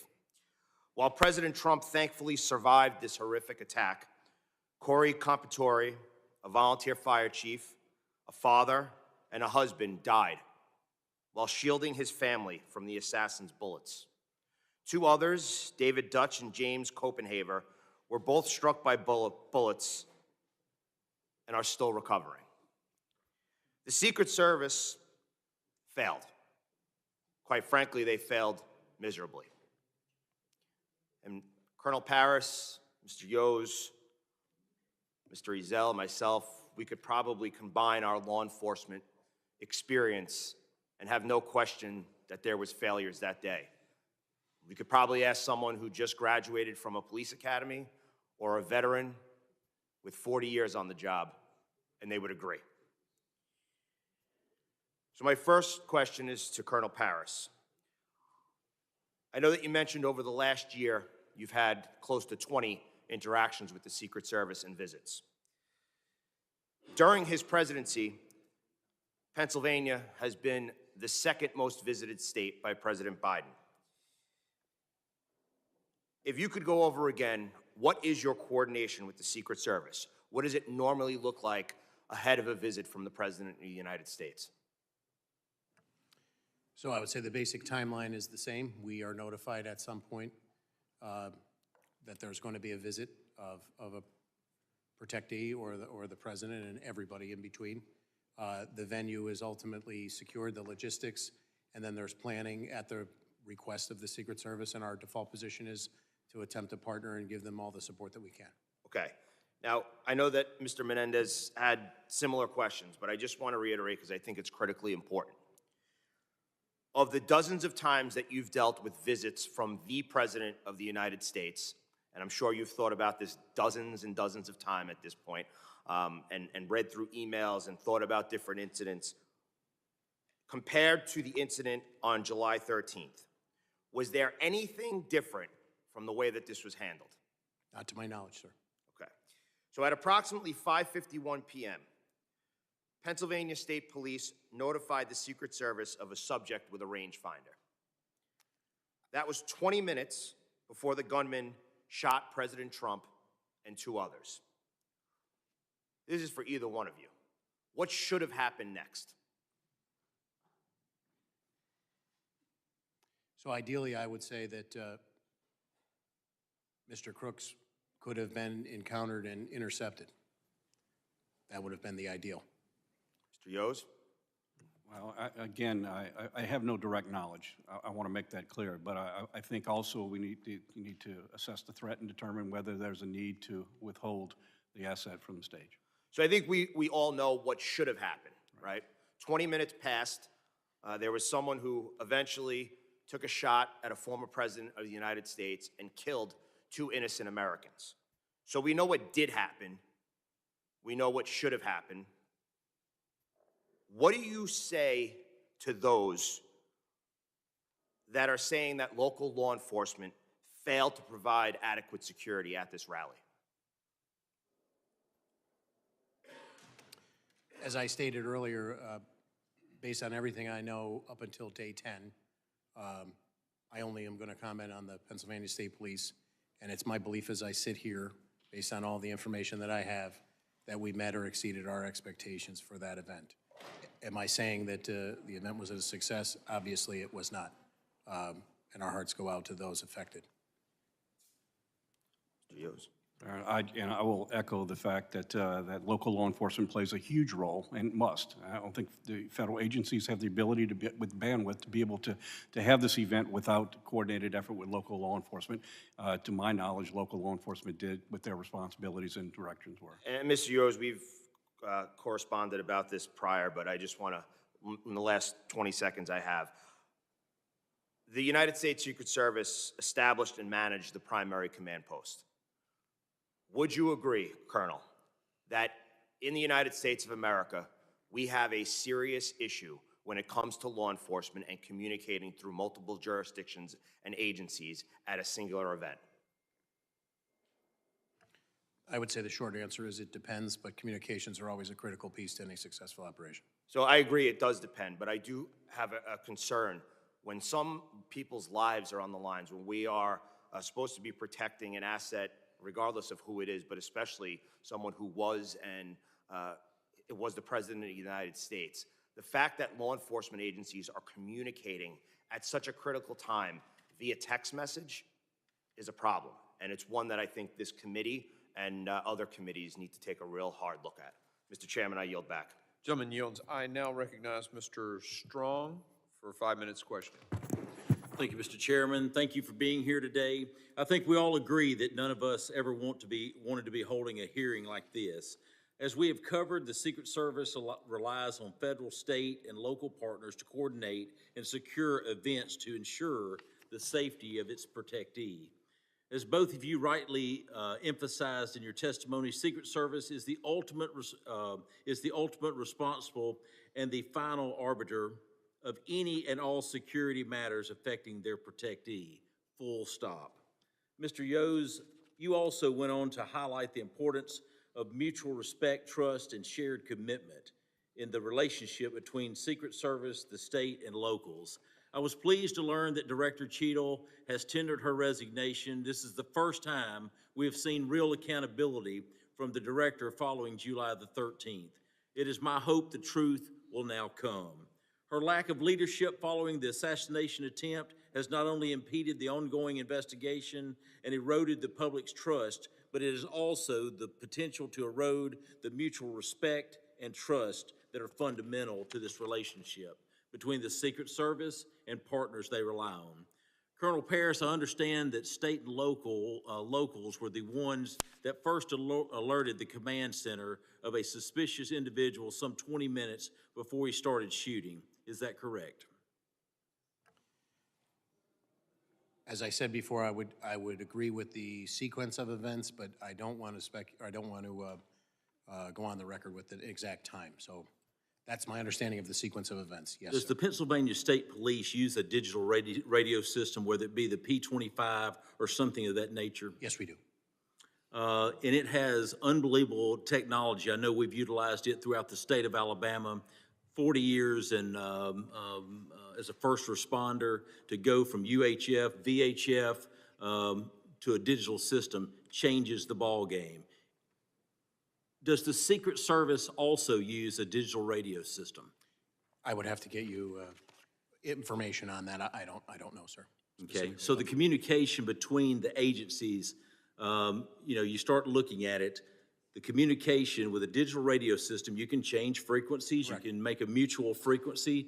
Every radio you can have hundreds of different frequencies, but as far as you're not sure if they have a digital radio system or if they're using another conventional UHF or VHF frequency or something of that nature. In answer to the first part, I'm not an expert on radios. I can't render an opinion on what their system is, but the only answer I would provide is my understanding is there are certain encrypted capabilities that the Secret Service has to maintain that may provide difficulty in what would otherwise be if we had a regular incident and we were able to set up a patch to communicate across agencies. Thank you. Colonel Paris, as you just shared, after state and locals identified the shooter as suspicious, they relayed that information to Secret Service and were given a number to send their concerns to. Is this standard operating procedures to be left a phone number to give your information to rather than direct communications through radio? I don't want to say that it's standard operating procedure, but if it was a system that, or a measure that worked to push that information to the people who needed it in the most expeditious means, I wouldn't be averse to going away from standard protocols. You said that you had done this type of event with other presidents or in your state. In past history, is this how it usually was done? I can't say that I have had a personal experience about, I've obviously been present when there were suspicious people that came out over the radio and law enforcement was seeking them, but I can't say that I have a frame of reference exactly on point here, sir. Did the Secret Service provide rules of engagement for state and locals? Did y'all have to authorize a green light for fire, or do you go by your day-to-day activity where we would go by the policy and regulations and state law that cover the Pennsylvania State Police. Another thing that stood out to me with a background in emergency medical services is when the president was brought off, you saw his SUV move about 20 feet, and then it sat there. We watched as a lady in a skirt walked in front of the SUV. We watched as other law enforcement, people, spectators, whatever. Did you notice that seemed to be a long time for the president to be sitting for someone that had taken a bullet? Did you think that was a long time? I would completely defer to the Secret Service. Thank you. Mr. Chairman, I yield back. Gentleman yields. I now recognize Mr. Crane for 5 minutes of questioning. Thank you, Mr. Chairman. I'd like the staff to go ahead and play the video that I took at the site yesterday. All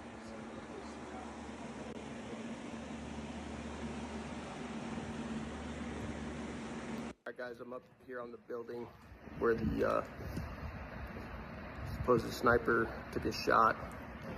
It's not that steep at all. We just had a 70-year-old man back here climb up on the roof easily. See that water tower behind me? Had Secret Service or anybody had sniper teams up there, this guy wouldn't have made it 5 feet up this roof. He would have been taken out. Behind me, you see the windows that Secret Service was supposedly in the second floor of this building behind. Makes you wonder why they weren't able to quickly dispatch the individual. And then behind me, back over here where those red roofs are, that's where the— Can you guys cut it right there, please? The president was giving his speech from. A lot of questions here in Butler. Cut it. Thank you. All right, Colonel Paris, did you notice when you showed up on site what the tallest structure on the site was? I can't say at the moment that I arrived that I did, no, sir. Okay. Now that you've had a chance to go back and look over it, what is the tallest structure on that site? The water tower, sir. Absolutely. Colonel, do you know how far the water tower was from the roof where the shooter took his shots? I do not. 160 yards, sir. Who made the decision, Colonel, not to put a counter sniper team on the tallest structure by far on the site with 360-degree surveillance? Do you have any idea? I do not know, sir. Okay, we'd like to get that answer. Did you see the video that showed me sticking my phone out the second-story window? Did you see that? Yes, sir. Okay, exposing the coverage of the window of the entire roof. Are you aware that local law enforcement and Secret Service had full access to that building in that room? My understanding is that they did. Yeah.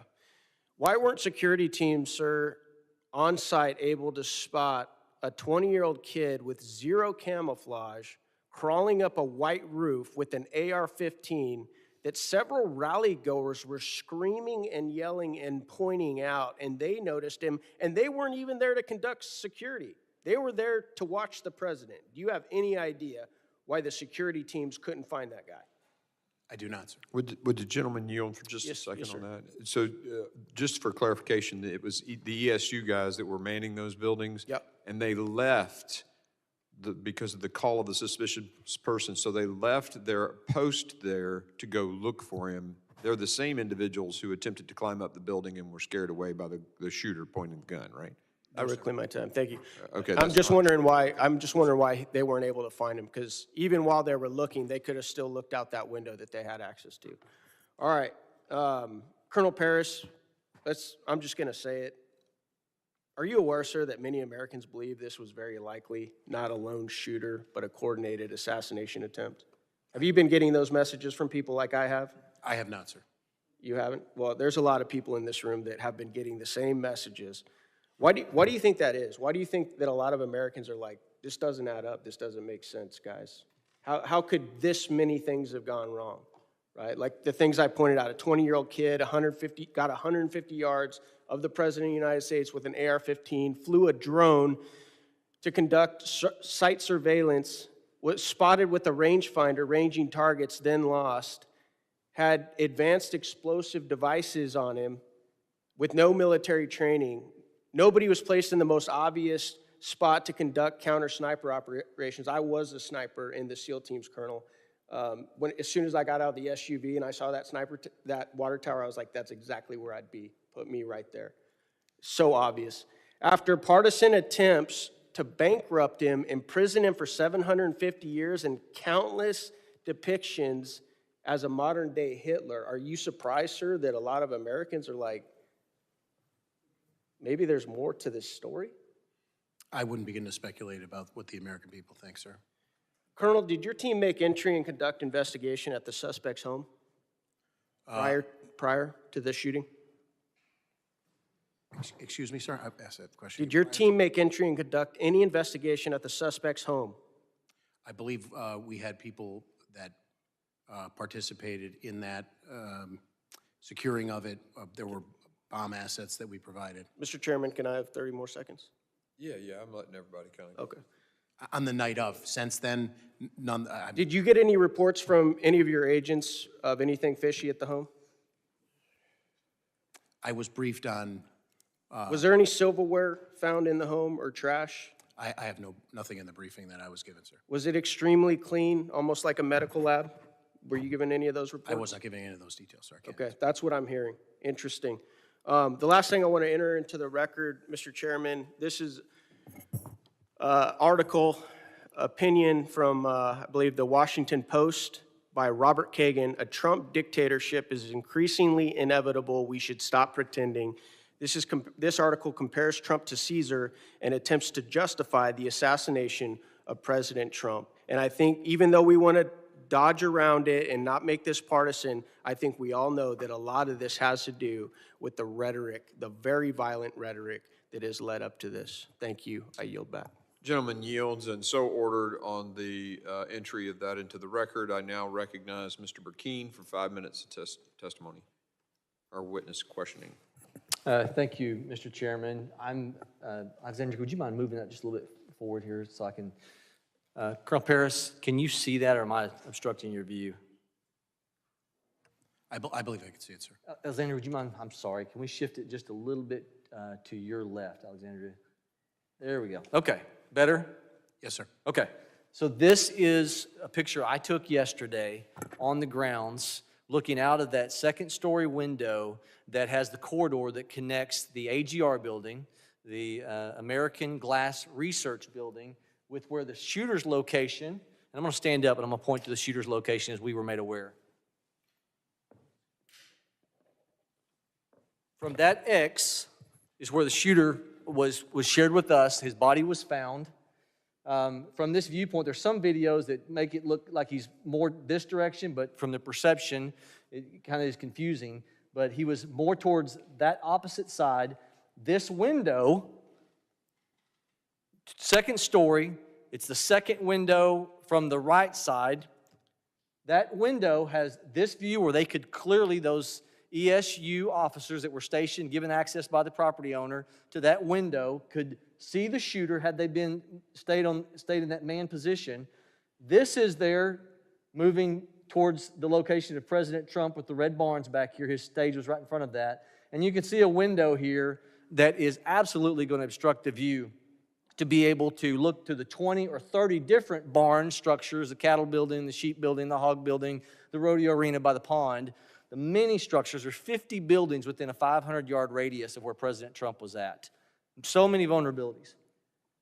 Do you see a problem with that window being in the way of someone being able from this position to be able to take care of the asset?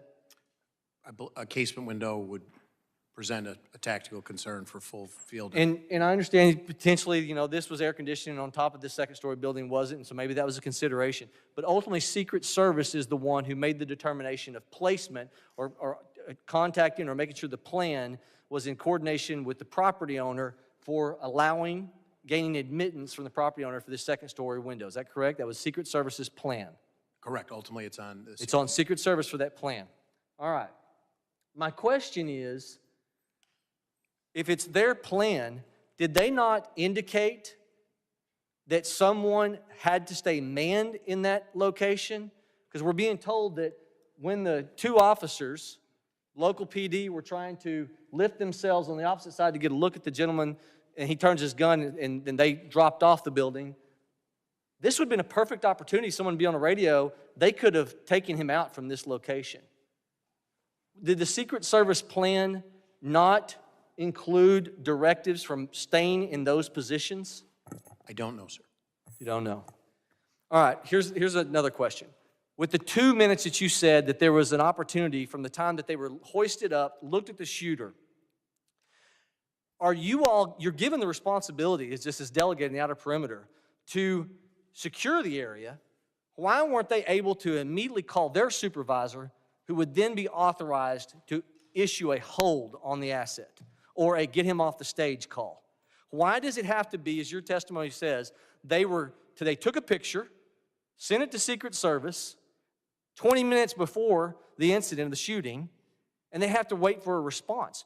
Why is not the line of communication, I understand they're on different radio frequencies, why were they not empowered to say, if we send something that's suspicious, then state police, local law enforcement, sheriff's department, each one, the head official of each one of those departments, if we entrusted them with enough responsibility to secure that environment, then we ought to give them the responsibility to issue a hold call because of something that they see as a threat. Are they empowered to do that, or does it have to all go through Secret Service to issue a hold? I can only say what I know about the state police operations plan, and I do not know the answer to your question, sir. So I do not know the answer. I don't know what the protocol would be to issue the hold order. And just as a point of clarification that I tried to clean up with the congressman from New Jersey before, when the two municipal officers one was hoisted. Can I jump on that 2 to 3 minutes, because I got limited time here. Just to make sure, that was seconds before. That was seconds before Crooks started firing. Okay, you had said earlier today it was 2 to 3 minutes, I wanted to but make you're sure saying I seconds cleaned that up before. for the second time. Yes, sir. Okay, but even if they're hoisting, your testimony today, if I understood you correctly, it was 2 different officers that were hoisting to get a look at him, not the ones who were manned in this view. That is my understanding, yes, sir. Okay, so had they remained in there, they immediately would have seen the incident taking place if they were on the same line of communication, and they could have taken the asset out.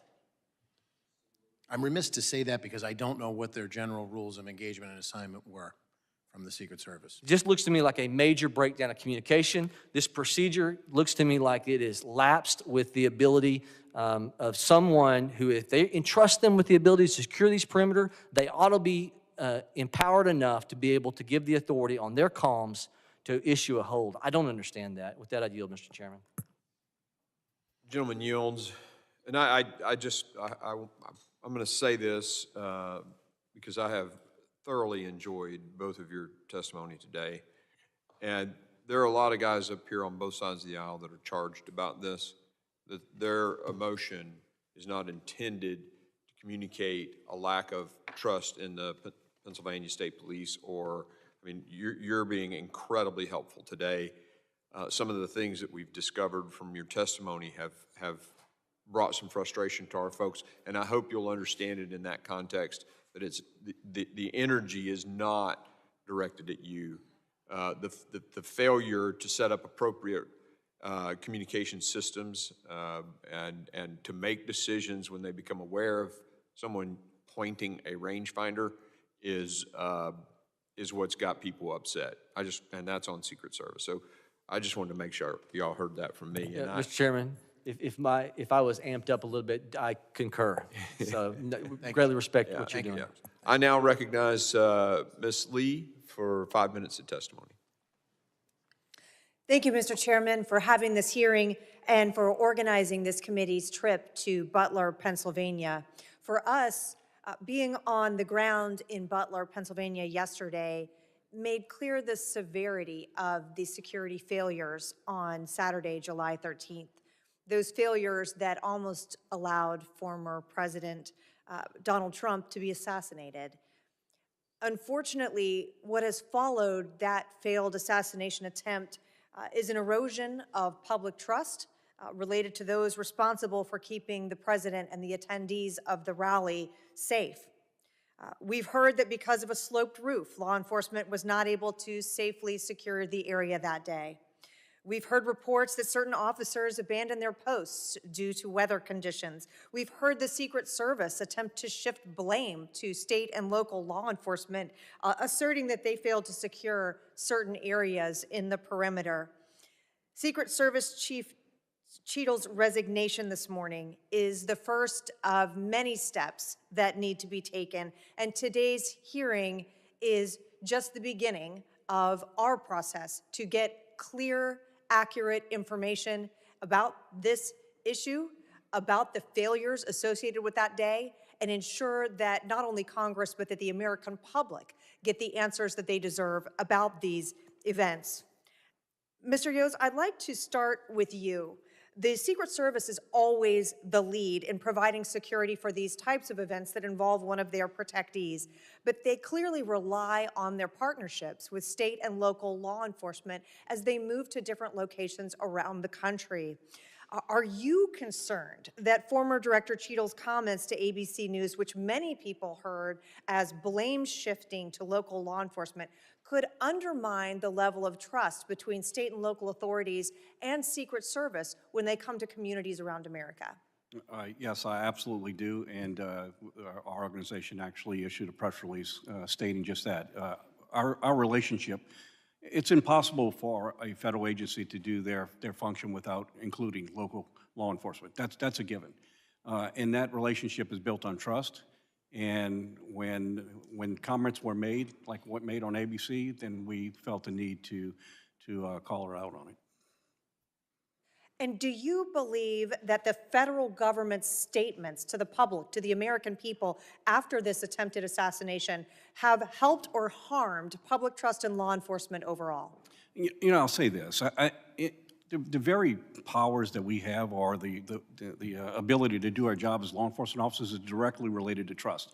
And in an investigation, there's a fine line between what you do in order to protect an investigation and also be accountable to the public you serve. And when you don't walk that fine line, then it does create distrust, and it does cause a lot of confusion. It causes people to fill in their own blanks, and as a result, this is what we see. Sharing accurate information is important to keep everyone informed so that it doesn't run in different directions. And as the American people wait for an after-action report, what can or should law enforcement agencies at any level be doing to address concerns about transparency and protect that public trust? Well, I'll start right here. I mean, you have the Pennsylvania State Police has filled in a lot of gaps that should have been filled in a long time ago. This is information that should be known to everyone. It is, you know, essential facts. It doesn't change. It is what it is, and sharing this information lets everyone know exactly what occurred and gives us some insight of things that we need to correct. And you've been here now throughout this day, throughout questioning from a number of members of this committee. As this committee continues to investigate the failures that resulted in this shooting, what are some of the key questions that you believe should be asked about the assassination attempt, as well as the management and organization of Secret Service more broadly? Well, you know, again, I have to you know, be upfront in the fact that I have no direct knowledge to this incident or things that unfold.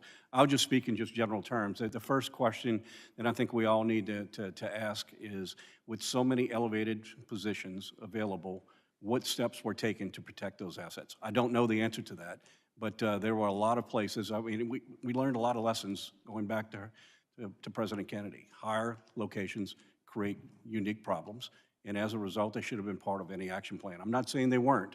I'm just saying that we see the end result of what happened here, so obviously we have a failure there. Thank you, Mr. Chairman. I yield back. The gentlelady yields back and now recognize the gentleman in whose district this tragedy occurred, fine representative from Pennsylvania, Mr. Kelly. Thank you, Mr. Bishop. I appreciate Chairman Green's allowing me to be here and then also to be in Butler yesterday, where it's my hometown. I'm 4 miles from this location. My concern actually started on July the 5th when I was told that former President Trump was coming to Butler, and I said, that's great. And they said, yeah, and he's going to be at the Butler Farm Show. I said, you must mean the big Butler Fair. They said, no, the Butler Farm Show. I said, who did a site visit? The answer is, we've already made our determination. My question then was, so then what you just told me is nobody's been to that site. I will just tell you right now that what you are planning there is not proper for the crowd that's going to show up. At that point, the person on the phone said, Mr. Kelly, there'll be 6,000 or 7,000 people there. I said, well, that tells me even more about the fact that you have no idea where you're going. And historically, what has happened whenever the President Trump had come to Butler, we got 55,000 people at that rally. He said that was before, when he was president. He's no longer president. So being there, not only just myself, but also my wife, 3 of my grandchildren, and 1 of my sons, and so many friends that were there that day, I think it all comes down to the same question that we always ask when we get to these situations. What did we know and when did we know it?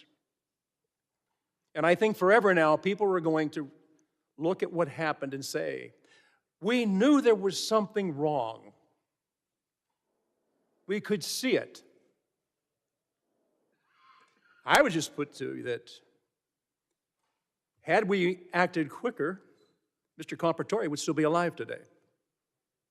President Trump would not have been wounded, and 2 other people who were that day would not have been wounded. And in a greater sense, the American people have been wounded in a way that they have lost faith, trust, and confidence in how we protect certain people. This goes far beyond that, and I appreciate you both being here, and I'll tell you what, you really have given us testimony based on what your whole careers have been about, and that is protecting people. For some reason, on July 13th, we knew something was wrong. Every person I've talked to that was there that day or responsible for protection says, we did our job.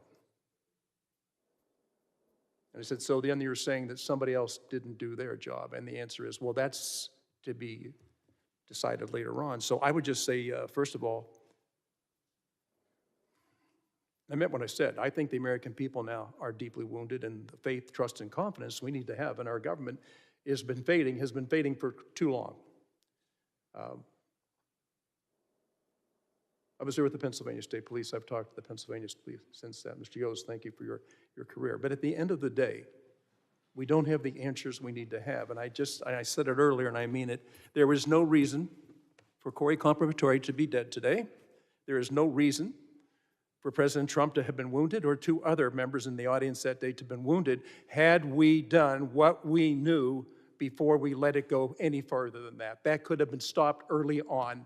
Nobody can convince me that when people see somebody on the roof of a building and pointing to him and yelling, there's somebody up there, it needs to be taken care of, and other people who were there that eyewitnesses said they watched him go onto those grounds, and every time they said there's something wrong, somebody is going in the wrong direction and shouldn't be there, and the answer comes down, you don't know what you're talking about. There's nobody there. So as we continue looking at this, and I think that we have a lot of testimony today, and again, I thank you for being there, but I just submit to you that the victims of that day, innocent people, none of it had to happen. We knew beforehand, and we could have prevented it, but we failed to act when we should have acted. So I appreciate your careers and everything you've done. And Chairman, I appreciate the fact that I've been able to be here today and that you came to our town yesterday, in a town that I have lived. This spot is a place I've been at many, many, many times. I just cannot understand why we didn't act when we knew there was something wrong.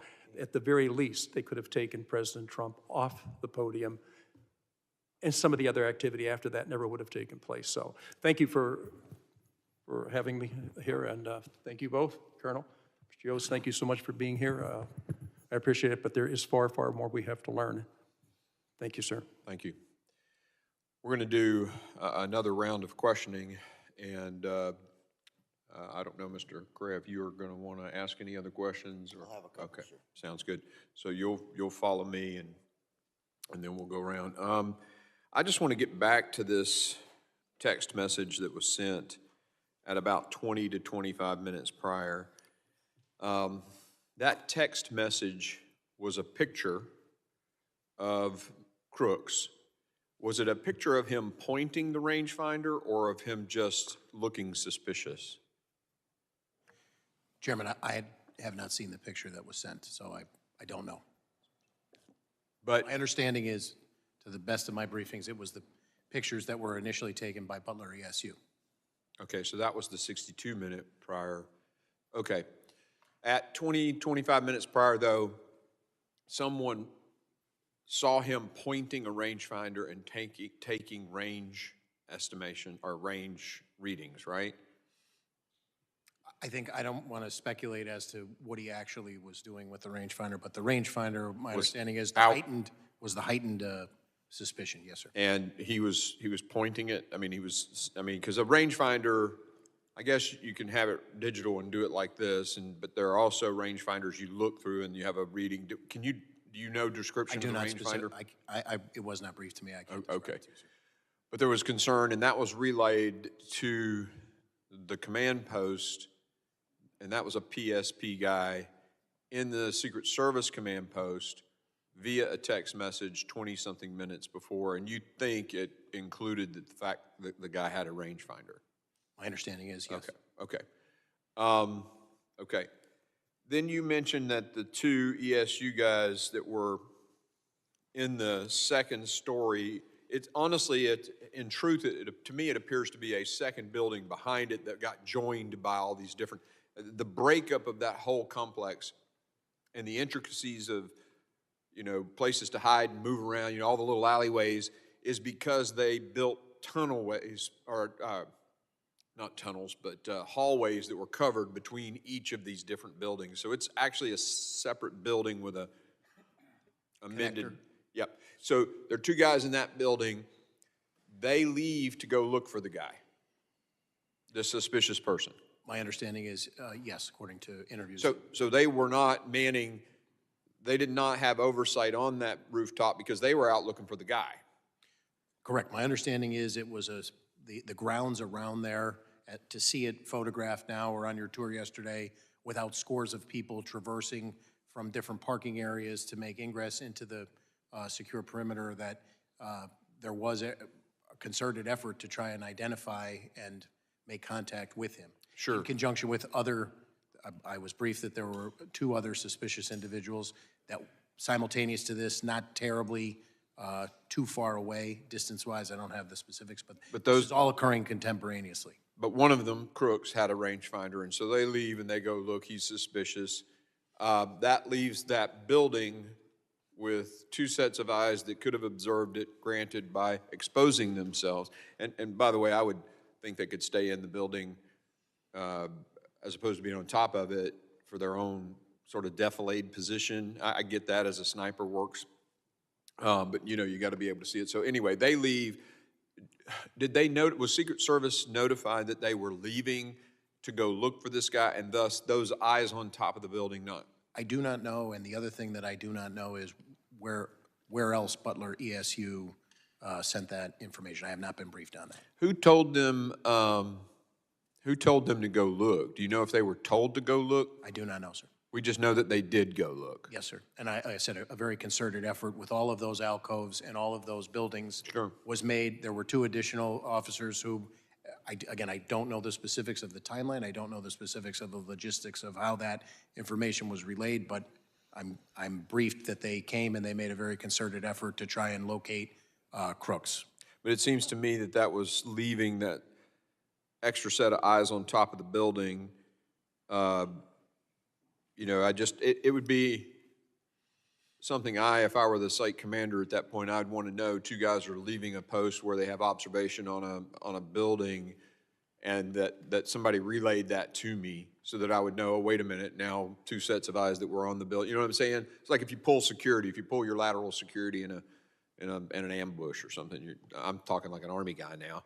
You know, the commander's going to know that guy's moved away from there and now he's got a blind spot, right? So I just want to make sure, I want to dig into that a little more. Obviously, you don't have the answer, so we'll dig elsewhere. But I find it interesting that they leave, this guy is so suspicious, has a rangefinder, they leave their post that they are manning to go look for him, yet Secret Service, and they get told about it 20 to 25 minutes beforehand. But Secret Service still lets the president go on the stage. I'm just totally blown away by that. But again, there's more details to be had.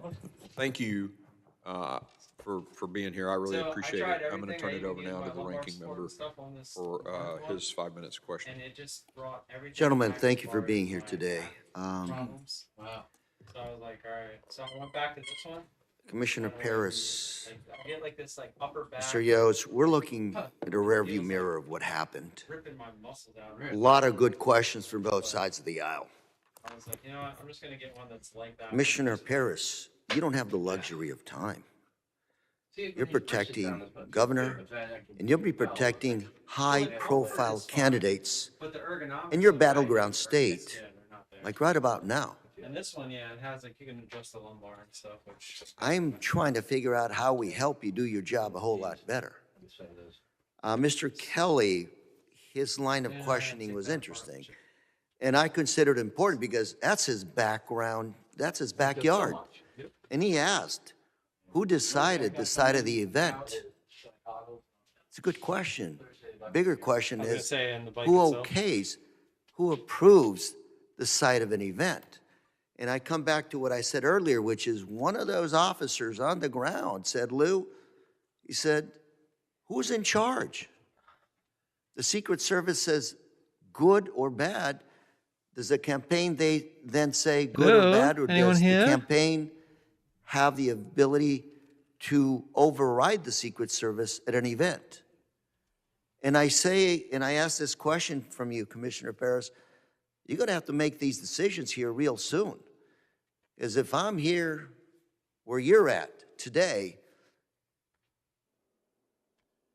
you've learned some lessons. Looks like we only missed one good move. To today, we've all learned some lessons, and you have to execute, sir. And it's not your responsibility. It's not our responsibility. It's all of us, our responsibility. And I want to know how we can help you clarify these lines of command, so to speak, to make sure that we minimize the possibilities of this happening again. Who makes the decisions? Who's in charge? What are the lessons we've learned today, gentlemen? Sir, what is it that we can do to make sure that it's not going to be on your shoulders? You're not going to be able to resign. You have to execute, please. I appreciate your comments very much. I can say that through the governor and the legislature in the Commonwealth of Pennsylvania, we are very supported, and we have the resources, I believe, moving forward to rise to the occasion. The Secret Service remains the agency with the most experience, traditionally, when you talk about organizational knowledge to carry this forward. Responsible for the Pennsylvania State Police, I pledge that any and all support that we can give to keep all Pennsylvanians safe, which is what 6,400 civilian and enlisted Pennsylvania State Police show up every day to do, we will do. We want a robust republic, and we want to secure people's ability to express their views, and we have worked diligently and will continue to work diligently to make sure that that happens, sir. Commissioner Paris, you are the thin blue line. Keeps us safe. Secret Service is an even thinner line. It keeps, in many ways, our democracy functioning, protecting us. They have to score 100%. They cannot let one bad thing happen as they did on the 13th.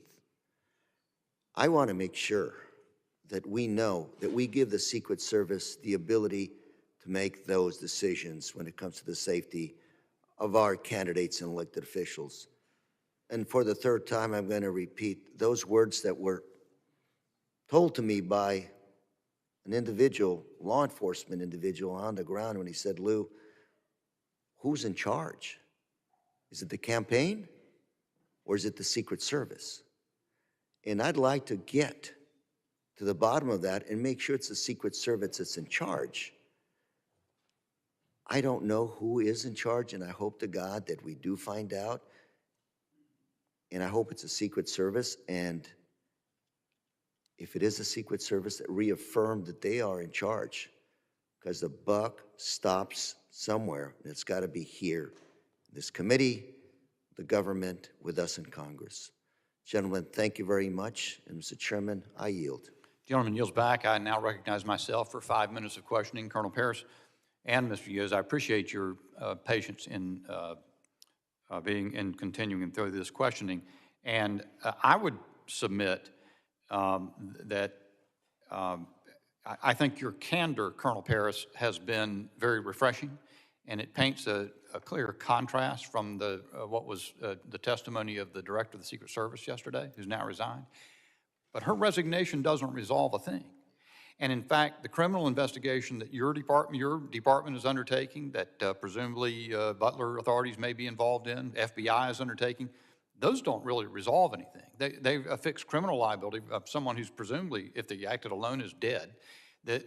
What is the most important issue is we have a national security crisis. We have right now, the only person who's been inactivated, as I understand it, is the sharpshooter who took the perp out. The people who made what appear to be unbelievably horrendous decisions. You can't even imagine. It boggles the mind, the decisions that were made. They're still in place. And we have multiple protectees moving around the country every day. And those same people, I don't even know if they've changed anything about what they're doing. Presumably you would think so, but we don't know that. So I think we need to learn as much as possible from you. I will say as a note of departure, I don't think, from what I've heard, you've made pretty clear the Pennsylvania State Police didn't do anything wrong. I don't know whether Butler County ESU might have done something wrong, so let me bear into that. Okay, all right. But it's clear to me as a bell that Secret Service, and that's everyone's characterized it as a colossal failure because it's obvious to everyone concerned that that's the case. The two who were, I'm going to get one thing, I understand transpired while I was absent from the hearing for a bit. Do I understand that the two Butler ESU officers who one hoisted the other to the roof line where the crooks turned and leveled the rifle at him, those were two different ESU officers than the ones that originally spotted crooks from the second floor. Is that correct? So just to be clear, my understanding is the two officers that responded and one hoisted up the second one were not part of Butler ESU. They were two separate municipal officers who were tasked with a different responsibility. I would speculate as an example to say a traffic post or a... Understood. And they responded. I don't know, again, the specifics as to how they were alerted, but just to be clear, they were two separate. Yes, sir. Okay. The ESU, the Butler ESU officers who spotted crooks, do I understand correctly they spotted him from the second floor of the AGR building? That is my understanding, yes, sir. Okay. Were they posted there in order to maintain overwatch on the roof, or were they generally assigned roving responsibility to be in the vicinity of that building? I can't answer that, and I would defer to the Secret Service as to what the communication was and the assignment given. Yeah, put that picture of the building up. I see that because I asked for it. I don't even know if I'll fit it in at this point. So that's, yeah, you see, so the crooks was on the building directly facing the camera here, and you see the window open to the left. That's the second story of the AGR building where those ESU officers spotted crooks, correct? That's my understanding. Okay. Did they advise their senior, their command that they were departing that location to look for crooks? Yay, what's up? Know that? I do not know. What's up, Knives? Why did they stay away from that position currently so long? up 476. If I understand correctly, the picture on of crooks was texted about 20, 25 minutes ahead of the shooting. Is that correct, first of all?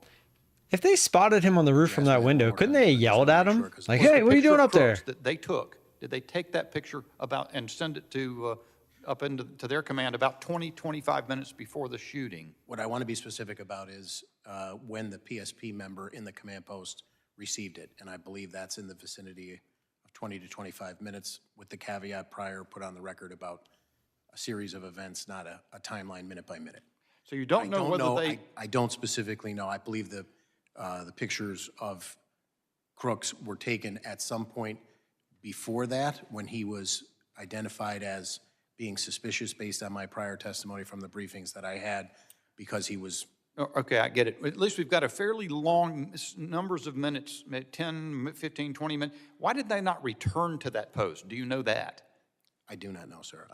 My understanding is that there was a very concerted effort at that point to actively search and locate him and dispel that suspicion. You mentioned that you have asked for, not received, I don't know if you call it the site plan, but from the Secret Service has not been given to you. Has there been anything else that you've asked for in the course of your investigation that's been denied or made inaccessible to you other than the site plan? Again, I want to be clear. No, I'm not aware of anything else that we've asked for, and we have not been denied. I just believe we haven't received it yet, so I want to make sure I'm not mischaracterizing that. We asked for it, and we have yet to receive it. Yeah, we never get denied stuff. We just never get it. My time having expired, I recognize the gentleman from New York, Mr. Lilota. Thank you, Chairman. Colonel, I want to reiterate the appreciation this committee has for your energy, your stamina, your focus, your candor. It's regrettable that some of our federal colleagues are not at the table with you today. We would have liked to extract for them some of the facts from 10 days ago. My colleagues from both sides of the aisle, I think, asked good, fair questions of you, and you gave good, fair, accurate responses to them that helps us understand July 13th a little more. It was only 10 days ago, and we're probably only in the infancy of that investigation of our oversight responsibilities, but you've provided us a lot.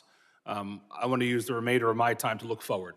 There's going to be a lot of conjecture about what happened, who's at fault, but putting that aside, we've talked about flaws that happened on July 13th, be it tactical flaws about communication. Why was the dude washing on the roof down? Administrative what do you mean? ones like I'm confused. command and control, who has what authority, what are the rules of engagement. So I wanted to ask you, Colonel, and it's been said, Pennsylvania is going to have a number of more rallies, appearances, where the public is going to interact with presidential candidates from both sides of the aisle. What are you going to do? How are you going to assert yourself in your leadership role to reduce the likelihood of an incident like this, specifically with respect to tactics? We understand that radio communications were a weakness. Do you have a perspective on looking forward, Posing how down the you top of the might building? command your I officers? mean, it was probably the blood. I'm sure they have everything they need as far as pictures, et cetera. Specifically with communications, these events are held differently in the future, sir? So yes, I will start with referring to the testimony of Congressman Luttrell about reinforcing and reiterating. I mean, I don't see why they would have to do mitigate any that, potential but complacency. I'm assuming that's why. Pennsylvania State Police maintains the Pennsylvania Criminal Intelligence Center. We're always trying to lean forward and glean as much criminal intelligence as we can, not only generated within the ranks of the Pennsylvania State Police, but our local partners, our county partners, and then through task force collaborations that we have with multiple federal agencies. I can tell you that we will not back away from the Secret Service. We will lean forward to support them, and all of the resources of the Pennsylvania State Police will be brought to bear to keep Pennsylvanians and those visiting the Commonwealth safe. Have you considered communications specifically? Different radios, training on those radios, other communications devices, be it digital or voice or whatever. Have you considered prospectively either acquiring new technology, implementing new training, or otherwise developing tactics that allow not only state and local to communicate better with each other, but also that communication to be shared more effectively with your federal partners? I would say in the short term, coming up to the election, where there's an extreme temporal component there that would make that difficult. Maintaining critical communications during any operation, be it an investigation of a traffic crash or a major investigation, a Cavalcante manhunt, an Eric Freen manhunt, a 95 bridge disaster, a derailment of a train on the border with Pennsylvania, a 6-hour running gun battle in Juniata County. We're always looking to get better, and communications that we maintain are a critical part of that. So I can commit that we will try to get better. If there is something that these future endeavors, which we've committed at the top of the testimony to be a part of, proves that we can be better. We're always looking every day to get better.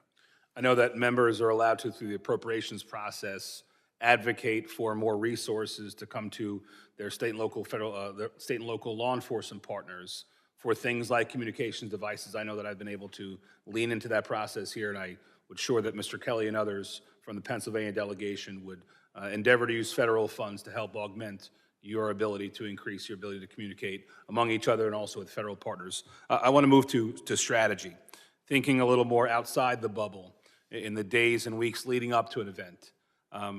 Colonel, do you have a sense on prospectively technology that you use like drones, other decisions you might make like stationing somebody on a nearby high vantage point like a water tower? You've heard some feedback from some informed members here today.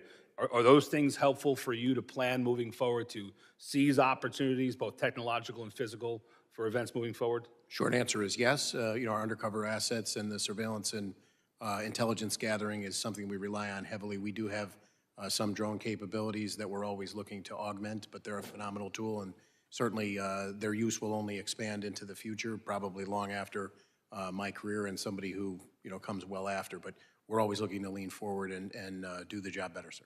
And I think what I heard, Colonel, from the totality of the interactions today was administrative issues.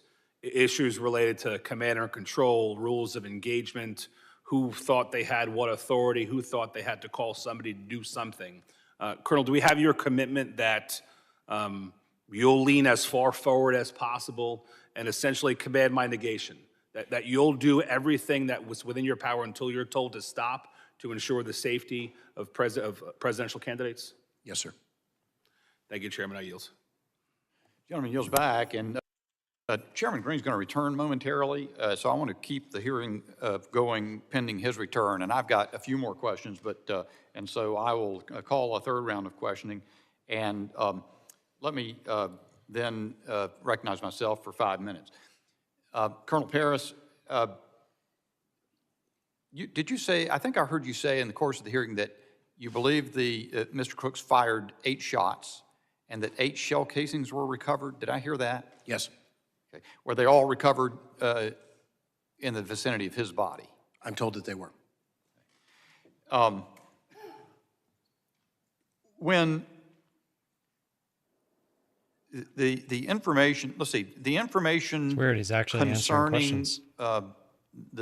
having identified Crooks as a suspicious figure was relayed, and the text message was sent to the Secret Service Bob, it Command sounds Center. like they just never actually saw PSP him. was present, I understand. Is that correct? The PSP member who It sounds like there was received lack those of from Butler, communication. yes. That's what I want to clarify first. Was it a PSP member It who was a received PSP that member. text? So I can comment that it was a PSP member who received that from Butler ESU. And passed it, and then advised Secret Service Immediately advised Secret Service, and then passed it at their direction to a telephone number, texted the information to a telephone number That's what I was briefed. that was given by the Secret Service representative. Did the Secret Service representative indicate to whom that connected, who was being sent the information via that number? I do not know. Our understanding was from an interview that we conducted that it was some sort of tactical asset of the Secret Service.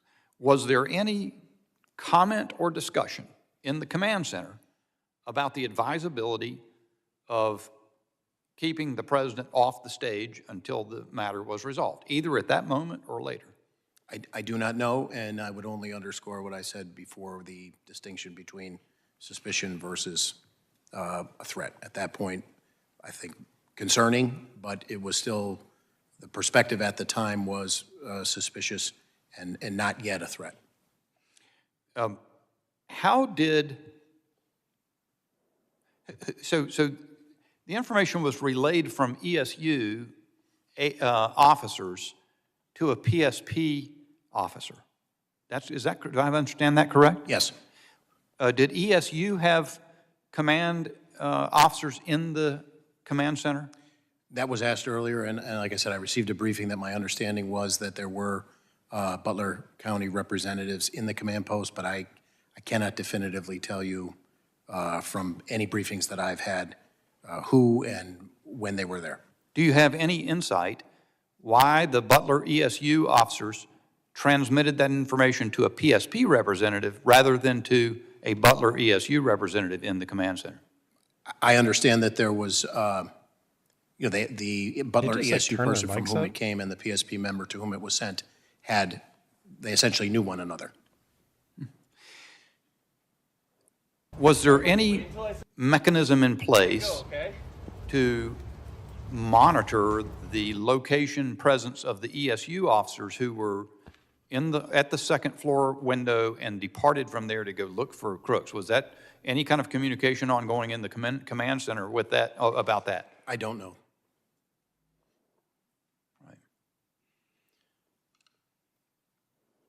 Is that a regular practice in PSP operations to have someone monitoring the location, presence, posting, absence from posts of members of your force? I would say in general, you need to know where your assets are deployed, but I would also say, depending on what the prior rules of engagement are, there may be a situation that could realistically, outside of the example we're discussing today, that we would expect our people to make a decision in the immediate moment to address another issue.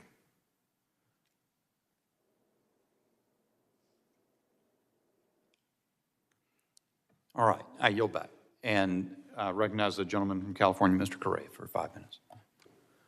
Thank you, Mr. Chairman. Again, gentlemen, thank you for being here. Something Mr. LaLota said that I want to emphasize and underline, which is, gentlemen, I hope you lean forward when it comes to making decisions, making what your gut tells you is the right decision when you're out there trying to protect American lives, especially those of candidates. The situation is an interesting one because in this committee, we have been talking about domestic terrorism as being a bigger threat to the United States than foreign terrorism. And I would imagine, based on the facts that we know them today, this is a domestic individual that God knows what motivated him to do what he's doing. He was looking up information according to what I've read. He was looking up both Democrat and Republican candidates. God knows what set him off or where he was going, or what targets he was really focused on other than possibly the opportunity. This is not good news because this is essentially a lone wolf, it would appear, that just, God knows what motivated him. And I'm bringing this up because, Mr. Yost, you represent thousands of police officers in this country. A lot of them doing the job to the best of their abilities. And yet these are challenges that are very hard to take on. How do you, based on what your officers say out there, what is it that we can do to make your job better? What is it that we can do to begin to get a grip on these lone wolf attacks that are domestically motivated and grown? Well, sir, I'm not too sure I have an easy answer for you on that one. I will tell you that we live in extraordinary times right now where we've gone from talking to people to talking at people. And I think what you see over a period of time, this is eroded to a part where I think through social media or whatever events, we built a community around our own belief systems. And I think that in some ways is what empowers some people who act out on things. We may never understand why some people take the actions they do. I think we're just in some extraordinary times with so much hate in our country. And that's across the board. As a law enforcement officer, we went through that period of time of the dehumanization of law enforcement. It certainly took a toll on us as a profession. I'll give you some examples of how dangerous it is to be a police officer right now. Last year, there were 378 officers that were shot in the line of duty. 60 died. And the number of ambush attacks on law enforcement officers were over 100. That's last year. This year, already, the first 6 months, we're at 200 officers have been shot in the line of duty. Last year? Last year was 376. And this year we're at? This year we're at 200 just in the first 6 months. So we're on par, or it will exceed what last year's been. There's just so much hatred in our country right now, and I think that I agree with the statements made by pretty much everyone in this room. We need to turn the rudder down. I think it's not serving to anyone. The hatred that we have across this country is permeating into everything we have, and that's everybody owns a little bit of You responsibility. guys didn't even see my trade. We need to focus on finding solutions to problems rather than blaming others for what the problems are. I know that that's not your question, but I think it. Well, actually, you are answering my question. Probably heard it sir. though. I'm sorry, what? You are answering my question. Yeah, so what can be done, sir? We really need to turn our rhetoric down. We need to recognize that in reality, this is the reality when it comes to law enforcement. The majority of violent crime in this country is committed by a small percentage of people. When we're able to separate them from the people that they prey on, we impact crime. We struggle in this country because law enforcement officers are doing their job to try and separate that. But I think our system is just so many layers in it that shows that it's fractured. And we really need to get back to the real business of protecting the people we serve. That's the end of the day, that's what's most important. And I have not, we live in Crawford, not yet. extraordinary times. I look at what happened here on the political stage. It doesn't surprise me because this has been happening. End of day drawdown is a million times better. A number of A million times better. Because you can make money throughout the day, and then if you have a bad trade before the end of the day, it doesn't affect your drawdown. Like if you end up break even on the day, but if you have a trailing drawdown, that's going to count against you. The end of day drawdown is I amazing. think every encounter of the millions of calls of service that troopers answer across 45,000 square miles of the Commonwealth is an opportunity to establish that relationship and be professional and do the right thing. And that's what I think, sometimes the more complex the problem, the more simple the solution in terms of keeping our focus on being professionals, doing the right thing at the right time, and working, showing up every day and earning it. If I conclude by saying that thank you for your service to our country and to our communities, keeping us safe, and consider us, I think I can speak for everybody up here, consider us partners of yours. Work with us, talk to us, not at us, but with us, so we can figure out how to solve some of these issues. Thank you very much, Mr. Chairman. My time is up. Gentleman yields back, and all time having expired in the second round of questioning, I would yield to the ranking member for a closing statement if you have one, sir. Thank you, Mr. Chairman, and I do, and again, to repeat myself, thanks our witnesses for being here today, and I want to thank our chairman for calling this most important hearing. July 13th was a tragedy. Can't let it happen again. And that's why we're here today, oversight to get the facts. And I believe that we have started getting some facts. A whole lot more work to be done, but we're going in that direction. We do have a lot of questions for the Secret Service, for local law enforcement. And as Mr. Ivey said, the locals didn't get a lot of notice when it came to this campaign event for a presidential candidate. We need to do better. The American public is relying on us to get some answers. They want to make sure that we're doing the best we can to guard our democracy by guarding our candidates to office. And as we get closer to the November election, like you both have said, we got to watch the rhetoric. We got to tone it down. And I've heard those words in this committee. Right after January 6th, Got myself some hiking boots. we echoed those same words from both sides. Tone it down, folks. And we're still there. I wanted black ones, but it was like an extra $20 for the same shoe, just to get black. For democracy, we need to again. How many points are you going for on a trade? At least 5. We can do this. No, I just said be right back. I went to go get my new chair. Look. I thank the gentleman, and I'm going to give the chairman's closing statement for him, but it's prepared here, and I think that is the appropriate way to end. Before I do that, I want to say thank you to the witnesses, especially Colonel Paris. I will say that in the North Carolina Highway Patrol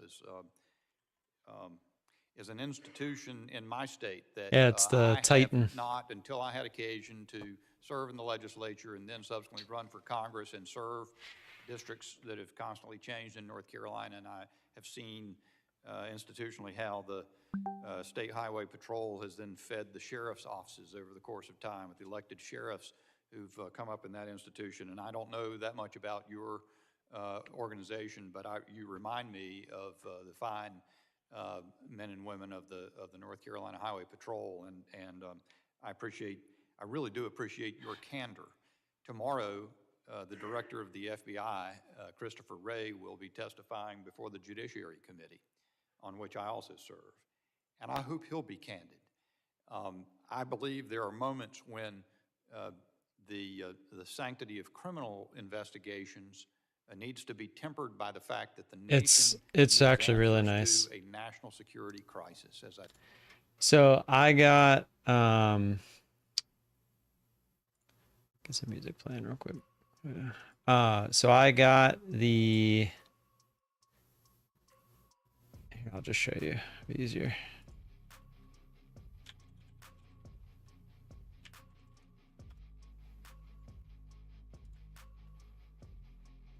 It's this one, the Titan 2020. It's like $500, I think. Yeah. 520. This is the one that it is. It's the soft weave fabric. It was 520, but I got it for 200. Some guy had bought it. They're moving, and they didn't want it anymore, so it's like lightly used. But they had video and pictures on the listing and stuff on Facebook Marketplace, and they were asking 300. And I was like, can I? I was like, I know you just listed this, but I wasn't looking to spend more than 150 on a new chair. I was like, I'll offer 200 if no one else wants it, let me know. And they were like, we're moving. We just want to get everything out of the house. She was like, come grab it. I was like, I'll be there later. Yeah, it's like up to $90 off or whatever. I saw that.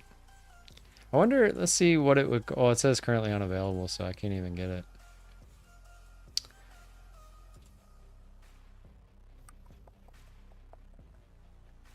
What's that? Okay, so selling price, it would be 500. But then I remember in the, I don't want to, see if I, yeah. Let's say I remember in here, one of them, yeah, see there, 520. It showed that it was like $30 shipping and then taxes. So if you take 500 times 0.06, so $30 in taxes, $30 in shipping. So it would have been $560. And then I would have had to put it together, yada, yada, yada. So it worked out. It basically is new.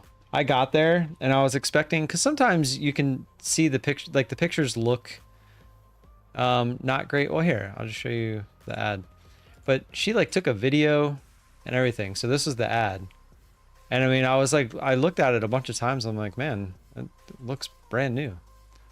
She even spun it around, because you ever see people that like they have chairs and like the cats get a hold of them? Nice pulls there. But yeah, I mean, the thing essentially looked new. It feels new. But then, yeah, just all the pictures and stuff.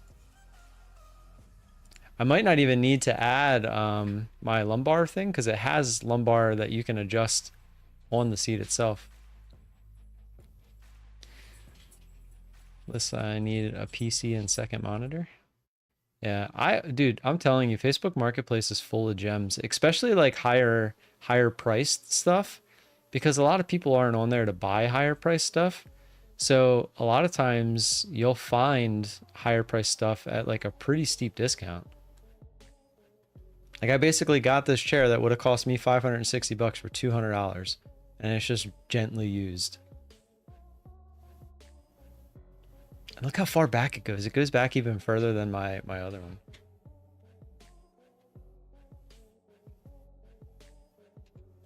Like I might need, like it comes with this pillow up here, but like I might need like, let me see. Oh no, this will probably work. I'll say I might I was gonna say I might need like an actual pillow to when I lay back to watch something. And it comes like all the way up, so like it like makes you sit upright, and it's got that lump. Yeah, dude, this feels nice. It's not hurting my back. You guys want to play marbles? Let's play a game of marbles, and I'm probably actually going to get out of here because I have some stuff to do around the house. One of the drains is clogged. One of my toilets, one of the pieces inside the toilet broke. I gotta go return some stuff. I have a lot of stuff I want to get done today.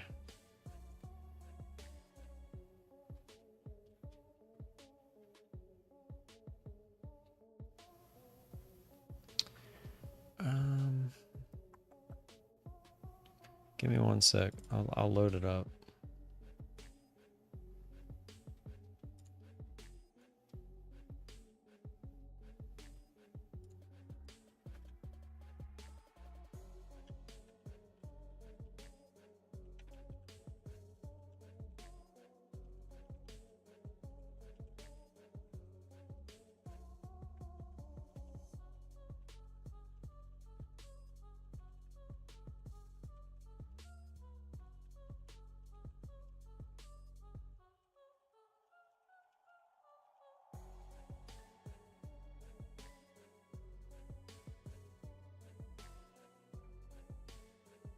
The Green Souls one. Yeah, so my old chair, which you can see here, it's one of those ergonomic chairs, but it just like the armrest started falling apart.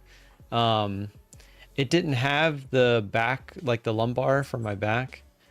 I had to buy one of those things for it. And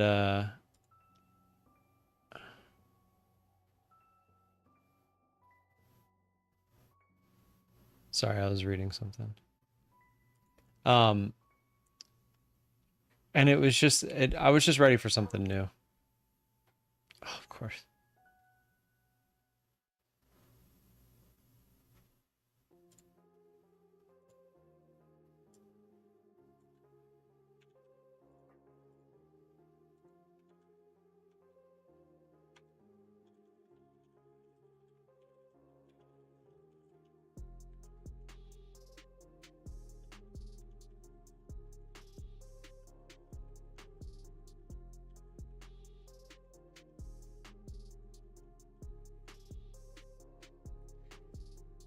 Yes.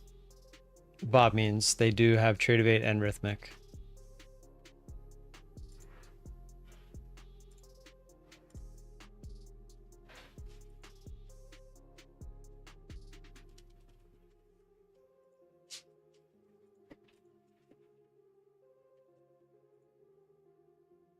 Oh yeah, now I have to take apart that orange chair that I had got because I have to return that.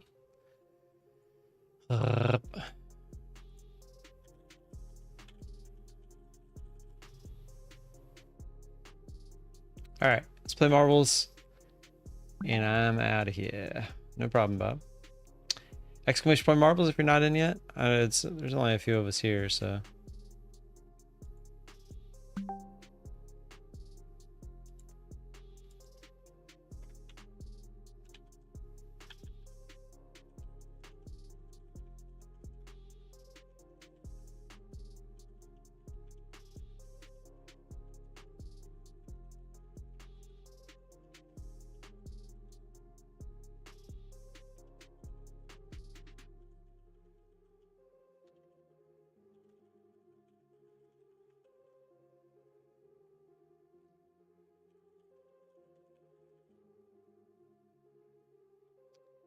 All right, man.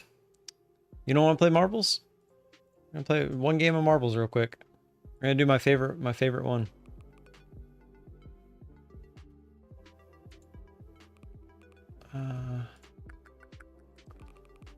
It's a standard one though. Just gotta find it.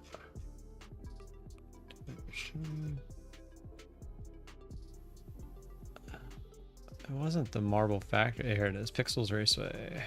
That's.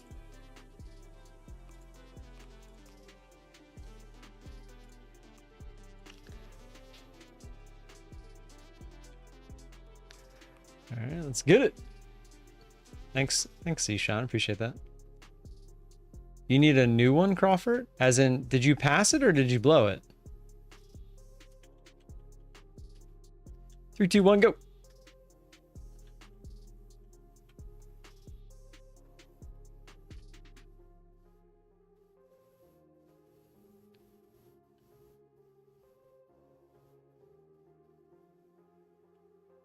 Speaking of Zishan, he's in 3rd place. I'm in 4th, right behind him. Let's go to my marble. See what happens with the first set of tires.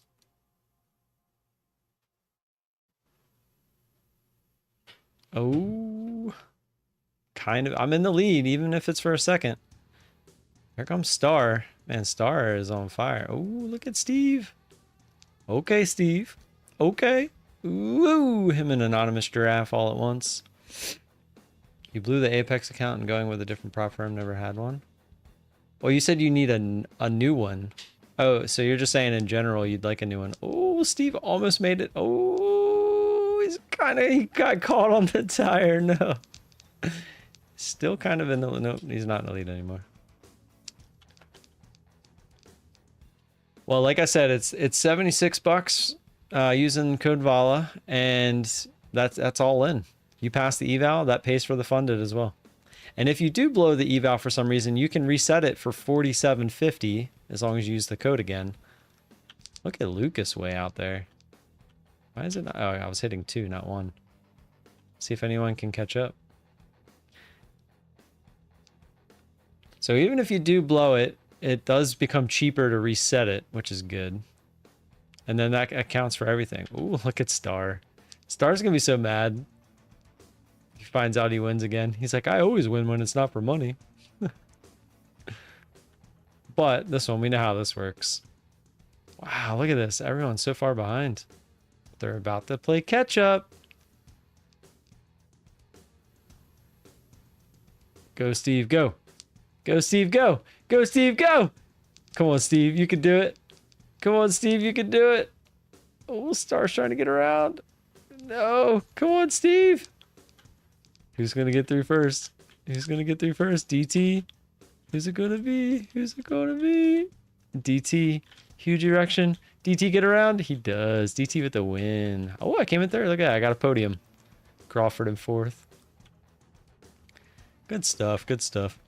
All right, guys. I'll be here same time, same place tomorrow for the Open. I will see you all then. Appreciate y'all stopping by even after I was gone for a little bit. Have a good rest of your day, and I'll see you tomorrow. Until then, peace.